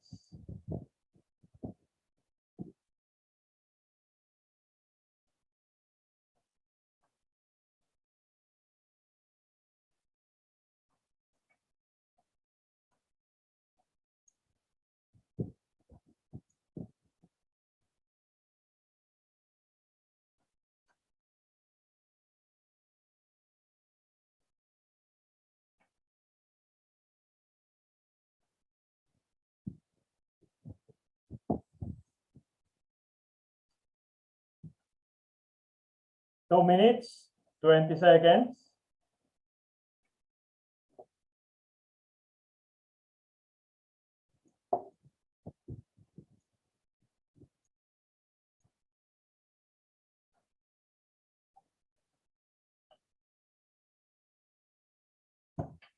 Last 2 minutes.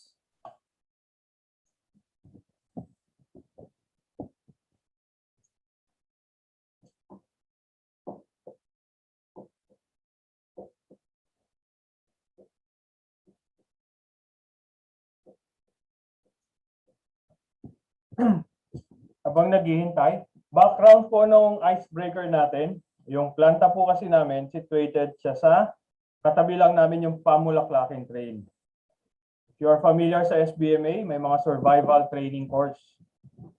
Isa sa mga venue, yung Pamulaklaking. So may nakita tayo nagte-training, we borrowed their workbook. Nakita nga po natin to. So in-adapt na lang po natin. And we made the mechanics para po maging icebreaker. Kaya yung expert rate po dyan, hindi ko po rating yan. That is based sa workbook ng mga survivalists.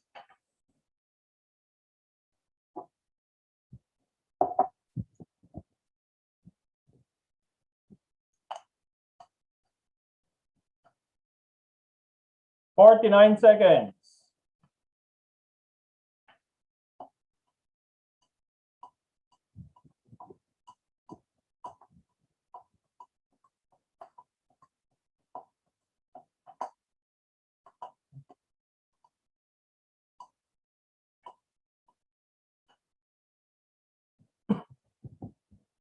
"25 seconds to analyze and prioritize.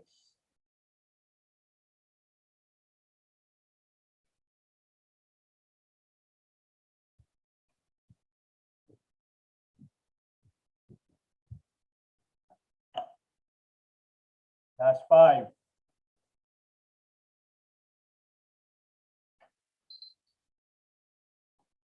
Okay. Time's up. May gumagawa ko ba?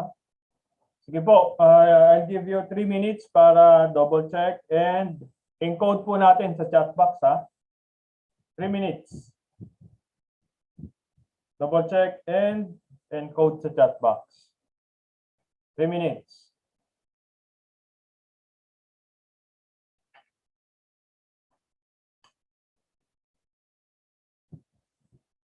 So far,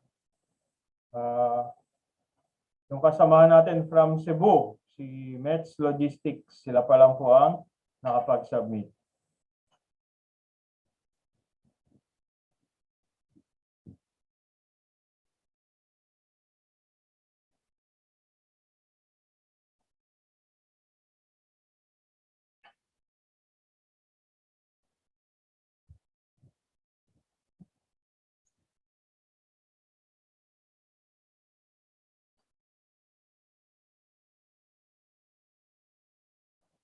+17 po tayo sa room, +3, including me, so 14. 1, 2, 3, 4, 5, 6, 7. 7 pa lang.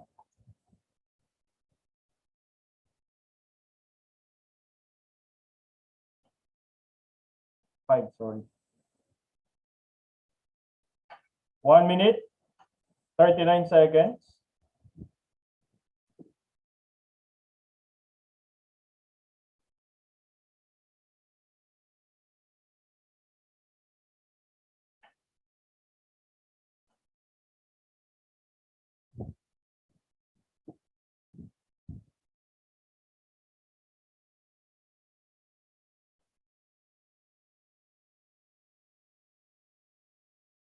One minute, 10 seconds.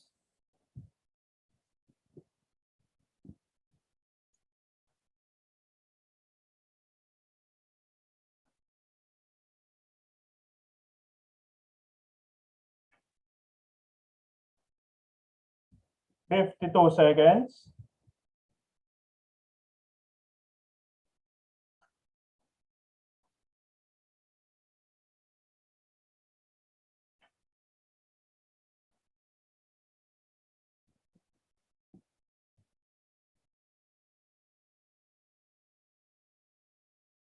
$30 seconds.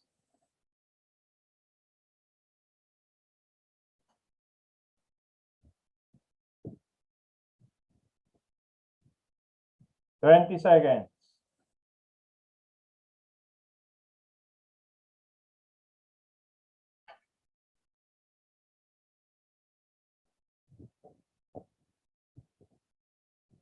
$5 seconds.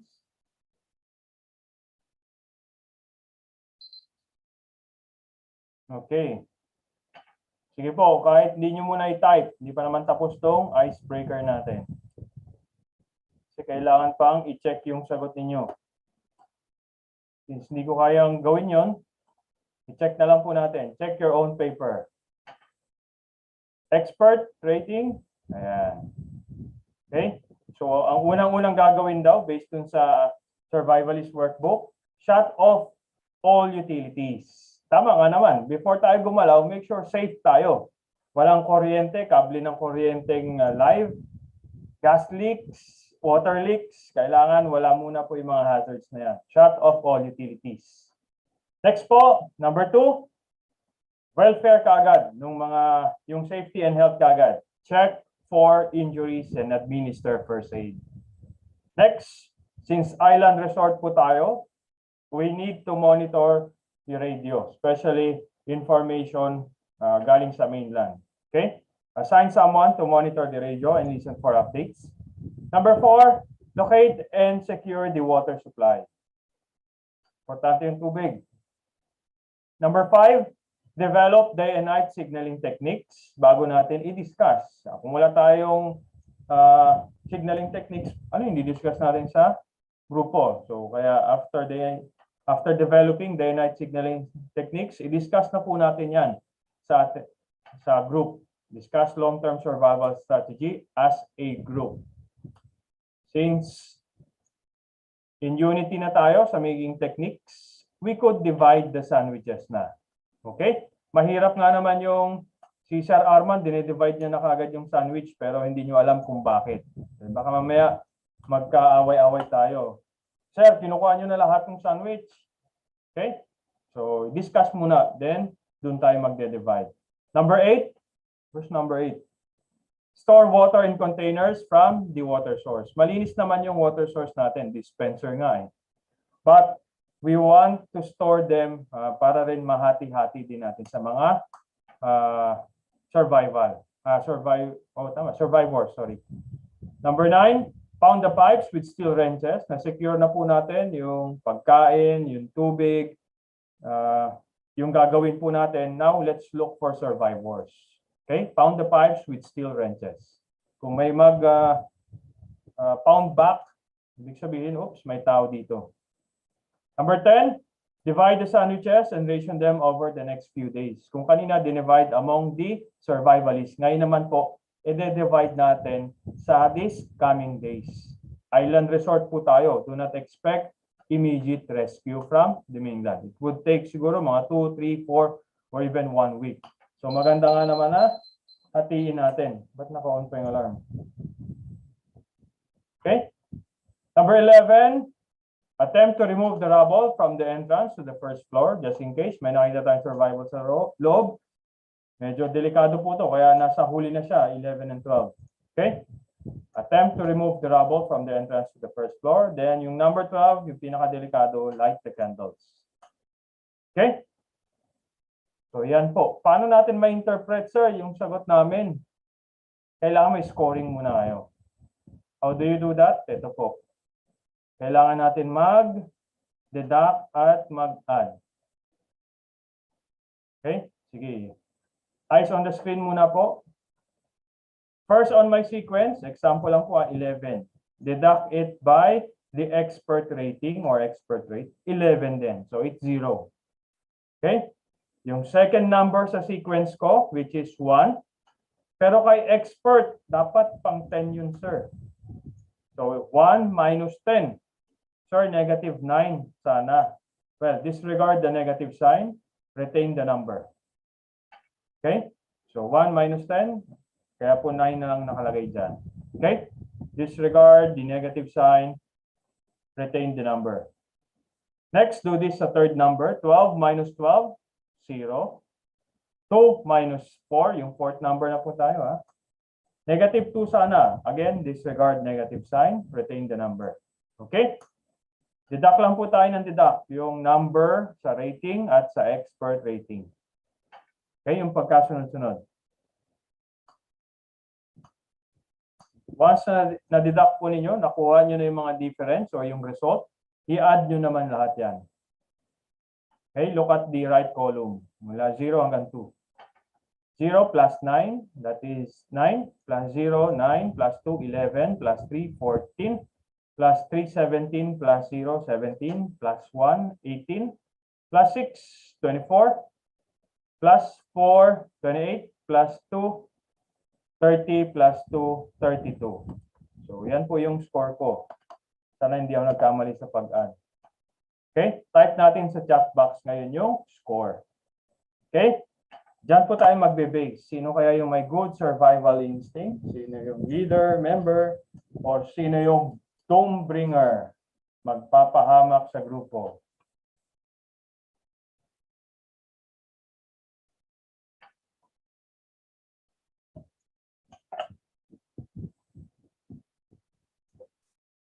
Type po natin yung score kung wala yung score ninyo mark natin as absent yan.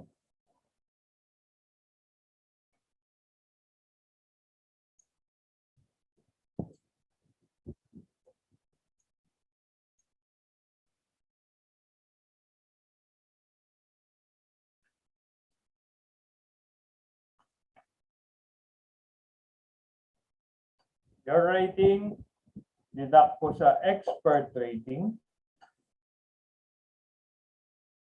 Yung difference o yung result po, i-add natin lahat. So far, si Sir John, natapos na, 34.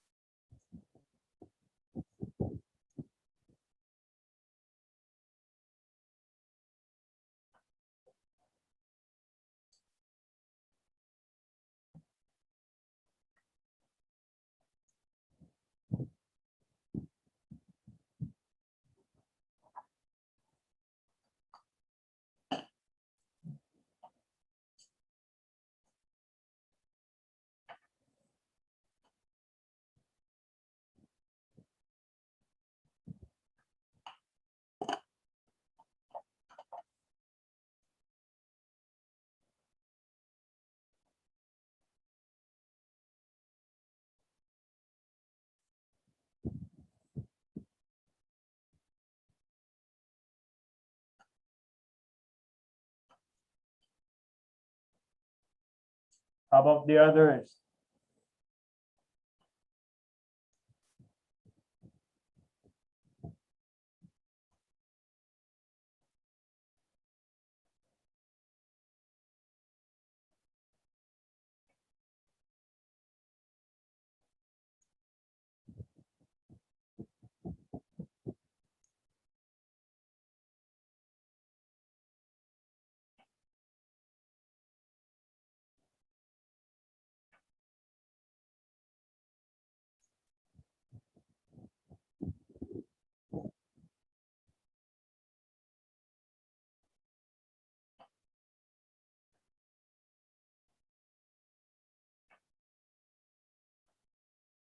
May punishment tayo kay Doombringer, ha?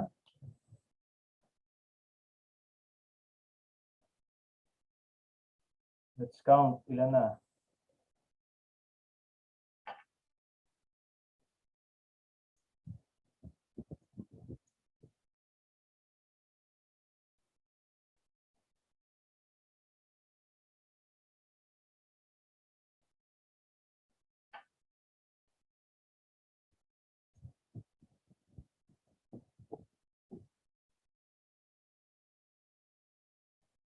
Check nga natin kung sino-sino na. Si Sir Kenneth, John Kenneth, Ma'am Christine, Ma'am Sarah. Ulit, bakit tumulit si Sir? Ma'am John Kenneth, Ma'am Sarah. Next, Logistics, Ma'am Angeli, Sir Anthony, Sir Walter, Sir Erickson, Ma'am Lara, Sir Ian, Ma'am Jenaline, Sir Redentor,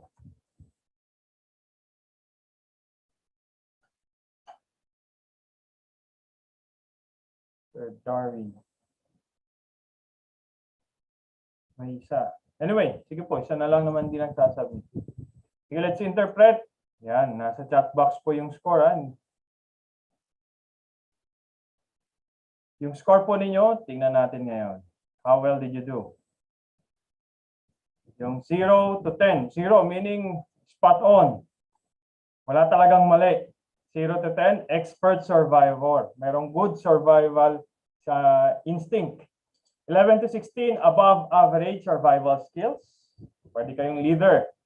17 to 25, good survival skills. Ang pinakamataas po si Ma'am Lara yata, 21. Then Sir Erickson, 25. Sumabit pa. 26 to 35, member po pero need constant assistance from the reliable members or the leaders. And 36 and above, doom bringers. Kaya daw papahamak sa grupo. So hence, meron kayong punishment na lang. Wag na marami. Isa lang. Okay? Gagayahin nyo lang yung next, yung picture na ipopost natin. Buksan ko nga yung camera ninyo so I could see. Yung nasa workplace, no need to remove your mask. Ha? Okay, ready? Ito lang naman yung picture natin. Okay, gagayahin lang naman yan. Okay? Including facial expression. Bata nga, kayang gawin eh. Oh. Ready? Ni-screenshot ko pa yan. Ready? Pose ha. Sa mga doom bringers natin. Ready? Pose. 1, 2, 3. Okay, good.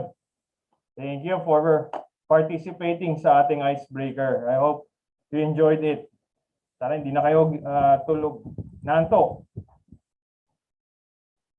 Marami tayong doom bringer ha.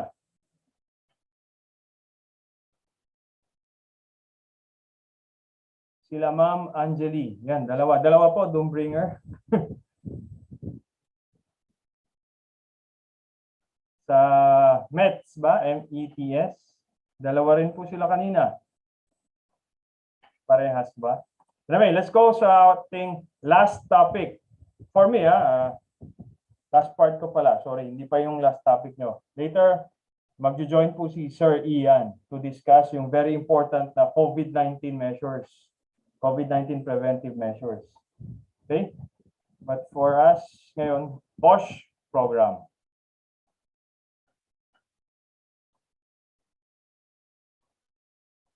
Mapa, manufacturing, hospital, restaurant, construction, especially.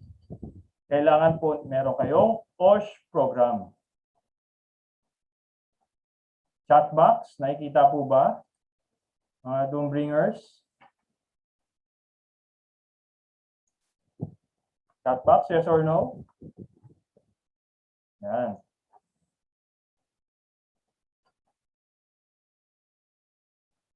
O yan, mas marami na ngayon ang nag-chat box. Before, konti lang. Sige, let's go. So what is an OSH program?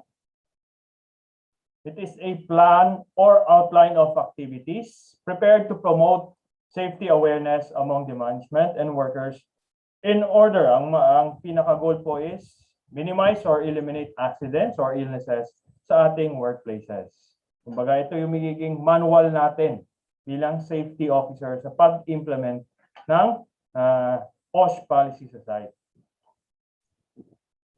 Types of OSH program, parang breakdown lang natin. OSH, Occupational Safety and Health. So we have the Occupational Safety Program and yung isa naman, Occupational Health Program.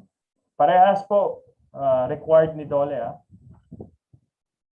Ano ba yung pinagkaiba nila? What are the key elements? Kay safety program po, yan yung accident prevention and safety promotion. Okay, more on iwasan yung injuries. While si health program, of course, health protection and maintenance, health awareness and promotion. More on illness prevention po tayo. Okay, safety program, injury prevention, health program, illness prevention. Wala tayong gano'ng makitang form regarding sa safety and health program para sa ibang industry. Pero we could use the CSHP form pa rin. Construction Safety and Health Program. Parehas din po. First is yung company profile po natin. Since wala naman tayo sa construction, we could disregard the PCAB license. Okay? The name of the company lang at sino po yung magiging contact person, yung highest official natin sa site. Again, kung wala naman tayo sa construction industry, disregard the lines or the blanks for PCAB licenses. Pero yung DOLE registration information, ilalagay pa rin po natin. Okay? Kaya imposibleng may safety program pero walang 1020 or registration of establishment. Okay? This is the first page. Tatlong page po yan. Next, name ng ating establishment. Pag sa construction, of course, name ng project.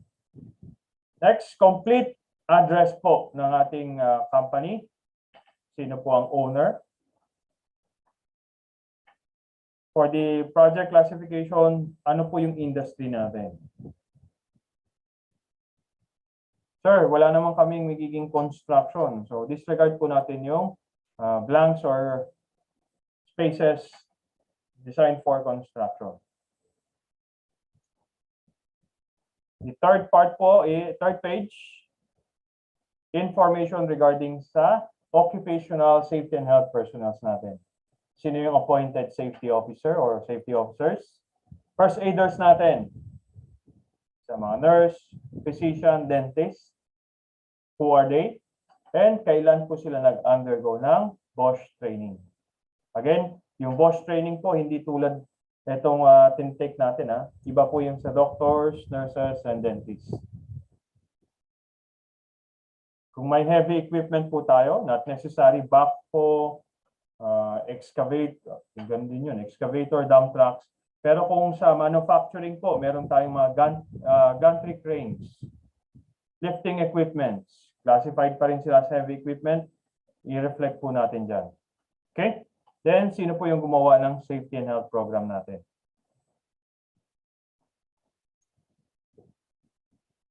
Let's go sa parts ng safety and health program natin, BOSH program. Pag binuksan po ni Dolian, dapat makita kaagad nila, aside from the cover and the table of contents, statement of commitment. Okay?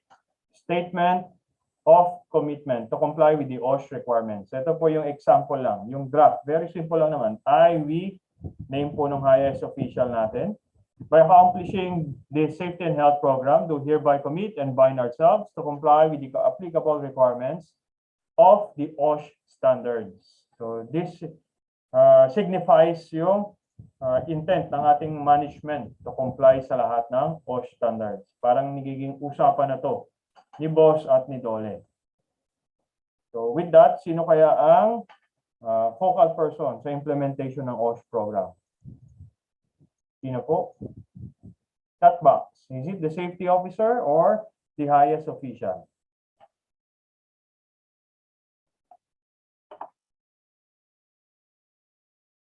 Sino?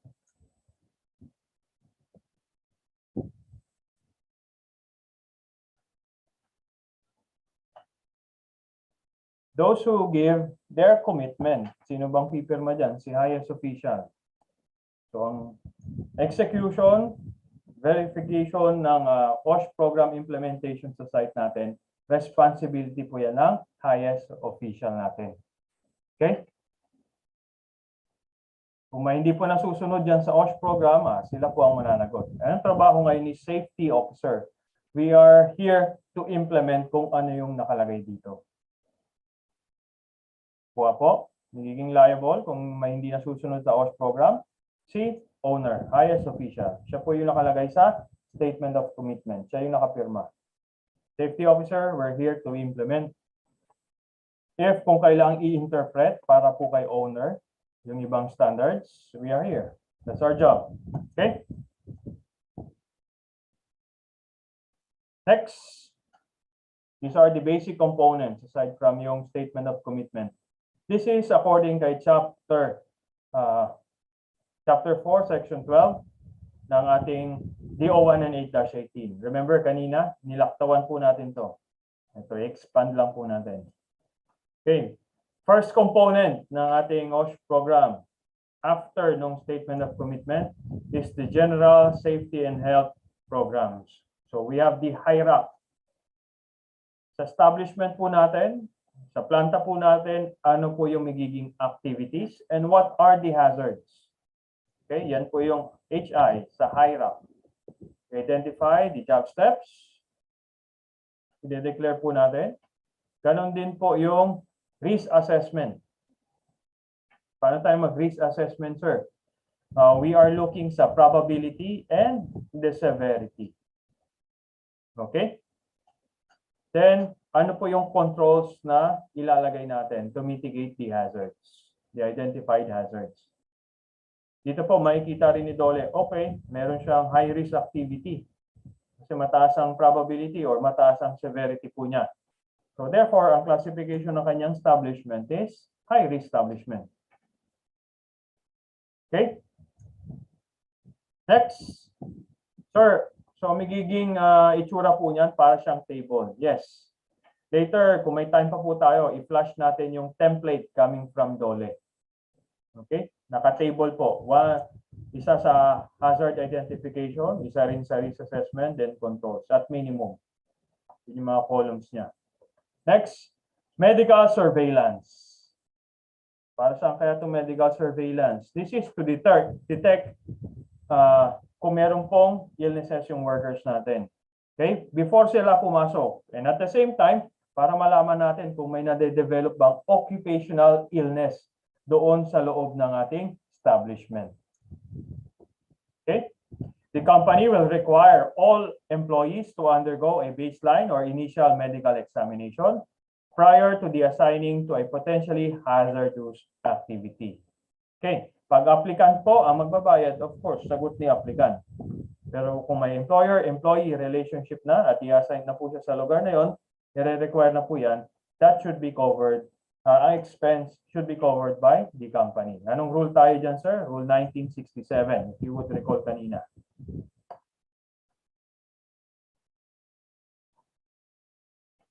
Yan. Also, sa Section 2, dapat masatisfy itong mga questions na to. How many treatment rooms, first aid rooms are existing in our company? How many clinics o yung bed capacity ng clinic natin? Kung more than 1,000 personnel, hindi tayo makapagtayo ng hospital, sino kaya yung affiliated hospital or medical facility? Next,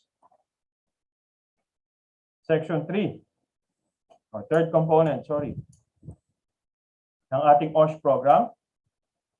Promotion of the following domain.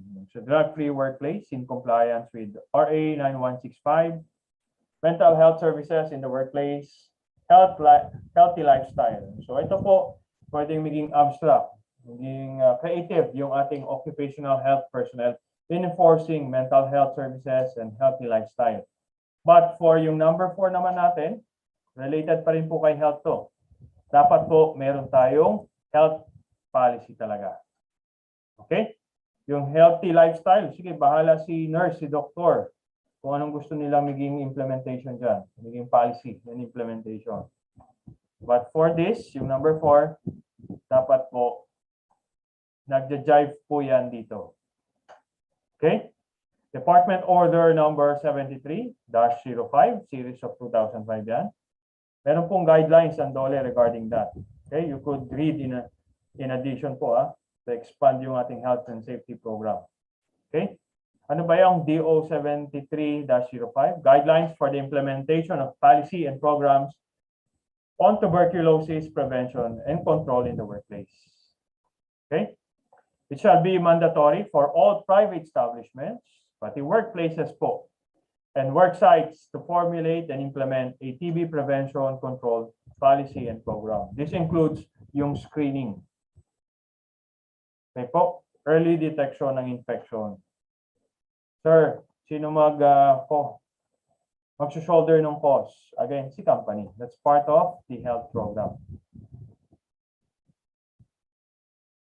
Next, dapat mag-jive din po yung occupational health natin program for HIV sa Department Order 102-10, okay, which was enacted in 2010.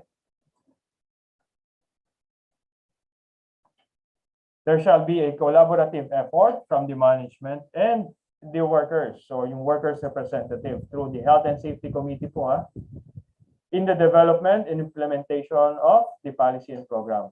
Employer shall be responsible for providing appropriate, accurate, updated information regarding po sa AIDS and HIV. Okay, again, appropriate, accurate, and updated information lang po. Baka mamaya, paano yung medicine, sir? Treatment ng HIV, AIDS personnel na meron. So, shoulder na po nila. Again, hindi naman po occupational illness ng AIDS. Unless the worker is a nurse, tapos nagtatrabaho siya sa hospital. Yan, mataas ang chances, especially sa needle handling. Okay? Pwede siyang may-relate sa occupational illness. Pero other industries, there's no excuse kung bakit magiging occupational illness to.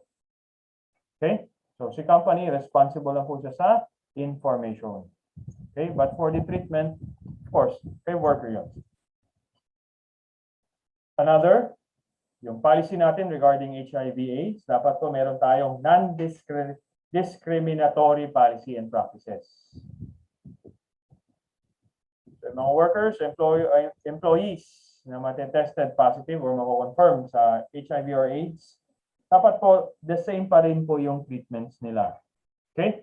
The same yung treatment sa ibang employees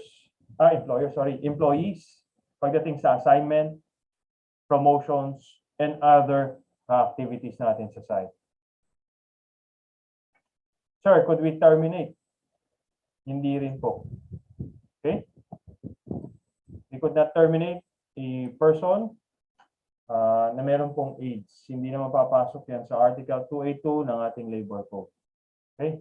Diba sir, meron sa Labor Code yung because of health conditions. Yun po ay pag hindi na talaga kaya magtrabaho. Example, yung AIDS employee na may AIDS, hindi, very weak na po siya. Doon lang po pwede. Hindi niya na kayang magtrabaho. Next, confidentiality.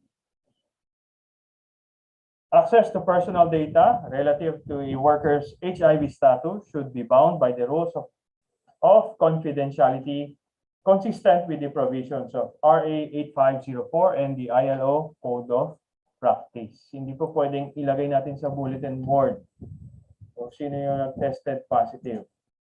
Okay? At the same time, wala rin pong access yung ibang employees dun sa data or sa document ng worker na may HIV.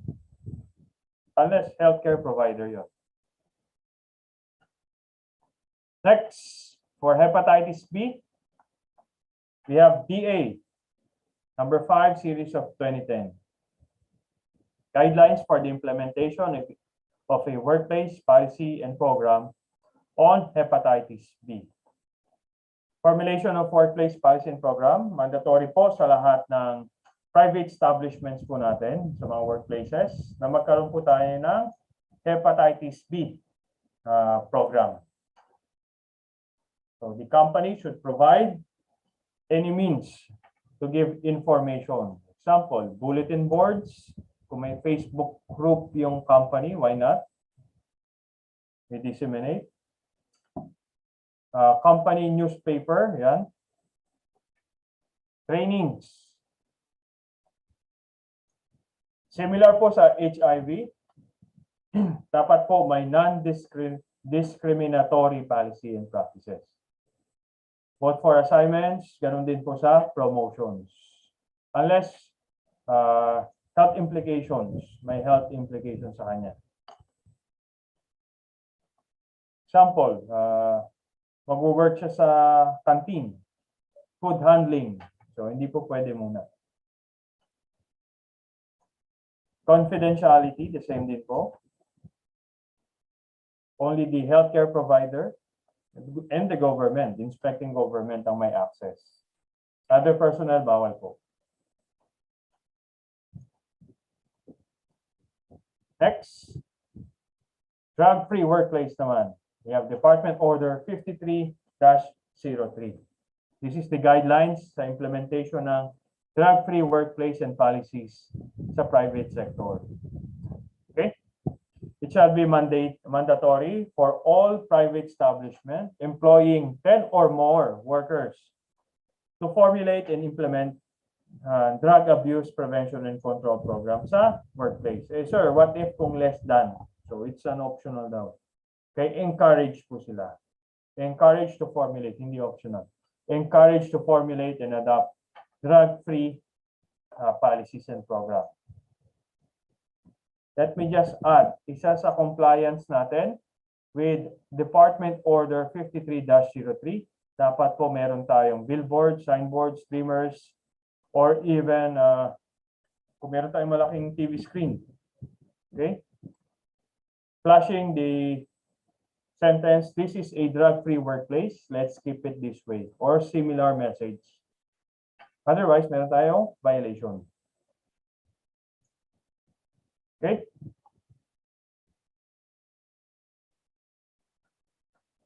Employer shall require their officials and employees na mag-undergo po ng random drug testing. Okay? Wala pong excuse. Once na sila yung napili for drug testing, they need to comply. Sir, how about the cost? So, papasok pa rin yan kay Rule 1967 and kay Department Order 53-03. Should be no cost sa ating employees. Sir, paano kung may pag-positive? So, duty po ni company na i-arrange po yung magiging rehabilitation. Well, kung tumanggi po si empleyado, that's his or her call. Pero sa possession po ng drugs, anyway, basahin ko na lang. Any officer or employee who uses, possesses, distribute, sells, or attempt to sell, nagda-drug pusher siya, tolerates or transfer dangerous drugs or otherwise commits their other unlawful acts as defined under Article 2 ng RA 9165 at ang kanyang IRR shall be subjected sa pertinent provisions ng Act, including mga penalties po. Ano kaya yung penalty na yan? So, hindi lang po administrative, but criminal liability po meron. Especially nagtutulak. Okay? Nagbibenta, nagtatago, or kahit may information lang po tayo. Sometimes if you would notice yung sa mga nare-raid na bahay. Sample, sa isang kwarto, 3 yung worker. Yung 2 doon, gumagamit, nagtutulak, nagtatago ng drugs dun sa kanilang barracks. So, pwedeng madamay yung isa. Okay? In the assumption po na may alam din yun. Okay? But of course, subject for investigation pa rin. The penalty of life imprisonment, yung death, wala na po yan.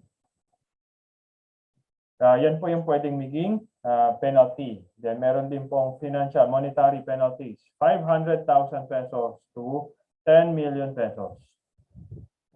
Okay? This is as per Section 11 ng RA 9165.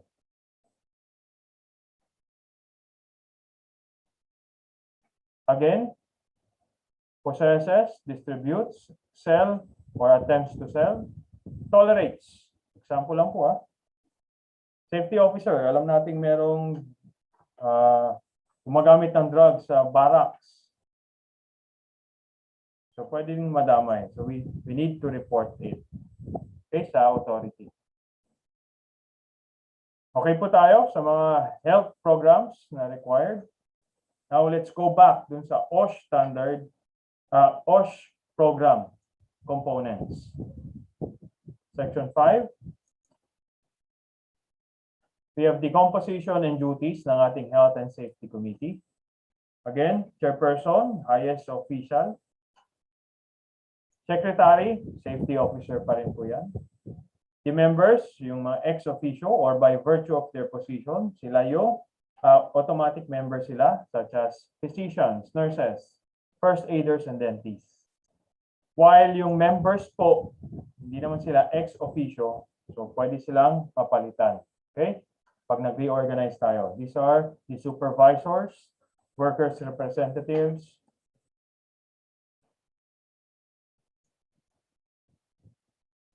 next, Section 6 po ng ating OSH program. Dapat makikita na dyan yung OSH personnel and facilities sa ating job site. What are the qualifications? I-state po natin dyan. If our company wants a safety officer na licensed engineer, pwede po natin ilagay dyan. Okay, wala pong problem doon. If our company wants, okay lang po kahit college graduate, able to read and write, may BOSH or coach training, okay lang po. Ilagay natin dito sa section 6. Of course, we need to attach yung certificate nila.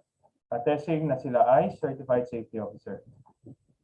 Next, list of competent emergency health personnel sa ating job site. Example. Yan. Pwede tayong gumawa ng table for safety officers and yung details po ng kanilang training. So occupational health personnel po natin, pwedeng ilagay. Juan de la Cruz, then BOSH ONAP training. Okay?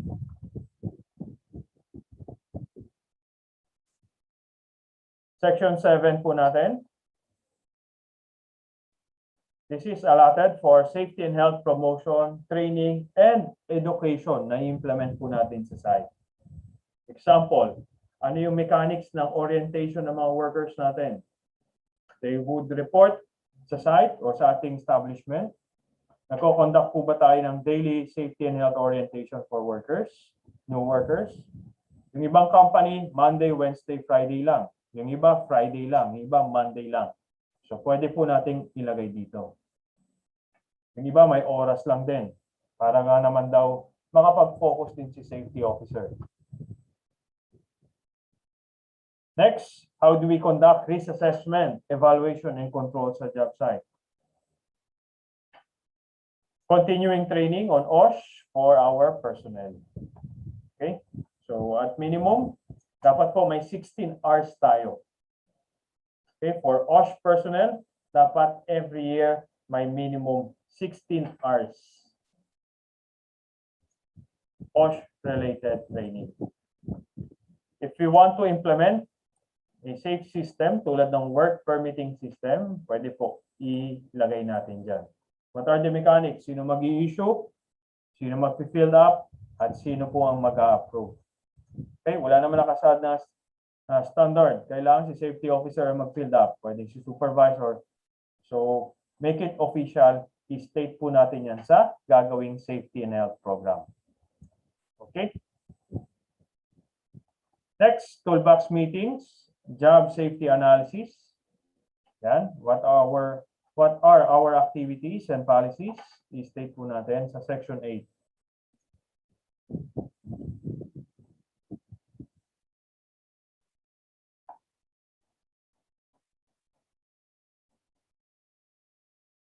Balik ko muna, section 8. Kaya wala tayong nilagay na other info. Depende po sa organization. Let's say, ang toolbox meeting, yung iba gusto every morning kagad. Kahit yung iba, 10 o'clock pa, attend na ng toolbox ng earlier.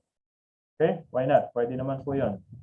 Yung iba gusto as a whole, general assembly. Yung iba naman po gusto per department. Okay lang din po yun. Okay? I-specify po natin dyan. Yung iba naman, common practice per department, pero every week, merong general assembly naman. Okay? So, very versatile naman po. Section 9. Ito po yung accident, incident, illness investigation, recording, and reporting. Okay po, naglagay na lang din tayo ng sample statement para sa section 9 ninyo. Any dangerous occurrences, major accidents resulting to death, or permanent disability shall be reported by the company to the Dole Regional Office within 24 hours. Okay, nabanggit na natin kanina yan. Kumbaga, gumawa lang tayo ng sentence to comply with section 9. Okay, example lang po yan. Ganon din po yung investigation natin. If we want to specify yung who are the members na mag-iimbestiga, pwede rin po nating ilagay dyan. Example, for section 9 ng inyong ng inyong safety and health program, you want na si safety officer ang mag-spearhead, dapat may kasama po siyang isang manager, 2 supervisor at workers representative, pwede rin po. Okay?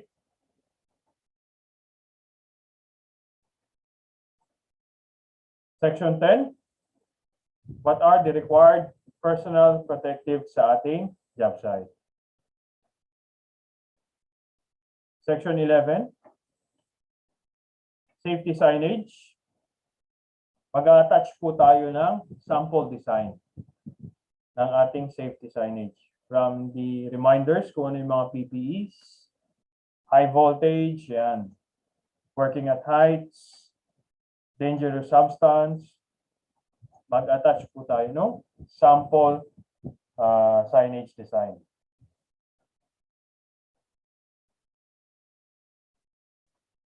Section 12. Magsiset po tayo ng policies regarding sa dust control and management and yung regulation ng mga activities tulad ng working at heights, electrical works, power tools, excavation kung meron. This is more on construction. Protection of the public and the workers. Means of entry and exit from the excavation. Exposure sa vehicular traffic. Falling load, hot works activities, and compressed gases. I'll give you an example. Working at heights, kailan tayo magre-require ng full body harness? Ilagay po natin, sir, we want to make 6 feet pa lang, kailangan may full body harness na. Okay? Hindi lang po pang fall arrest, but pang movement restriction, fall restraint purposes. Okay? Ilagay po natin dyan. Working at height, sir, kailangan pag 6 feet, meron na po tayong top rail, mid rail, and toe board. Ilagay po natin kung ano yung requirement natin. Next, section 13. Workers' welfare facilities. So this one, ayan po, kinuha natin to sa template mismo. Okay? Nakalista na po yung workers' welfare facility, tulad ng adequate supply of drinking water, sanitary and washing facilities, suitable living accommodations, kung applicable po yan, especially ngayon may COVID-19, in-house na ibang workers. Sanitary facility, lactation stations, kung may ramps, railings, especially sa mga personnel natin na may PWD, and other workers' welfare facility as prescribed by BOSH standards, especially mga locker rooms. Next section, section 14. What will we do in case of emergency? Okay? So yan po, section 14, that is intended for emergency and disaster preparedness and response plan. Again, wala naman tayong standard regarding sa emergency responses. It depends on our organization. I'll give you an example. Fire brigade. Composition ng fire brigade, wala po tayong standard. Basta meron tayong fire brigade chief. Depende po sa number of equipments, numbers of personnel natin sa site. Their actions o yung magiging procedure natin in case may fire or evacuation procedures, depende po yan sa atin. Okay? Ganon din po sa solid waste management system natin. Mag-i-implement po tayo ng recycling programs.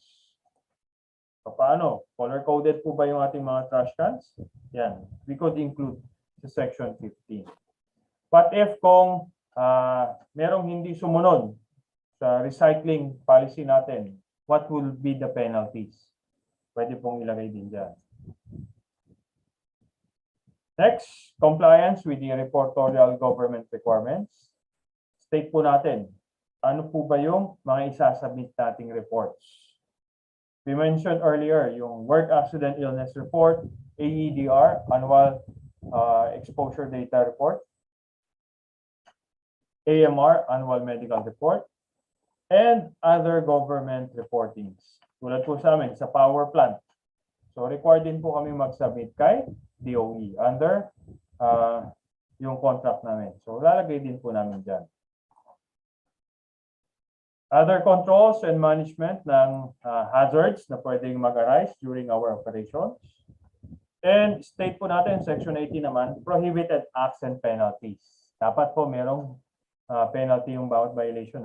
I'll give you an example. Okay? State ko lang, compliance with health and safety rules should be considered a condition of employment. Rules must be explained to new employees when they start work or if they are transferred or retained. Okay? Ito po, yung screenshot lang. Paano kaya yan, sir? Violations and penalties. So, pwede tayong gumawa ng listahan. Sa planta po namin, we call it disciplinary code. Okay, first column. Yan yung code lang. Kasi meron kaming ticketing system. Lalagay na lang yung code. Depende sa violation. Violation description, example, not wearing ng hard hats. First offense, sa amin, 1 day suspension without compensation. Second offense, 3 days suspension. Third offense, 1 week. Fourth offense, ulitin, matigas talagang ulo. We could dismiss or terminate the personnel. Sir, baka tumakbo yan kay Dole. Magreklamo kasi sinuspend siya without compensation or terminate. Please take note, this is approved by Dole. Okay? So this is allowed. Okay, by virtue of their approval, they allowed yung mga penalties na to. Okay? And also, if we would go back, Article 282, yung serious misconduct or willful disobedience. Isa sa mga provisions na pwedeng ma-terminate yung empleyado. So, pasok siya rito. Okay? Article 282 ng Labor Code. Section 19, cost of implementing company OSH program. Okay, so meron tayong annual estimate regarding sa magiging OSH program implementation natin. Okay, so wala pong reason yung company, sir, wala kaming budget sa OSH implementation. Hindi po. Approve po yan ng DOLE. Dapat, and again, pumirma si boss sa commitment. Statement of commitment, yung first page. So that should be given. Wala tayong excuse. Budget should be given sa OSH program implementation. Kinuha ko lang po sa template. Yan. Example, yung OSH program implementation, may PPE, OSH trainings, safety signage, machine guards and related equipment, medical examinations, medical supplies and medicines, and others, especially ngayon, COVID testing. Okay, pwede nating ilagay dyan. And yung ating estimated budget cost. Okay? Clear po sa atin yung 19 sections ng OSH program under section 12 ng ating DO1 and 8-18.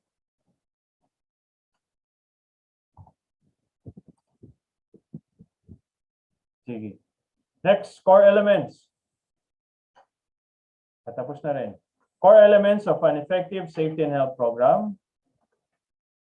Implementation. Effective implementation ng safety and health program. Of course, we need yung backup from the higher management. Kaya unang-una, management leadership. Top management visibly commits to investing and constantly developing yung ating safety program. Kaya nga first part pa lang ng OSH program natin, their commitment kaagad ang kinukuha. Okay? Kailangan siguradong may backup tayo from the higher officials. Kung wala, nag-policy tayo, may ini-implement, mayroong nag-violate, binibigyan natin yung suspension, pero ayaw nilang suspend. Kawawa naman. Paano natin implement yung OSH program? Kawawa si safety officer. Okay? Next po, meron tayong cooperation, backup from the higher management. Ngayon po, required natin yung workers' participation. Kasi in the first place, ang goal naman ito is to keep them safe and healthy during their deployment sa ating workplace.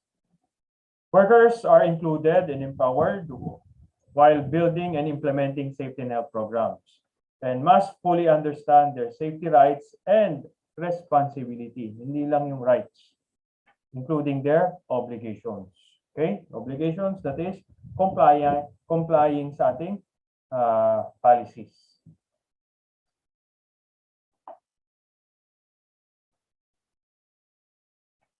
Next, higher management, may commitment tayo. Magpa-participate yung mga workers natin. Ngayon po, we need to identify yung mga posibleng makasakit sa kanila, sa mga workers. Okay? Kailangan meron tayong hazard identification and assessment. Dapat po meron tayong procedures regarding sa pag-identify ng mga hazards, pag-reassess sa kanila, and mag-provide ng controls. One of the best document is yung job hazard analysis natin. Okay? I think nadaanan nyo yung job hazard analysis. List down lahat ng job steps. For every job step, ano kaya yung hazard? Okay? Kung may hazard, dapat po may mitigating control din. So, bawat job step po, alam ka agad yung mga possibility, yung mga hazard po na possible na mga nakasakit sa workers natin. At the same time, mitigating ka agad.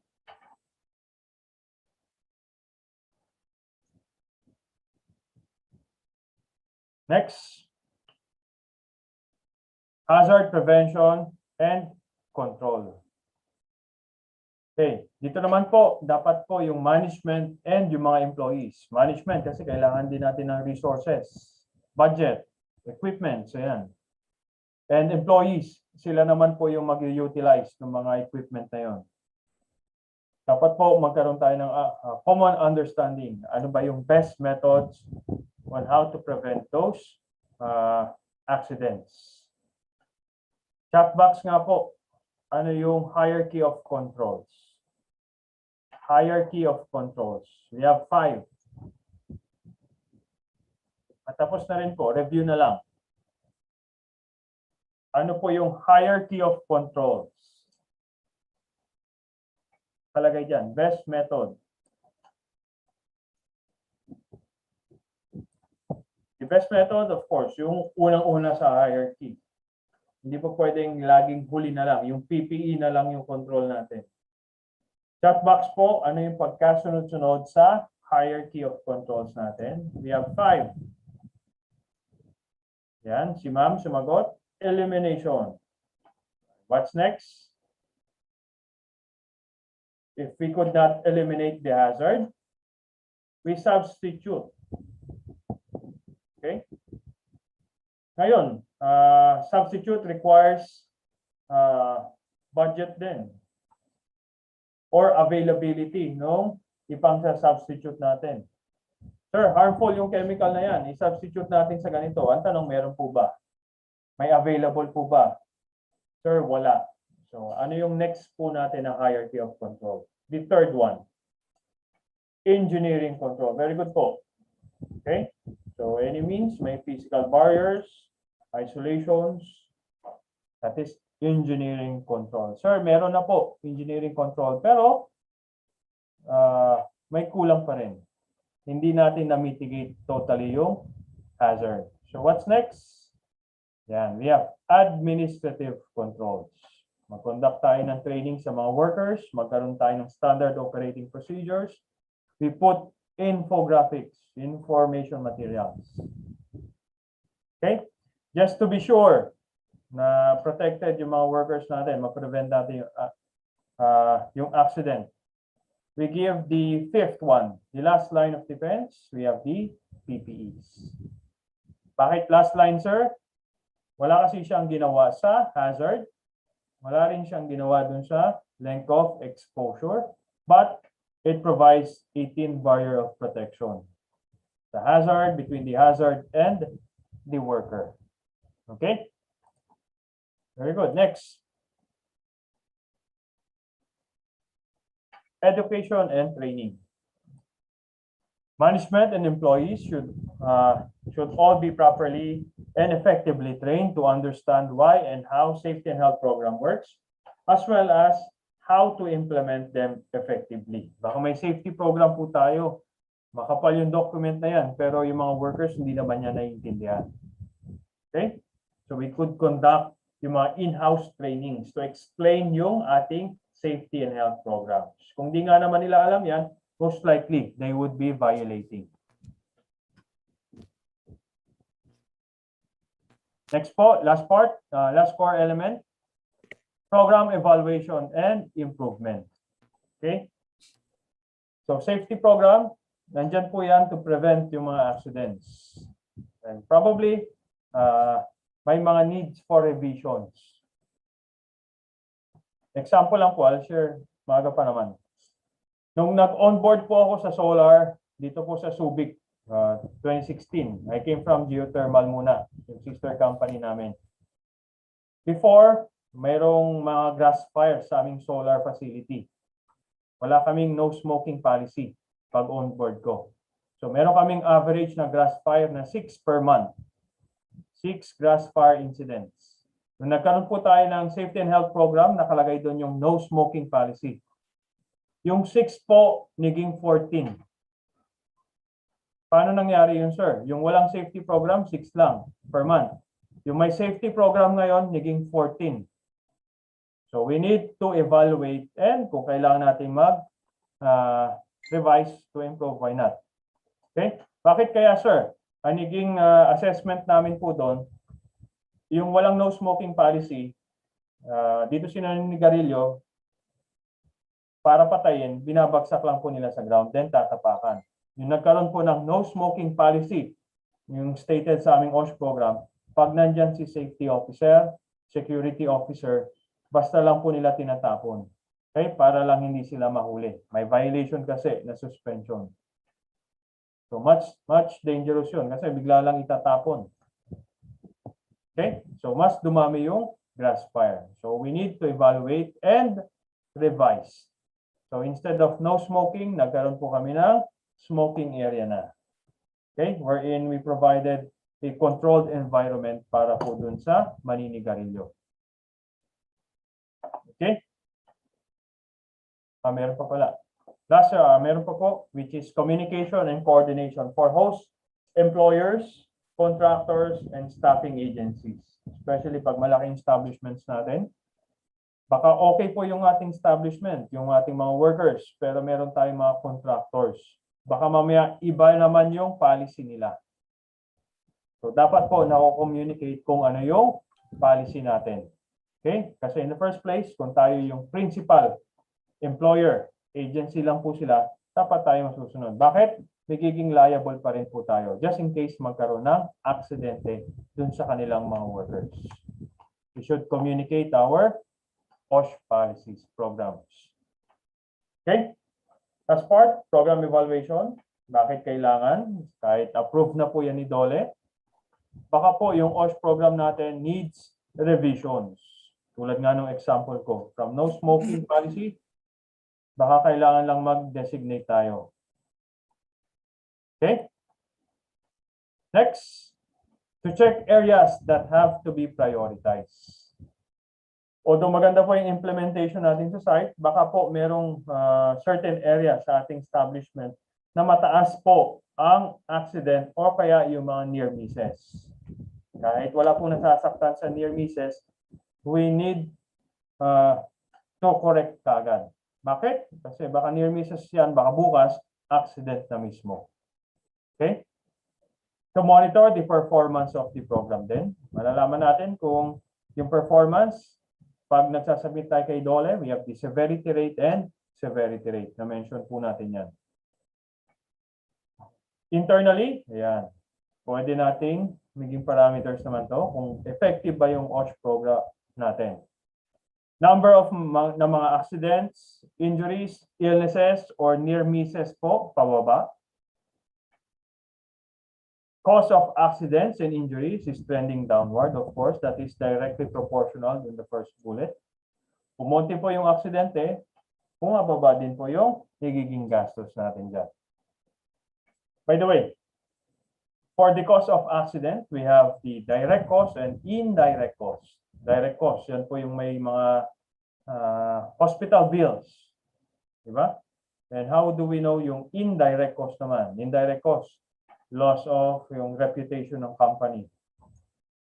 So we could compute that by yung kay Herbert William Heinrich, 1:4. Magkano yung direct cost?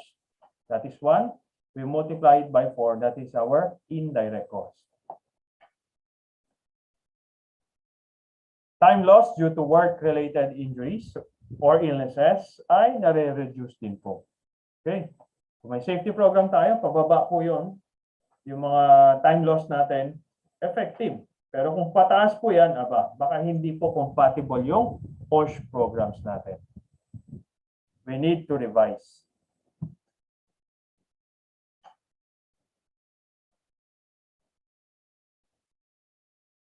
Pre-COVID, ngayon po, pwede na tayo mag-submit ng through email. Okay. Pero just in case, bumalik na po sa normal, where to file our BOSH program. Application sa regional office po yan. Letter A, application received by the region. The regional office shall officially endorse yung ating BOSH program sa Bureau of Working Conditions within 7 working days. Yun lang po matatransfer. Okay? Sa BWC. Once na-receive po ni Bureau of Working Conditions po yun, re-review po nila yan, then it's either approve or may revisions lang po. Never naman sila nag-deny. Okay? Baka may kulang lang po or may kailangan baguhin, revision lang ang kailangan. After that, marireceive na po natin yung DOLE approved OSH program natin. May kasama na rin pong document na approve po yun. Okay? May questions po tayo. We still have 4 more minutes for the questions.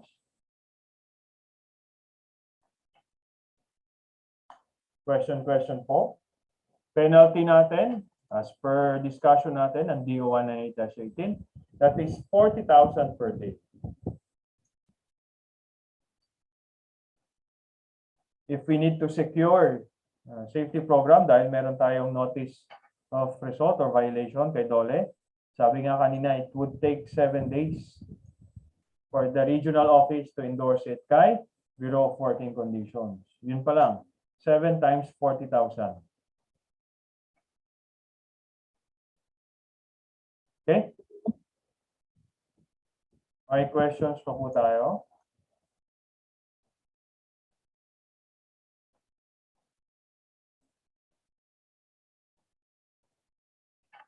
Question.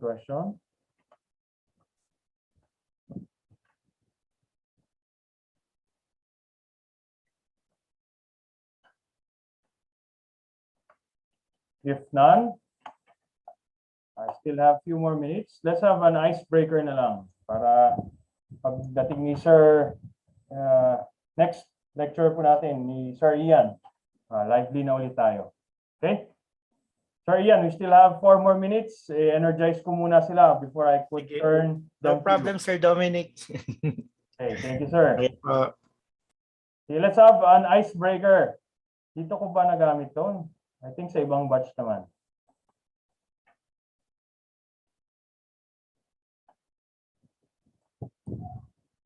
Na-experience na po natin to. Post your answer. No, not yet. Sige, this is just a review na rin. At the same time, while having fun. Okay? So objective po ng aking icebreaker, okay, while reviewing, the participants will be able to familiarize yourselves with different techniques of selfie. At the same time, ma-update kayo sa latest selfie poses. Icebreaker lang po just for us to have some fun. Perform good-looking selfie and to have fun. Sorry, this is BOSH. This is the last day of BOSH training. Okay? May question po tayo, then later on, kailangan nating mag-pose. I think nagawa ko na yata sa inyo to. Sige, let's have different questions naman. Tama ba? Tanungin ko si Ma'am Sarah. Hi, Ma'am. Last time ba we did this one? Post your answer. No? Not yet? Not yet. Oh, ibang batch siguro yan. Okay, sige po. Here's the question. What is the legal basis that brought the formulation ng ating OSH standards? Yung kanina, first topic natin. Oops, wag natin pong ilagay sa chat box. Wala tayong ita-type. Wala rin tayong sasabihin. Instead, you need to post dun sa sagot ninyo. Example, ang sagot natin ay PD454. Yan yung magiging post ninyo. Cellphone plus P sign. Okay? Kung sagot natin ay PD442, yan po yung sakit sa ulo post.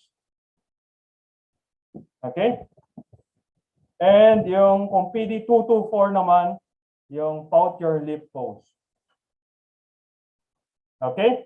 Sige, on ko muna yung mga cameras ninyo. Let me see. Kung sino yung nagtatago. Kanina may nakalusot sa akin yung mga doombringers eh. Ngayon po, wala na. Sige po, anong sagot natin? Show your pose. Post your answer, sorry.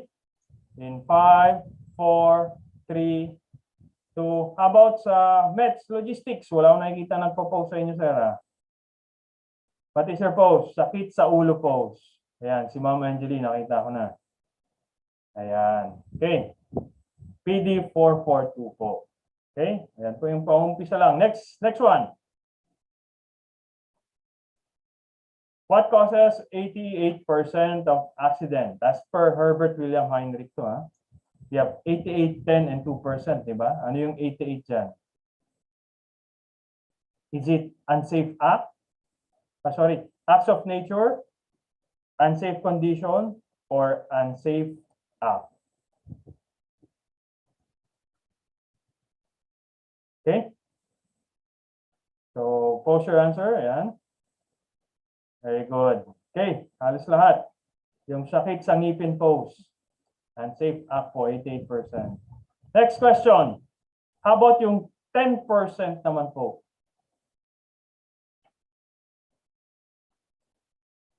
10%. Yan. Kanina puro babae yung nagpo-pang-post. Ngayon puro lalaki naman. Alin po dyan? Yung 10% according kay Herbert William Heinrich. Is it acts of nature? Yan po yung, ewan ko anong post yan. Yung B naman, unsafe act. Yung poging-pogi sa sarili post. At yung C, yung kay Arnold Schwarzenegger naman. Unsafe condition. So, post your answer in 5, 4, 3, 2, 1. Sige, post. Okay, nakita ko yung mga sagot. Especially yung kasama ni Ma'am Angeli. Tumayo pa. Sir, thank you. Okay, tama si Sir. Okay? Tatawagin ko siya, Ma'am, si Arnold Schwarzenegger. Ha? Okay, next question. Refers to a situation caused by a condition or practice in any place of employment that could reasonably be expected to lead to death or serious physical harm. Definition to ng DO1 ng HR18 natin. Is it the high risk? Yung Pemberia pose? Yung B naman po, yan yung Coca-Cola pose? O yung letter C, ewan ko anong tawag yung post na yan. Okay? Ready? Ulit, anong question, sir? Yan.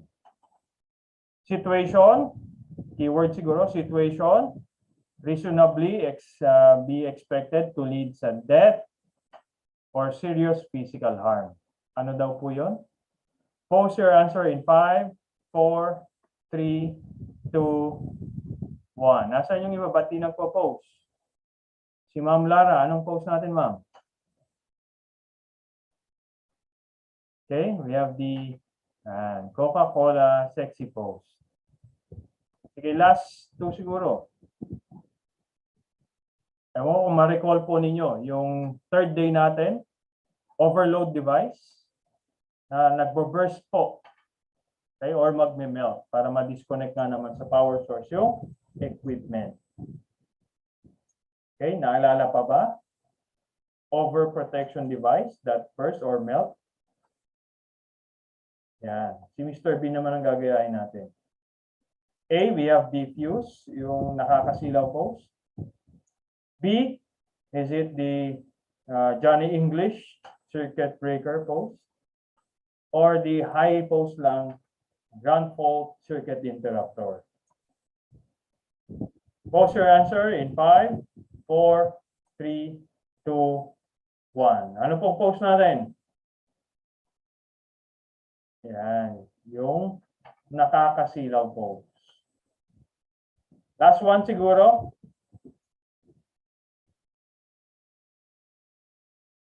Ano po yung an act? So, ibig sabihin, batas po ito, ha? An act strengthening compliance with occupational safety and health standards, providing penalties for violation thereof. Anong batas kaya yan? Yan po yung mga gagayahin natin. Okay? RA 11042. Yan, smile lang. B, RA 11058. And C natin, DO 198-18. Okay, ready? Post your answer in 5, 4, 3, 2, 1. Okay, yun nakaganon. Okay. With matching eyes, dapat yan eh. Okay, so yun po yung icebreaker natin. Let's summarize yung ating lecture for OSH legislations, employees compensation program, and the OSH program development. Okay po, thank you po mga ma'am and sir. And I will turn over you po para sa ating Module 12, COVID-19 and the workplace. Very interesting. Okay, turn over ko po kayo kay Sir Christian, kay Sir Ian po. Sir Dominic, maraming salamat po. Good afternoon sa lahat. Good afternoon, sir. Mayong hapon. Afternoon po, sir. B. Good to be back. mask. I. Isanitay sa mga kamay. Iwas hawak sa mga bagay. D. Kumistansya ng 1 metro. A. Alamin ang totoong impormasyon tungkol sa COVID-19. Protektahan natin ang sarili at mga mahal sa buhay. Bida solusyon sa COVID-19. Okay, welcome back to our show. Magandang hapon sa lahat. Yan, show talaga, no? Mayong hapon, mga safety officers. Good afternoon, sir. Yan. Good afternoon, sir. Congratulations po sa ating lahat, no? Yan, si Ma'am Basta kami Angelique. lahat, sir. Pasa na, safety officers sa tanan. No? Yun. Ano siya? Your certificate will be a lifetime, guys. So you're a lifetime certified safety officer 2 by rank. And then you need to Pasensya have email, sir. Opo. And then after you will have your 48 hours advanced safety training and two years experience in safety, you will be elevated into safety officer 3. Okay? But guys, ayaw lang mag-undang pag safety officer 2. But please apply for accreditation for a practitioner or even to become a consultant. Okay guys, so this is our last topic for your entire course for the basic occupational safety and health. Okay. But before that guys, sino na dito yung nagka-COVID na? Simple lang tanong ko, no? Sino dito nagka-COVID na? So sana kami ng dalawa ni si Sir Jan and then si Sir na taga-Mets, no? So kayo lahat dapat hindi magka-COVID ha. Okay, this is our discussion because I had my COVID last month po. I was last month na po ko nagka-COVID even though I have my vaccination already, but nasa mild case lang ako. Okay, this is an interesting topic kasi ano na, panahon talaga. Yun. I'll discuss this only for 1 hour guys, so please bear with me.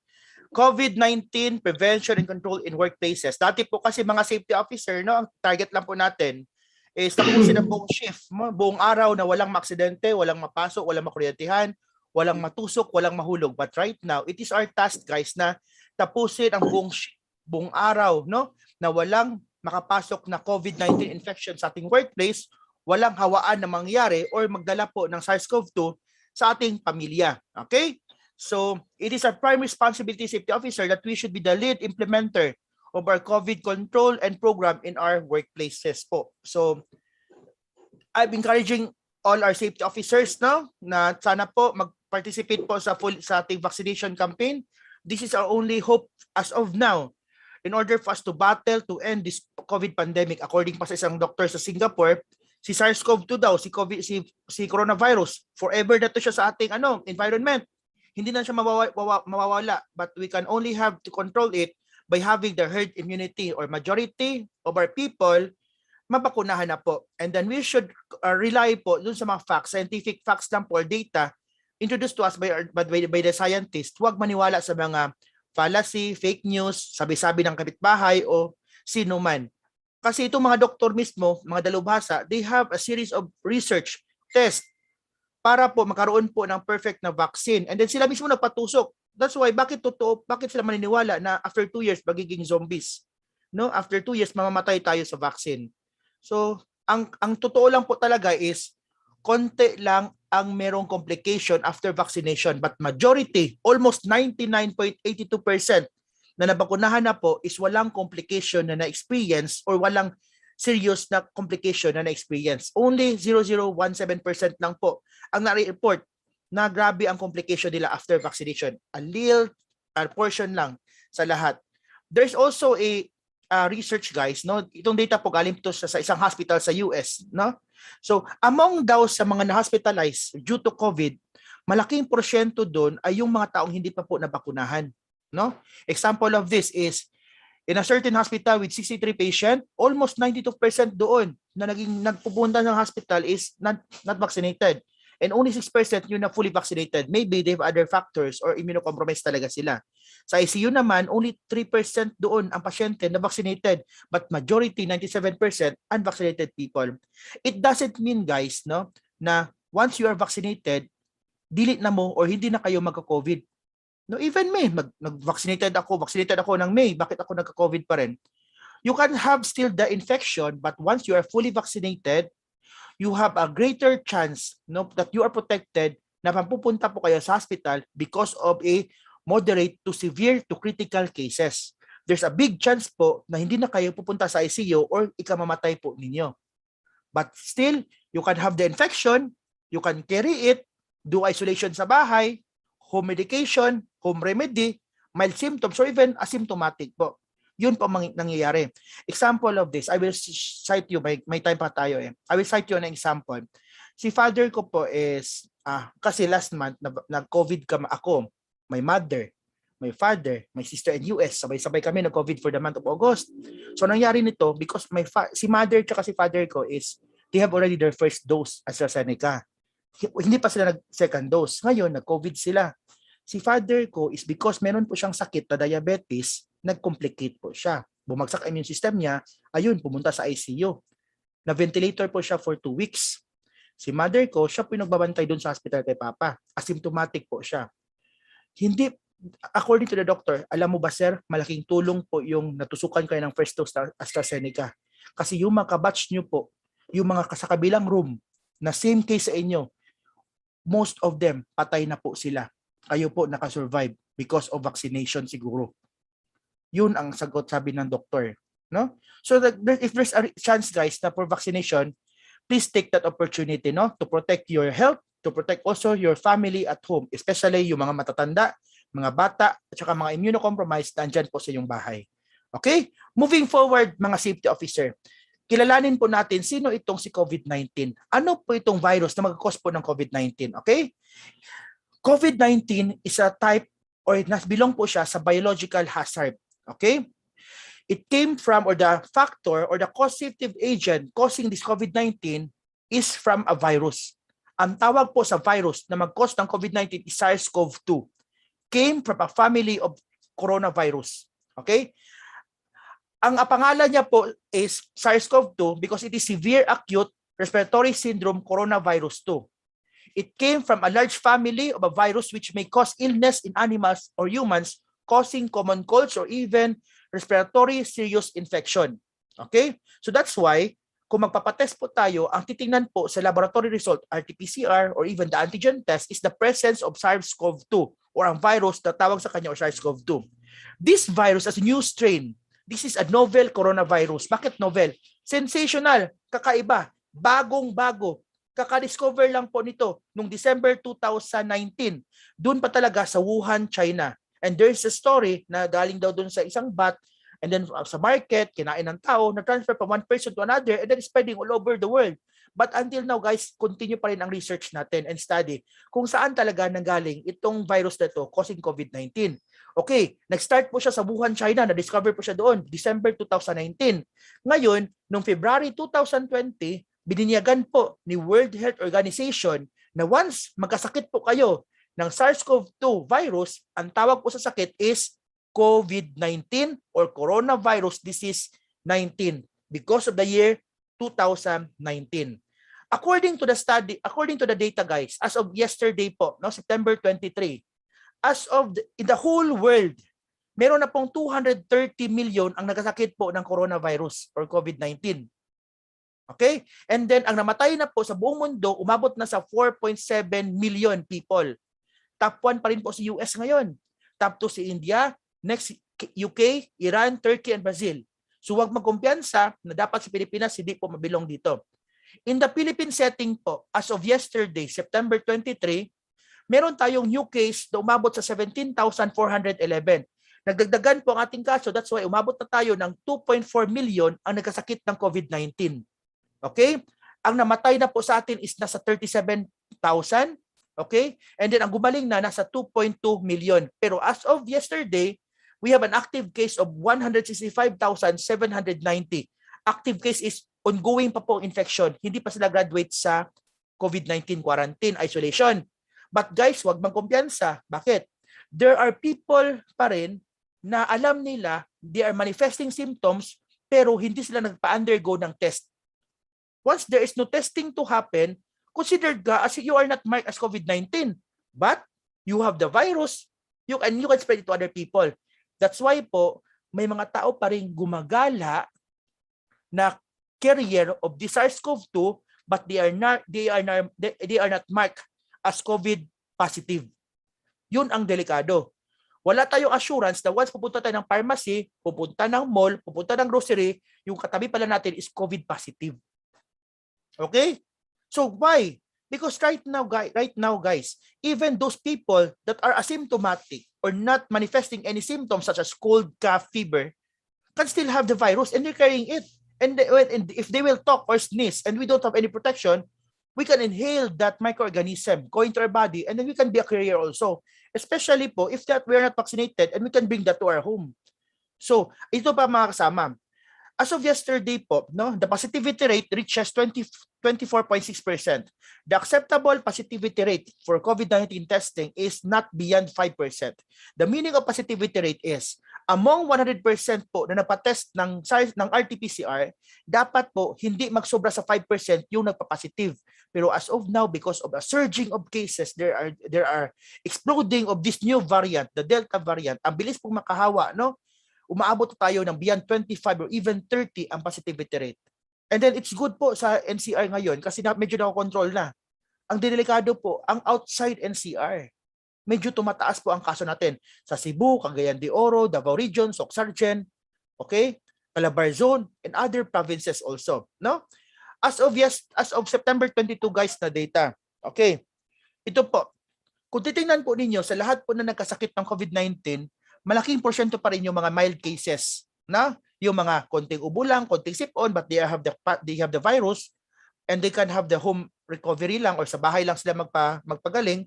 Pero ang critical cases natin nasa 0.7% lang po, severe 1.5%, and then asymptomatic nasa 3%. It's good. Pero ang kawawa kasi yung mga immunocompromised na baka papunta po sa severe or even critical cases. Ayaw mo kumpiyansa mga kasama. Huwag mang kumpiyansa po na okay lang mag-critical case kasi ang cover ni PhilHealth is 700,000. Okay lang mag-critical case kasi ang severe case po, ang cover niya nasa 300,000. Uy, hindi po yan totoo. Kasi once nasa hospital kayo, masyado pong magastos. Alam niyo ba magkano ang bill namin sa hospital last month? Okay? My father is staying there for 3 weeks. Our bill reaches 1.4 million. Yun. Aside from that, we are buying medicine outside the hospital, yung hindi po available. So we need to cash out. Aside sa hospital bill cash out 15,000 per day. Because the medication, the antiviral drug is nasa 6,000 per vial and other medication. So wala, naubos talaga ang pera namin. So paano kami makalabas? Reality guys, ano nangyari? Para lang po makalabas si Papa last month sa hospital. This is a personal revelation na iniwan ko po yung kotse ko sa hospital. Kasi may naiwan pa kaming bill meron pa kaming payables doon. That is the reality of COVID-19 and this is not a scam. And even of us experience it guys. No? So yun, problema pa ako. Magbabayad pa ako sa bangko ng kotse ko. Andun pa pala sa hospital. Because that is ang laki po ng binabayaran namin. And praise God, ang pera madaling mahanap. But ang buhay po natin, iisa lang po. Okay? As of September 22 guys, no? Ito po yung mga top regions natin na mataas pa rin ang kaso ng COVID-19, no? NCR, Calabarzon, okay, sa Central Luzon, Western Visayas, and the rest of the region. So, itong mga areas, mga safety officers natin na nabilong dito, mag-ingat pa tayo araw-araw. Okay? Saan po nanggaling itong si COVID-19 virus? Or saan po nanggaling itong si SARS-CoV-2 virus, no? Animals are the most likely source of this virus. It is possible that COVID-19 virus originated from animals before and then it passes through a human and human to human. But until now, guys, this is not yet definite facts, but still ongoing pa po ang research natin kung saan talaga nanggaling, because there's a lot of conspiracy right now. According to them, it is a laboratory made, bioweapon, etc., blah, blah, blah. But the important right now is how to combat our existing problem. Okay? Care of na po yan sa mga scientists kung saan talaga nanggaling si SARS-CoV-2. Moving forward, how long is the incubation period of this COVID-19? If you hear the word incubation period, it is the time that you are exposed to the virus to the time that your first symptoms will arise. Okay? That's why, guys, mga safety officer, always remember, kailan ako posibleng na-expose sa isang positive ng COVID? Kailan ako unang lumabas yung unang simptomas ko? Kailan nawala ang lahat ng simptomas ko? Yun ang counting ninyo para ma-determine natin kailan ang incubation period, kailan tayo mag-graduate sa isolation. Okay? According to the study, no?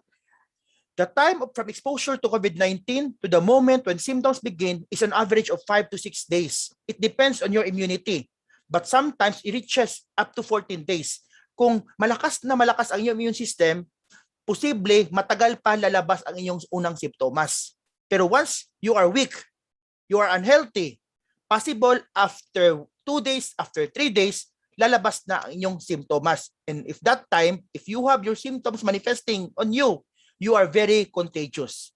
This is why people who have been exposed to the virus are advised to remain at home and stay away from others for 14 days in order to prevent the spread of this virus, especially where testing is not yet available.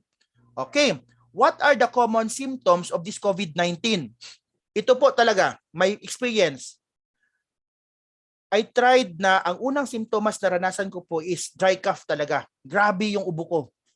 After 2 days, doon ako naglagnat. Ang dali ko nang mapagod. Hinihingal na ako. Masakit ang likod. Okay? And then I even experienced diarrhea. And then I experienced loss of smell and loss of taste. It's good na lang, ano na siya, tolerable. Dito lang ako sa bahay. That's why yung sinasabi nila guys na tuob, even though it's not advisable, it's not officially advised by the DOH, but it's very effective for me. I tried magtuob po 3 times a day. I boiled a water in a pan, and then nilagyan ko po ng luya, asin, tanglad, and then efficacent oil, and then Vicks, and then I inhale the vapor, covering my head with a towel. Yun, nakakatulong po sa akin na bumalik agad yung sense of taste and smell ko. And then even yung pagbara ng aking ilong, and then yung pagtanggal ng ang irritation ng aking lalamunan, nawala rin siya. Diarrhea, very common rin siya sa COVID-19. Usually kasi guys, if you have your medication, your remedy like vitamin C 2 times a day, vitamin D, virgin coconut oil, madali lang po mawala ang symptoms. But it doesn't mean that you are free to go. You need to complete the 10 days isolation. And then after that, upon approval by your RHU, you are free to go and considered as recovered. Okay? How long? Okay, this one. No. What is the transmission? Paano po makahawa itong COVID-19? Okay? This is not an airborne. This is a droplet precaution. Okay? Sa pamamagitan po ng body fluids natin, ng laway, okay, from mouth, from nose, any body fluids from mouth and nose, and then ma-spread natin yan siya. Pwede pong makuha na ibang tao, papasok rin sa ilong sa kasabanga nila, magka-COVID rin sila. But this droplet will not reach beyond 1 meter. That's why yung social distancing natin is maximum 1 meter. Pero once ang area is closed, there is a poor ventilation. Yung we discussed kanina po, no? There's a poor ventilation, and then closed area, a lot of people, and then there's a lot of equipment that causing this body fluid to become aerosol, magiging airborne po yan siya. But that's why we are recommending to open your window, open your door, like dito lang ako sa kwarto. I'm here in my room right now. Yung dito ako sa room for isolation, and then sila mama, si papa, andun sila sa hospital. No, kawawa. And then nahirapan kami guys kasi kailangan nila ng pagkain, ng gamit. So I'm calling my friends, no, please bring food to my parents dun sa hospital, etc. Because I cannot go out. No, yun ang problema once ang family mga COVID. I turn off my aircon, and then I'm opening all the windows para open air. Yung ang virus is walang contamination sa aking room. That's a good practice, guys, no? So we need to implement, guys, the 1 meter social distancing at all times, because the droplet will reach maximum of 1 meter only. Okay? So, who are considered as close contact? Sino yung mga taong considered na they are first degree exposed with the past COVID positive. Ito po ang qualification natin guys ha, para malaman natin na, huy, si HR natin nag-COVID positive. Sino yung mga first contact niya? Kasi yung mga first contact, yun rin yung mga taong dapat i-quarantine natin until there's no test to happen pa. Those people with interaction to the COVID positive or COVID suspect within 1 meter for more than 15 minutes. Yun, qualified po kayo. Had direct physical interaction with a patient of COVID-19. Okay, guys, please mute your mic. Okay. Had interaction with a person with COVID-19 without wearing PPE. Okay ha? Example, room po ninyo, even that is beyond 1 meter, pero that time hindi kayo nag-mask, hindi rin siya nag-mask, or sabay-sabay kayong kumain kasi may pansit hinatid sa opisina, you are considered as first contact. So anong gawin natin if you are considered as close contact or meron kayong first degree exposure to the COVID positive? If you've been exposed to someone with COVID-19, you may become infected even though you are not manifesting any symptoms. For after exposure to someone with COVID-19, these are the followings that dapat magawin po ninyo. Call your RHU, report that immediately in order for you to be instructed kung anong dapat gawin. Cooperate with contact tracing procedure to stop the spread of the virus. If malaman po na may nag-positive, automatic yung nag-positive, i-contact tracing siya, and then tatawagan rin kayo ng contact tracer. If testing is not yet available, stay home and away from any other people for 14 days.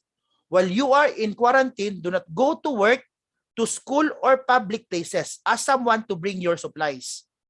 Keep at least 1 meter in distance from others, even from your family members. Wear medical mask to protect others, including when you need to seek medical care. And then clean your hands frequently. Aside from that, guys, stay in a separate room from other family members. If it's not possible, wear mask at all times. Kung sa inyong bahay po ninyo is walang separate room, makakasama rin nyo pa rin mga family ninyo while you're waiting for your test, oblige all members of the family, all members of the household to wear face mask. No?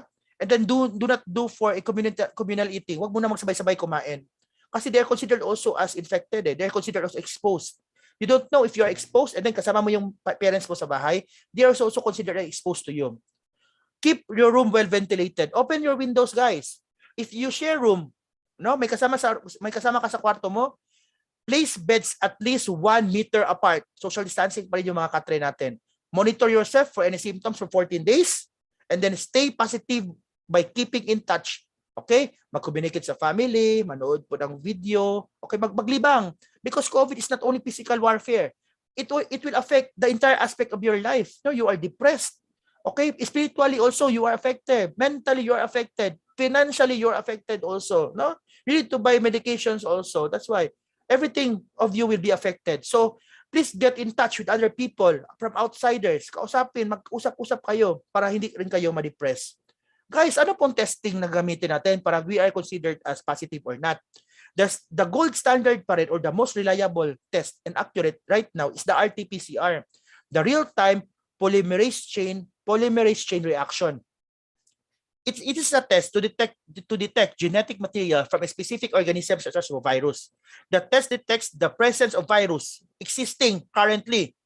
Ang kagandahan kasi ng RT-PCR, pag mag-test kayo, ngayon ang kayang tinetest. Unlike with antibodies testing, antibody na rapid test na it can detect the previous infection. But si RT-PCR, if you are carrying the virus right now, it can be detected. Ang problema lang nitong si RT-PCR, masyado siyang accurate and sensitive.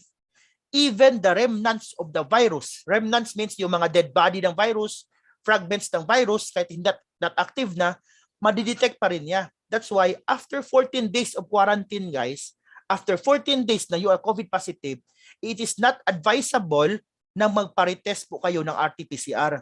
Bakit? Posible, positive pa rin kayo sa RT-PCR.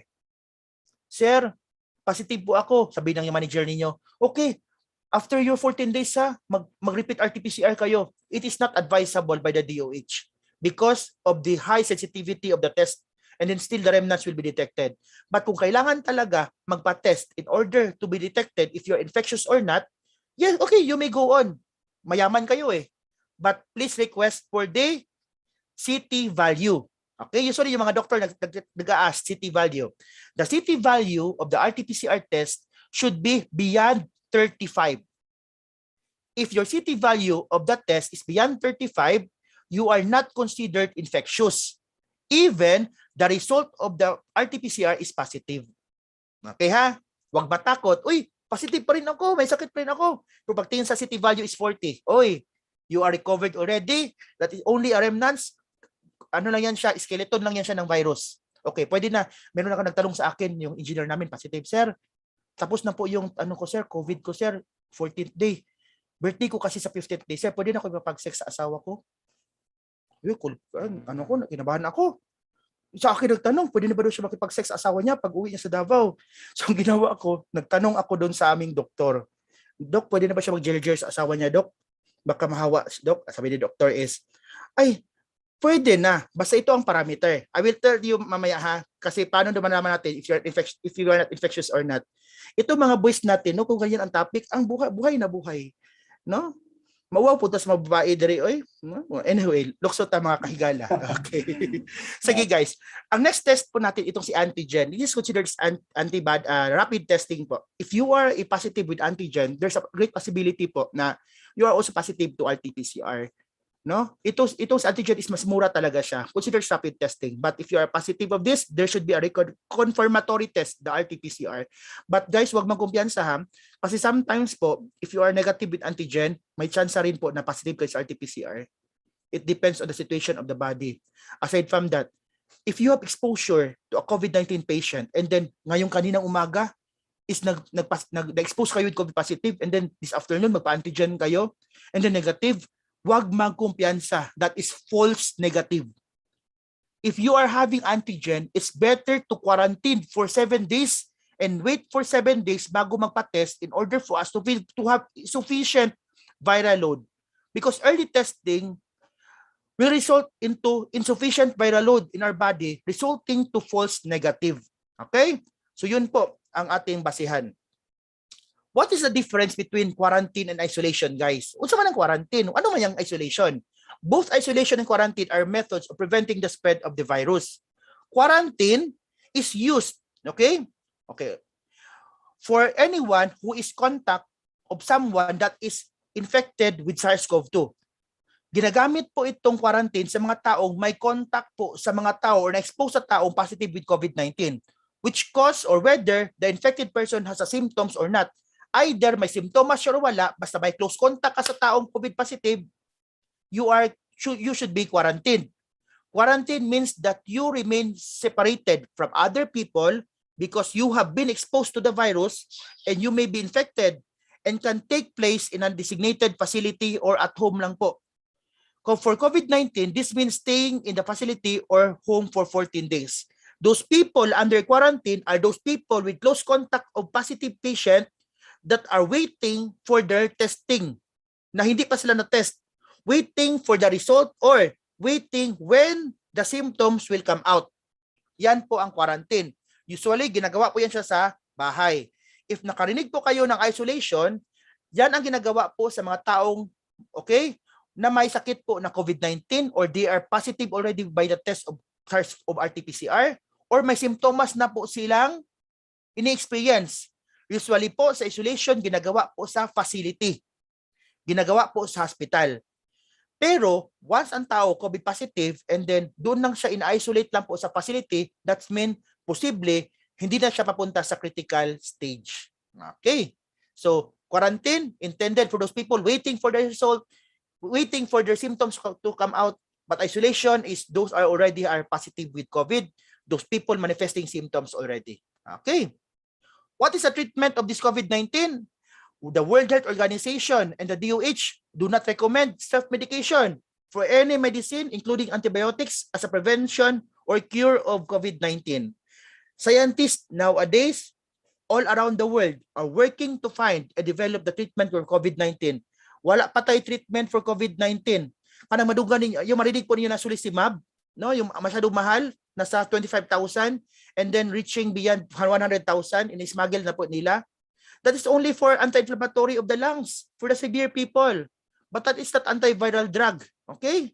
That is only anti-inflammatory because if you have COVID-19, there is an infection in your lungs and then inflammation will occur. No? So that's why kailangan ng steroid, anti-inflammatory, etc. para makarecover. Optimal supportive care includes oxygen for severely ill patients and those who are at risk for severe diseases and more advanced respiratory support such as ventilator for patients who are in critical ill. Okay. The World Health Organization is in coordinating effort to develop vaccine and medicine to prevent and treat the COVID-19. Until now guys ongoing pa po ang research natin for the vaccine. Ang sinasabi po nila is, totoo ba sir na nakakabaog po ang bakuna? Okay. Totoo ba sir na 2 years po mamamatay na po tayo? Totoo ba sir na ang efficacy po, ang effectiveness nitong vaccine is only 1 year? Wala pa pong nakakasabi niyan kasi bagong-bago pa lang po siya nalabas sa market. Bagong-bago pa lang po siya nalabas po sa public. So ongoing pa po ang result kung anong pwedeng mangyari. Basta ang alam po natin, after massive vaccination, lumiit po ang kaso ng mga critical case po ng COVID-19, no? So wag mag-alala po mga kasama. Kaya kung magiging zombies man tayo, at least lahat po tayo magiging zombies. Sino po dito nagpa-vaksina? Taas ang kamay. Okay, no? Sino po yung tingnan ko po yung nagpa-vaksina. Okay, meron pang hindi pala si Sir Redentor, si Sir Anthony hindi pa na-vaccine. Okay, sila Sir Kevin, si Sir Erickson. Okay guys, yung na-vaccine na po, kung magiging zombies tayo after 2 years, kainin natin sila Sir Redentor, si Sir Kevin, siya kasi Sir Erickson, no? So at least sila po yung may iwan kasi ng mga taong buhay na lang So sabay-sabay po natin sila kakainin. Or sabi rin po nila sir is, ayaw po namin mapavaccine sir kasi 2 years lang po yung buhay namin. Nakarinig na kayo ng gano'n? 2 years lang daw? Okay? Sino nakarinig na nun? Wala. You didn't hear that stories, no? Paano magiging hindi 2 years? Anong ginagawa nila after vaccination? Pupunta doon sa malaking tarpaulin, rest bakuna. After that one, magpapa-selfie ng ganun. Siyempre, 2 years na lang ang buhay ma-remain. No? So I'm advising our people na once magpapa-selfie after vaccination, gawin ganito para 5 years or ganito 10 years. No? Para ma-extend po yung buhay natin. So yung na ganito po sa selfie, asahan nyo po 2 years na lang po kayo. No? So yan po ang sabi ng mga yun po sinasabi ng mga chismosang babae na walang trabaho sa bahay. Because they're not doing research. That's all facts, that's all fallacy guys and fake newses, no? Makinig po tayo kung anong ina-advise po ng ating mga dalubhasa tsaka mga scientifico po. Basta alam po natin, bumagsak po ang kaso ng COVID-19 sa mga first world countries and also ang kaso po ng mga severe cases because of vaccination. Ito po guys, makinig po kayo, very important po ito. According to the World Health Organization, paano nyo ma-consider that you are graduate already of isolation? Ito po. Someone as a positive, ito po, may isang pasyente po na nagpositive po ng COVID-19 sa pamamagitan po ng RT-PCR. Okay, nung nagpa-test po kayo, and then positive kayo ng RT-PCR, okay, that is considered as day 1. Ngayon, wala kayong simptomas, asymptomatic po kayo, no fever, no cough, lahat po ng symptoms wala. Superman po kayo. Mag-antay po kayo ng 10 days of isolation. Okay? 10 days na walang symptoms, and then day 1 po yung nag-positive kayo. On the 11th day, pwede na kayo mag-graduation. Okay? Yan po ang recommendation po ni World Health Organization. Okay? Pero, once meron kayong symptoms, the day 1 will be considered kung kailan po kayo nag-positive sa RT-PCR. Ngayon, mag-count po kayo ng 10 days. Symptom starts day 1 and the last up to 10 days. 10 days kayo nasa isolation. Tama? 10 days kayo may simptomas. Pero mag-count kayo ng after 3 days after na walang symptoms. Okay? Example, day 1 to day 10, naglagnat kayo, nag-ubo. Pero pag day 11, nag-stop na ang inyong simptomas. Day 12, walang simptomas. Day 13, walang simptomas. On day 14, pwede na kayo mag-graduation. Nakuha? Okay. Ngayon mga sir, kay palainom man ka, grabe man ka mo tungab tog pundador, no? Grabe mong sakit. Okay. Nagsakit ka, day 1, COVID-19. Umabot ng 20 days, may sakit po kayo, may ubo. Matagal po lumabas. So, mag-count kayo hanggang on the 20th day, may ubo. Pero the 21 days, wala nang ubo, walang simptomas. 22 days, wala nang simptomas. 23 days, walang simptomas. On the 24th, pwede na kayong mag-graduate. So ang technique po natin yan is you should have 3 days, straight consecutive days of no symptoms at all. You are considered recovered and not infectious to others. No need for retesting. Gets? Okay, pwede na mag-gerger? Yes. Basta 3 days, walang simptomas. Sa dihang paghuman, giubuhan, yun, may symptoms di ay. Takdan Ano ng yung uyab. Jerjer, sir? Ay, hindi na alam. Yung mga taga Cebu ha, paki-enlighten yung mga kasama natin from Luzon. Okay. Joke lang yan guys. We need to energize people, no? Kasi baka tutulugan niyo po ako. How can you protect? Okay? How can I protect myself from having this COVID-19 infection, guys? So, yung lang po tayo sa minimum health requirement by DOLE. Proper wear of proper PPE, sanitize your hand, practice 1 meter social distancing, no? And then ensure that there should be a good ventilation in your area. Okay, guys? And then what is the prognosis? According to the research and study, no, of all positive of COVID-19, only 20% lang daw yung mga taong kailangan magpa-hospital, yung na-admit, yung na-ICU, or posibleng mamatay. But 80% of those positive daw is kahit sa bahay lang sila because of mild asymptomatic cases lang po sila. Kasi yung musbong po yung COVID-19 last year, naging addict ang mga Pinoy sa pag-take po ng vitamin C. That's why maganda po immune system natin. Pero meron pa rin naiiwanan yung nasa 20% yung may mga sakit, maintenance, immunocompromise, may cancer, may sakit sa baga, may sakit sa kidney, mga buntis po natin na hindi pa nabakunahan, matatanda, mga bata, sila po yung malaking tsansa and also yung mga unvaccinated people ha, sila po yung malaking tsansa na ma-admit talaga sila due to COVID. If you are vaccinated guys, I assure you, if you don't have any comorbidity, there's 100% assurance na hindi po kayo ma-admit. Pero guys, huwag magkumpiyansa because akala nyo lang po is, mild symptoms ako, I'm COVID positive. Pero naka-feel na po kayo ng difficulty of breathing. And then, pag-check nyo po sa pulse oximeter po ninyo, less than 80 na po or 85 ang inyong oxygen saturation, immediately go to the hospital. Okay? For hospitalization. Okay, moving forward, safety officer. Ito po salarin bakit tumaas po ang kaso natin ng COVID-19. Si Delta variant, no? The Delta variant is also known as B16172 variant. It is a mutation of a SARS-CoV-2 virus. Kasi kailangan mag-mutate po, mag-evolve po si virus para po siya maging strong, para mas the more siya makakapit sa ating katawan, the more po siya makatransmit po sa other people, no? Tinitira po ng Delta variant, itong new strain na po ito, ang ating immune system, and then increasing the transmissibility. Okay? How serious are the viral mutation? The virus naturally undergo mutation as they reproduce. Some mutation might not be significantly affect, but other mutation may be transmissible to others. Example po nito mga kasama. Ang ordinary virus po ni COVID-19 ay kaya lang makahawa in one shot 2 to 3 people. Pero si Delta variant po, sa isang ganon, kaya makahawa ng 5 to 8 people, especially walang PPE. Ay sir, walang problema po sir. Kami naman sa opisina sir, nag-PPE naman kami. Very good. Pero ang ginagawa, may isang supplier nagpadala ng pansit sa accounting kasi nabayaran na siya. So ginawa ni accounting, attention all engineers, all personnel, please proceed to admin office. May pansit tayo dito galing sa supplier. Yun, pumunta dun sa admin. Sabay-sabay nagtanggal ng mask, sabay-sabay kumain ng pansit, nagkahawaan na po sila. Ang delikado, may nakapasok po na Delta variant sa opisina. Guys, ito po ang ating isipin palagi. Even you don't have a fever, okay? The normal body temperature, guys, is 36.5 to 37.5. Na-appreciate to, may mga nurses tayo dito. Even though you don't have a fever, may mga data na rin po tayo na they can still transmit virus to other people. That's why, ito pong tinuturo ko sa aking mga workers. Consider all people surrounding you as COVID positive. Even though they are not. Ka-harsh po din mo, sir. Ang harsh nyo po. Bakit? If you will consider that your seatmate is COVID positive, you are very cautious of not removing your face mask. You are very cautious of doing 1 meter social distancing. You are very cautious of doing hand washing. Okay? Example, si Sir Mets o duwas ka buok. Consider daw sir, bukatapan sir, COVID positive. Yun, bidita na ito nagkuhan sir, kanang Alfonso niya, no? Para mawa ang virus. Okay naman Alfonso. Okay?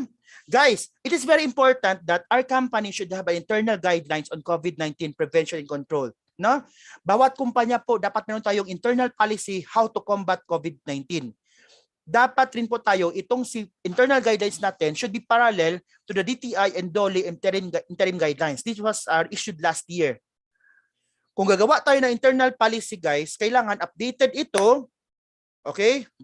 Nakaparallel po siya according to DTI and DOLE na interim guidelines, at saka nakaparallel po rin po siya doon po sa local protocol ninyo sa inyong city. Baka po may mga latest executive orders kayo dyan, may local IATF protocol, kailangan same po kayo ng policy or pwede po mas higher sa kanilang standard. Okay? In doing your internal policy, you should have your 4 elements to comply. Okay? Increasing physical and mental resilience, reducing the transmission of COVID-19 in your workplace, minimizing contact rate, and also reducing the risk of infection from COVID-19.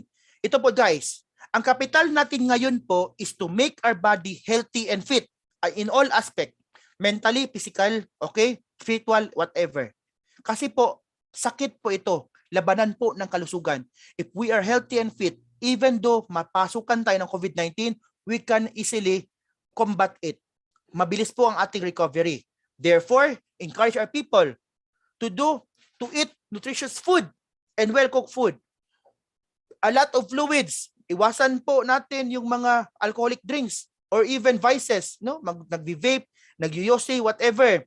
Okay? Have adequate rest of at least 8 hours of sleep. No? So wag masyadong ayaw mo ka ng matagal matulog.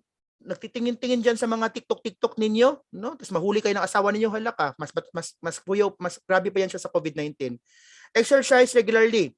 Enjoin companies to provide free medication or even vitamins or other supplies intended to combat COVID-19 and providing referrals to workers needing counseling or presenting with mental health concern. Aside from that, guys, of reducing the risk, the transmission of COVID-19, put it as a part of your policy that all people, all workers, suppliers, vendors, visitors entering your site should wear appropriate PPE by wearing proper mask, no? Covering the nose and the mouth. If kung pwede lang po sa enclosed area, wearing face shield. All of the people should undergo the thermal scanning, checking the temperature. Fever is not a disease, guys. Fever is just a complication that you have ongoing infection inside your body. There is ongoing battle or war inside your body because there's a microorganism invading your body and you have your antibodies, no, fighting this antigen. Accomplishing the health declaration form. You can have your own health declaration form. You can search it in the Google or whatever source of search engine, no? Very important po si health declaration form to fill it out properly. Nakakatulong po siya for the screening of symptoms. Aside from that is for contact tracing. Provision of alcohol, no, or other sanitizers, hand hygiene or hand washing area, or even mga footbaths sa entrance pass po natin. Ito po guys, please put it also in your policy sa inyong company. Ipagbawal nyo po yung mga mask na may vents. Familiar? Makita nyo po yung mga taong ganito, may mga vents na parang choy-choy. But it's not good. That is unsafe. Why? Because those people using that mask is safe because the air being inhaled by that guy is filtered. But the air came from that guy as a user, once ma-exhale niya yan siya, hindi na po filtered ang air na lalabas dyan sa mask na yan. So kung katabi mo po siya, posible mahigop niya po yung air niya na na-exhale niya galing sa kanyang katawan. So inform your guard to do not allow any people to enter your site wearing this kind of mask. Okay? Aside from that, guys, example of a health declaration form. So may mga sakit ba, ubo, lagdat, whatever, they should fill it out properly. Guys, napalabas po si DOH po na memorandum, no? Na kailangan po lahat po ng trabahante, once pabalik or papasok po sa trabaho, kailangan po natin ma-check na mga simptomas or mga factors once kung meron ba siyang COVID-19, such as lagnat, ubo, sipon, other respiratory problem, may sore throat o nanghihina, or ang isang tao ba may exposure ba siya sa isang taong may COVID-19 or may travel history po siya sa isang high-risk area within last 14 days. If that person is clear, no symptoms at all, no exposure in the last 14 days, he can resume work, he can enter your establishment. Okay, but if the person is positive That employee will be isolated and referred accordingly to appropriate management.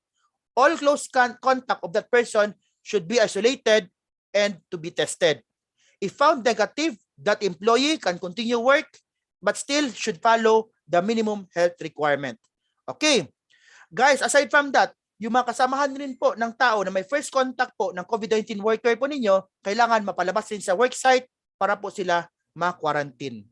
And also guys, as part of our protocol, even the vehicle and supplies and materials na galing po sa labas, kung pwede lang, i-disinfect po natin. Materials po na na-order po ninyo galing sa China or other places po na high risk ang COVID-19, kung pwede lang po, include your warehouse to be part of the COVID task force to disinfect the materials bago po i-distribute natin sa ating mga kasamahan. Instill the implementation of social distancing at all times, not only outside but also inside in your workplaces. You, safety officer, as part of your safety inspection is to include the checking if all of your people doing the 1 meter social distancing, using the face mask, and doing hand hygiene at all times. Assign also your utility to be part of your COVID patrol or COVID task force to clean and disinfect at least once every 2 hours all work areas and frequently handled object. Mga area po na palaging dadaanan po ng mga tao, hinahawakan, ginagamit, no? Kailangan linisan every 2 hours. Provide sufficient clean water, soap in washrooms. Encourage worker to do hand hygiene at all times and provide sanitizers sa mga area pong maraming tao. Okay? Communal eating is discouraged. Do not allow sabay-sabay pong kumain. But if you have your arrangement no, sa table na may barrier, malayo po sila, limited po yung mga tao sa kantin, you may do it, but still sustain the implementation. Always check the area. Okay. Aside from that, guys, we need to protect those immunocompromised people or the vulnerable group in our workplace by adopting work from home arrangement. Yung mga buntis, matatanda, o may mga sakit, kung pwede, work from home lang po sila or staggered schedule po sila, but still, they should submit mga output na kailangan po ng management. I-discourage po natin yung prolonged face-to-face interaction.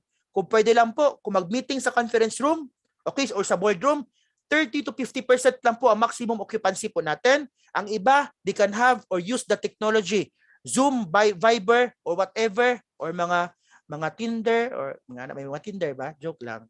No? Video conferencing. Okay? And also, arrange office tables, no? Mga workplaces or desks. Kailangan mag 1 meter social distancing rin po yung mga workstation po natin. Okay? Ito pong gawin po natin mga kasama, no? The safety officer should be the prime responsible of this COVID-19 protocol at site. Okay? So kayo rin po dapat mag-inform sa ating mga kasamahan sa trabaho through your toolbox meeting about COVID updates. Okay?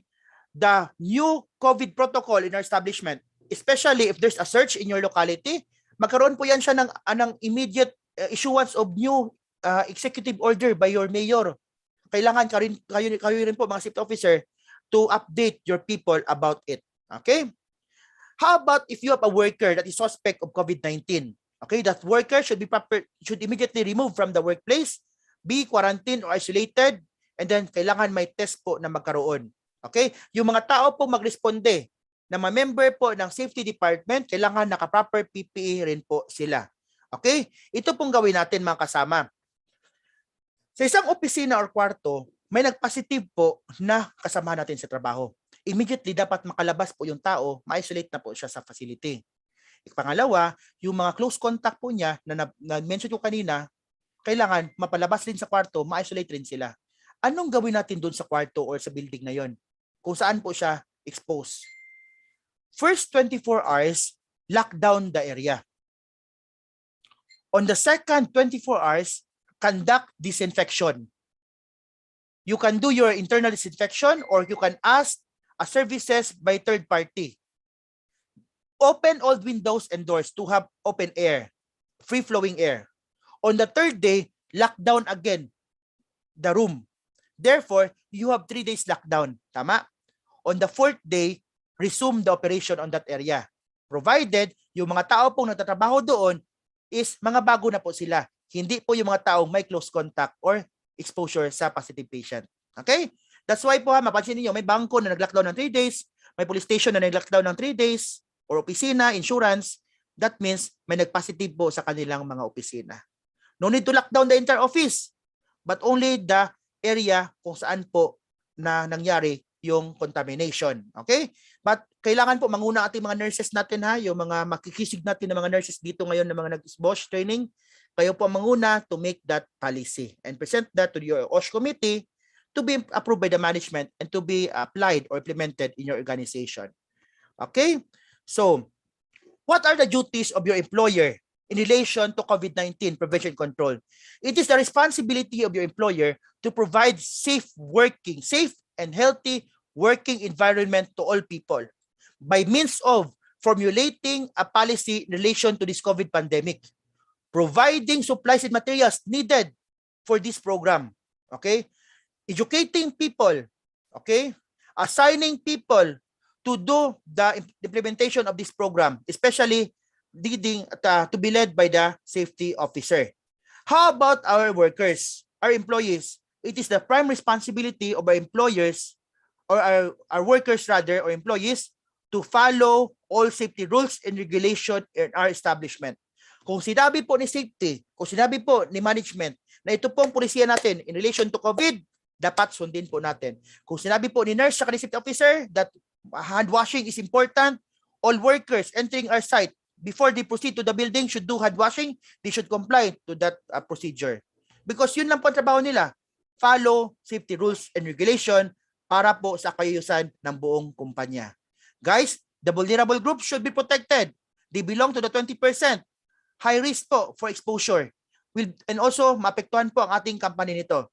Employer are highly encouraged to allow most of these high-risk workers and vulnerable group to do work from home arrangement. The elders, more than 60 years old, those with maintenance, those who are hypertensive, those with immunocompromised, and those people unvaccinated, we should protect them. There should be work arrangement should be devoted to detail the work outputs, and also kailangan closely monitor pa rin sila ng ating operation. Guys, in doing your internal policy, no, sa place po ninyo, sa workplace, you can ask assistance from DTI and DOLE. They're open also to help us technically.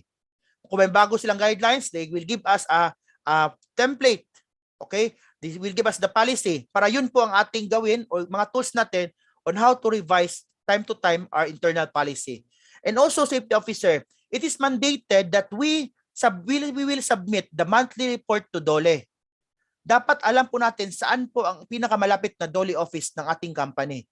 Dapat alam rin po natin ang contact number nila at ang kanilang email address. We need to submit a monthly report on work accident incident report related to COVID-19. This form should be submitted every last day of the month to DOLE. Okay? This form is available po sa DOLE website or even the Bureau of Working Condition website. Okay? Kasi yung ordinary WAIR should be submitted not more than 20th day of the following month. But ito pong si COVID WAIR should be submitted at the end of the month talaga ito siya. And once DOLE will do inspection to your establishment, hanapin po nila ito once kung nagsasabit ba kayo sa kanila ng mga monthly obligation. Guys, I'm sure you have a topic of Employees Compensation Commission. Di ba sinabi doon that once you have a COVID na nakuha po sa workplace or in the course of your work, you are well compensated. Okay? So kailangan there should be proper documentation lang talaga and your SSS is updated. In summary for this topic or discussion, safety officer, coronavirus disease 2019 or COVID-19 is a very infectious disease caused by a virus known as severe acute respiratory syndrome coronavirus 2 or SARS-CoV-2 came from a family of coronavirus. The best treatment right now is prevention, complying with the minimum health requirement, wearing of proper face mask, face shield in closed area or crowded area, doing the social distancing, hand hygiene, and participation of vaccine advocacy, and also proper ventilation in our workplace. The guidelines on COVID-19 protocol or your policy in your workplace will reinforce your OSH program and policy of your organization for better implementation of safety and health control measures in preventive approach. And also guys, most at-risk workers and vulnerable group, the management are highly encouraged to adopt flexible work arrangement.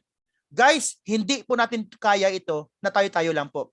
Kailangan natin ng tulong from the management down to the workers at the bottom. Because we believe that safety and health is everybody's responsibility. Kahit gaano pa kagaling, kaganda ang iyong internal protocol, internal policy and program, if there is no support from the management, if there's no compliance by the workers, posible magkaroon pa rin na malaking sakuna due to COVID infection sa ating workplaces. Ang delikado kasi dito, okay lang sana kung binata ka, nag-iisa ka lang sa iyong boarding house. What if kasama niyo po ang inyong mga magulang, mga anak? After in your workplace, pag-uwi sa bahay, your son, your child, you will hug you. Daddy, I miss you. And then upon hugging to them, you are passing the virus to your son or your child. Diba? Yun po ang pwedeng mangyari. Therefore guys, manguna po tayo sa pag-prevent po ng itong COVID infection. Consider all people surrounding you as COVID positive na lang talaga for the sake of your family. Okay? And that's all for our COVID-19 prevention and control in workplaces. Together, let's fight COVID-19. Okay? So, sana po naintindihan po ninyo. Sa lahat po ng sinabi ko, ano po yung word po na nagtatak lang sa inyong mga isipan? Taga-Mets. Katawa naman mo dira. Okay. Okay, so Jer. Okay lang yung Jer. No, that's a physiologic need. Same thing with the air, water, and food. Okay. So, any question, guys? None so far? Yeah, so, it's already 3:30. Guys, congratulations po. So, galingan nyo na lang po yung inyong post-test. And in behalf of RBA, okay, congratulations to all our certified safety officers. Yeah. Okay, Sir Lucky, andito Sir Relly. Sir Relly, back to you guys. Ayun, para lang show, no? Thank you so much, sir. Iyan. Thank you. Maraming salamat po. Kaya magpabaksin po tayo para sa ating protection. Yun.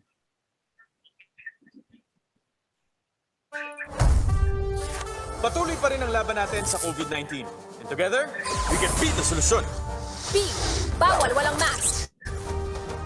I, sanitize sa mga kamay. Iwas hawak sa mga bagay. D. Kumistansya ng 1 metro. A. Alamin ang totoong impormasyon tungkol sa COVID-19. Protektahan natin ang sarili at mga mahal sa buhay. Be the solusyon sa COVID-19.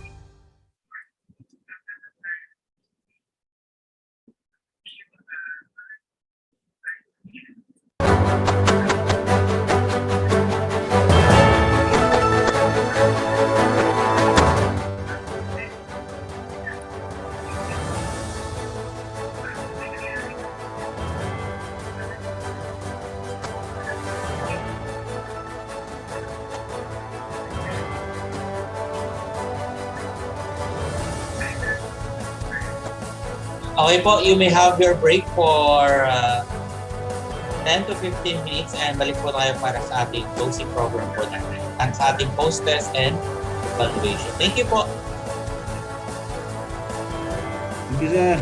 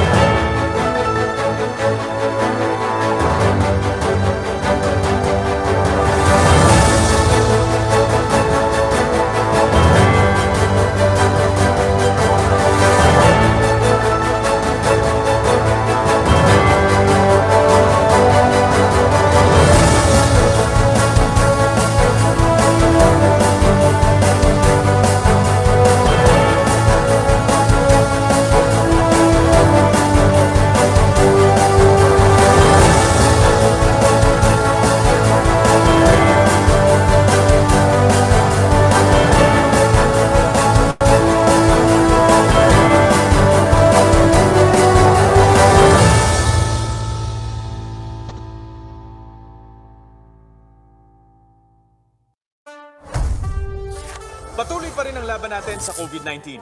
And together, we can beat the solusyon. B. Bawal walang mask. I, sanitize sa mga kamay. Iwas hawak sa mga bagay. D. Kumistansya ng 1 metro. A. alamin ang totoong impormasyon tungkol sa COVID-19. Protektahan natin ang sarili at mga mahal sa buhay. Be the solution sa COVID-19.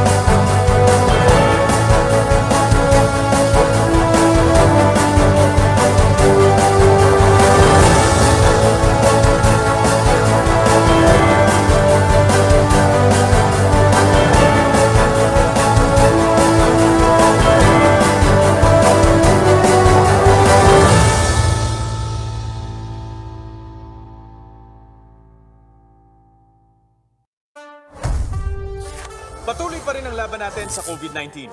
And together, we can beat the solution. B. Bawal walang mask. I. Isanitize sa mga kamay. Iwas hawak sa mga bagay. D. Dumistansya ng 1 metro. A. Alamin ang totoong impormasyon tungkol sa COVID-19. Protektahan natin ang sarili at mga mahal sa buhay. Be the solution sa COVID-19.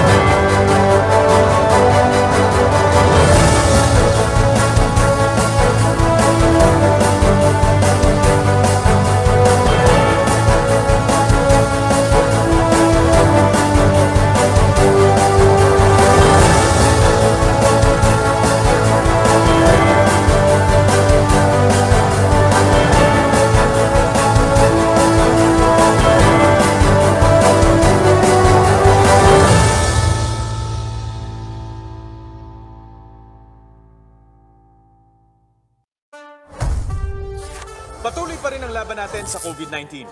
And together, we can beat the solution. B. Bawal walang mask. I. Isanitize sa mga kamay. Iwas hawak sa mga bagay. D. Dumistansya ng 1 metro. A. Alamin ang totoong impormasyon tungkol sa COVID-19. Protektahan natin ang sarili at mga mahal sa buhay. Be the solution sa COVID-19.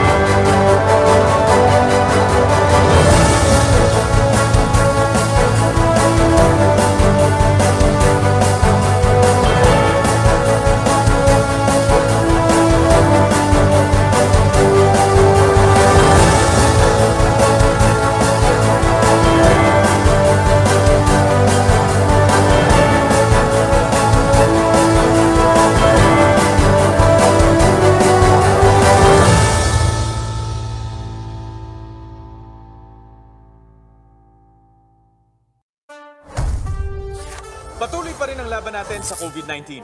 And together, we can beat the solution. B. Bawal walang mask. I. Isanitize sa mga kamay. Iwas hawak sa mga bagay. D. Dumistansya ng 1 metro. A. Alamin ang totoong impormasyon tungkol sa COVID-19. Protektahan natin ang sarili at mga mahal sa buhay. Be the solution sa COVID-19.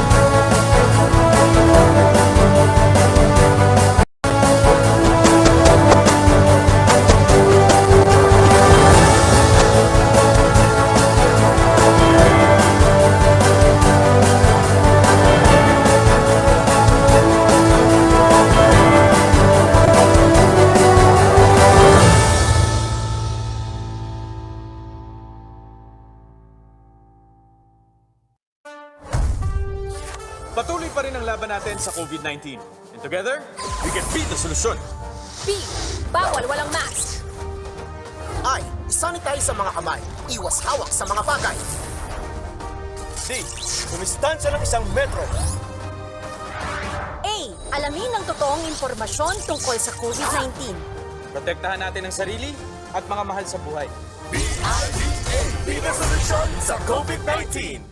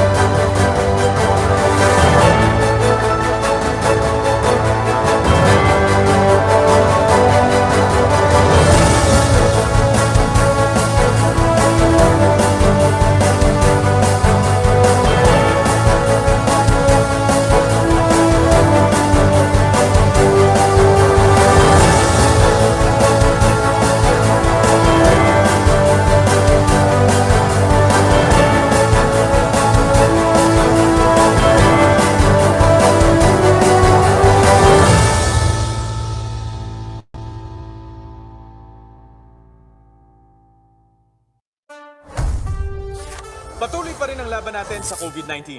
And together, we can beat the solusyon. B. Bawal walang mask. I. Isanitize sa mga kamay. Iwas hawak sa mga bagay. D. Dumistansya ng 1 metro. A. Alamin ang totoong impormasyon tungkol sa COVID-19. Protektahan natin ang sarili at mga mahal sa buhay. Be the solusyon sa COVID-19.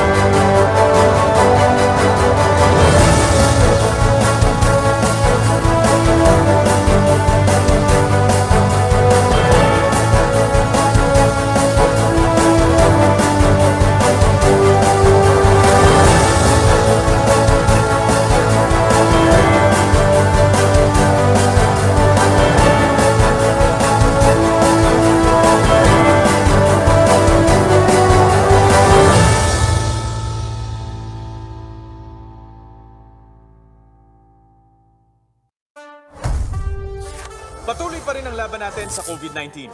And together, we can beat the solusyon. B. Bawal walang mask. I. Isanitize sa mga kamay. Iwas hawak sa mga bagay. D. Dumistansya ng 1 metro. A. Alamin ang totoong impormasyon tungkol sa COVID-19. Protektahan natin ang sarili at mga mahal sa buhay. Be the solusyon sa COVID-19.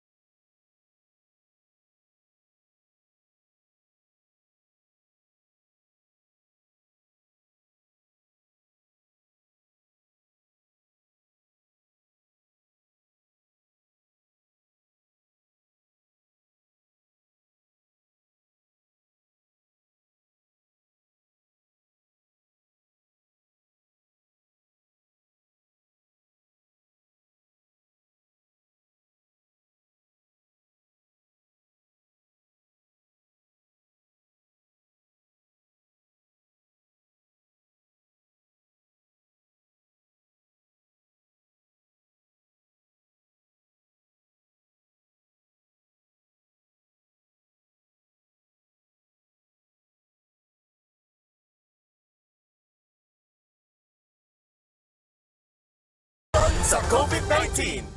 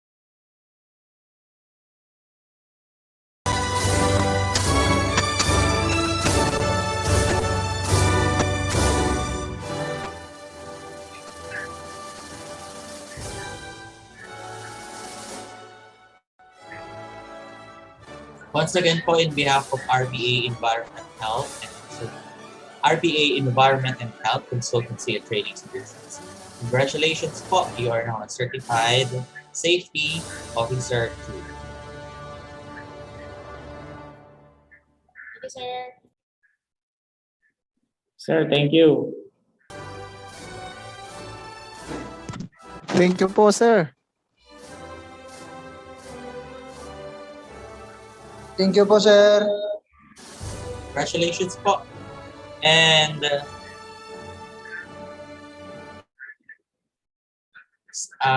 starting po on Monday, we will be delivering your certificates. Thank you, So sir. congratulations po at sana madami po kayo natutunan sa training.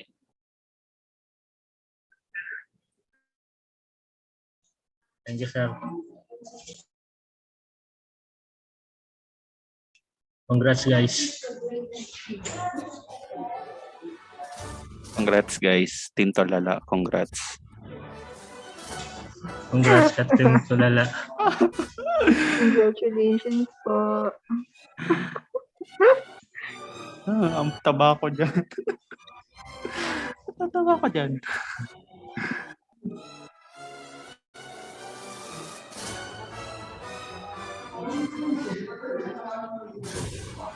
Congrats mga ma'am and sir. Congrats po sa lahat.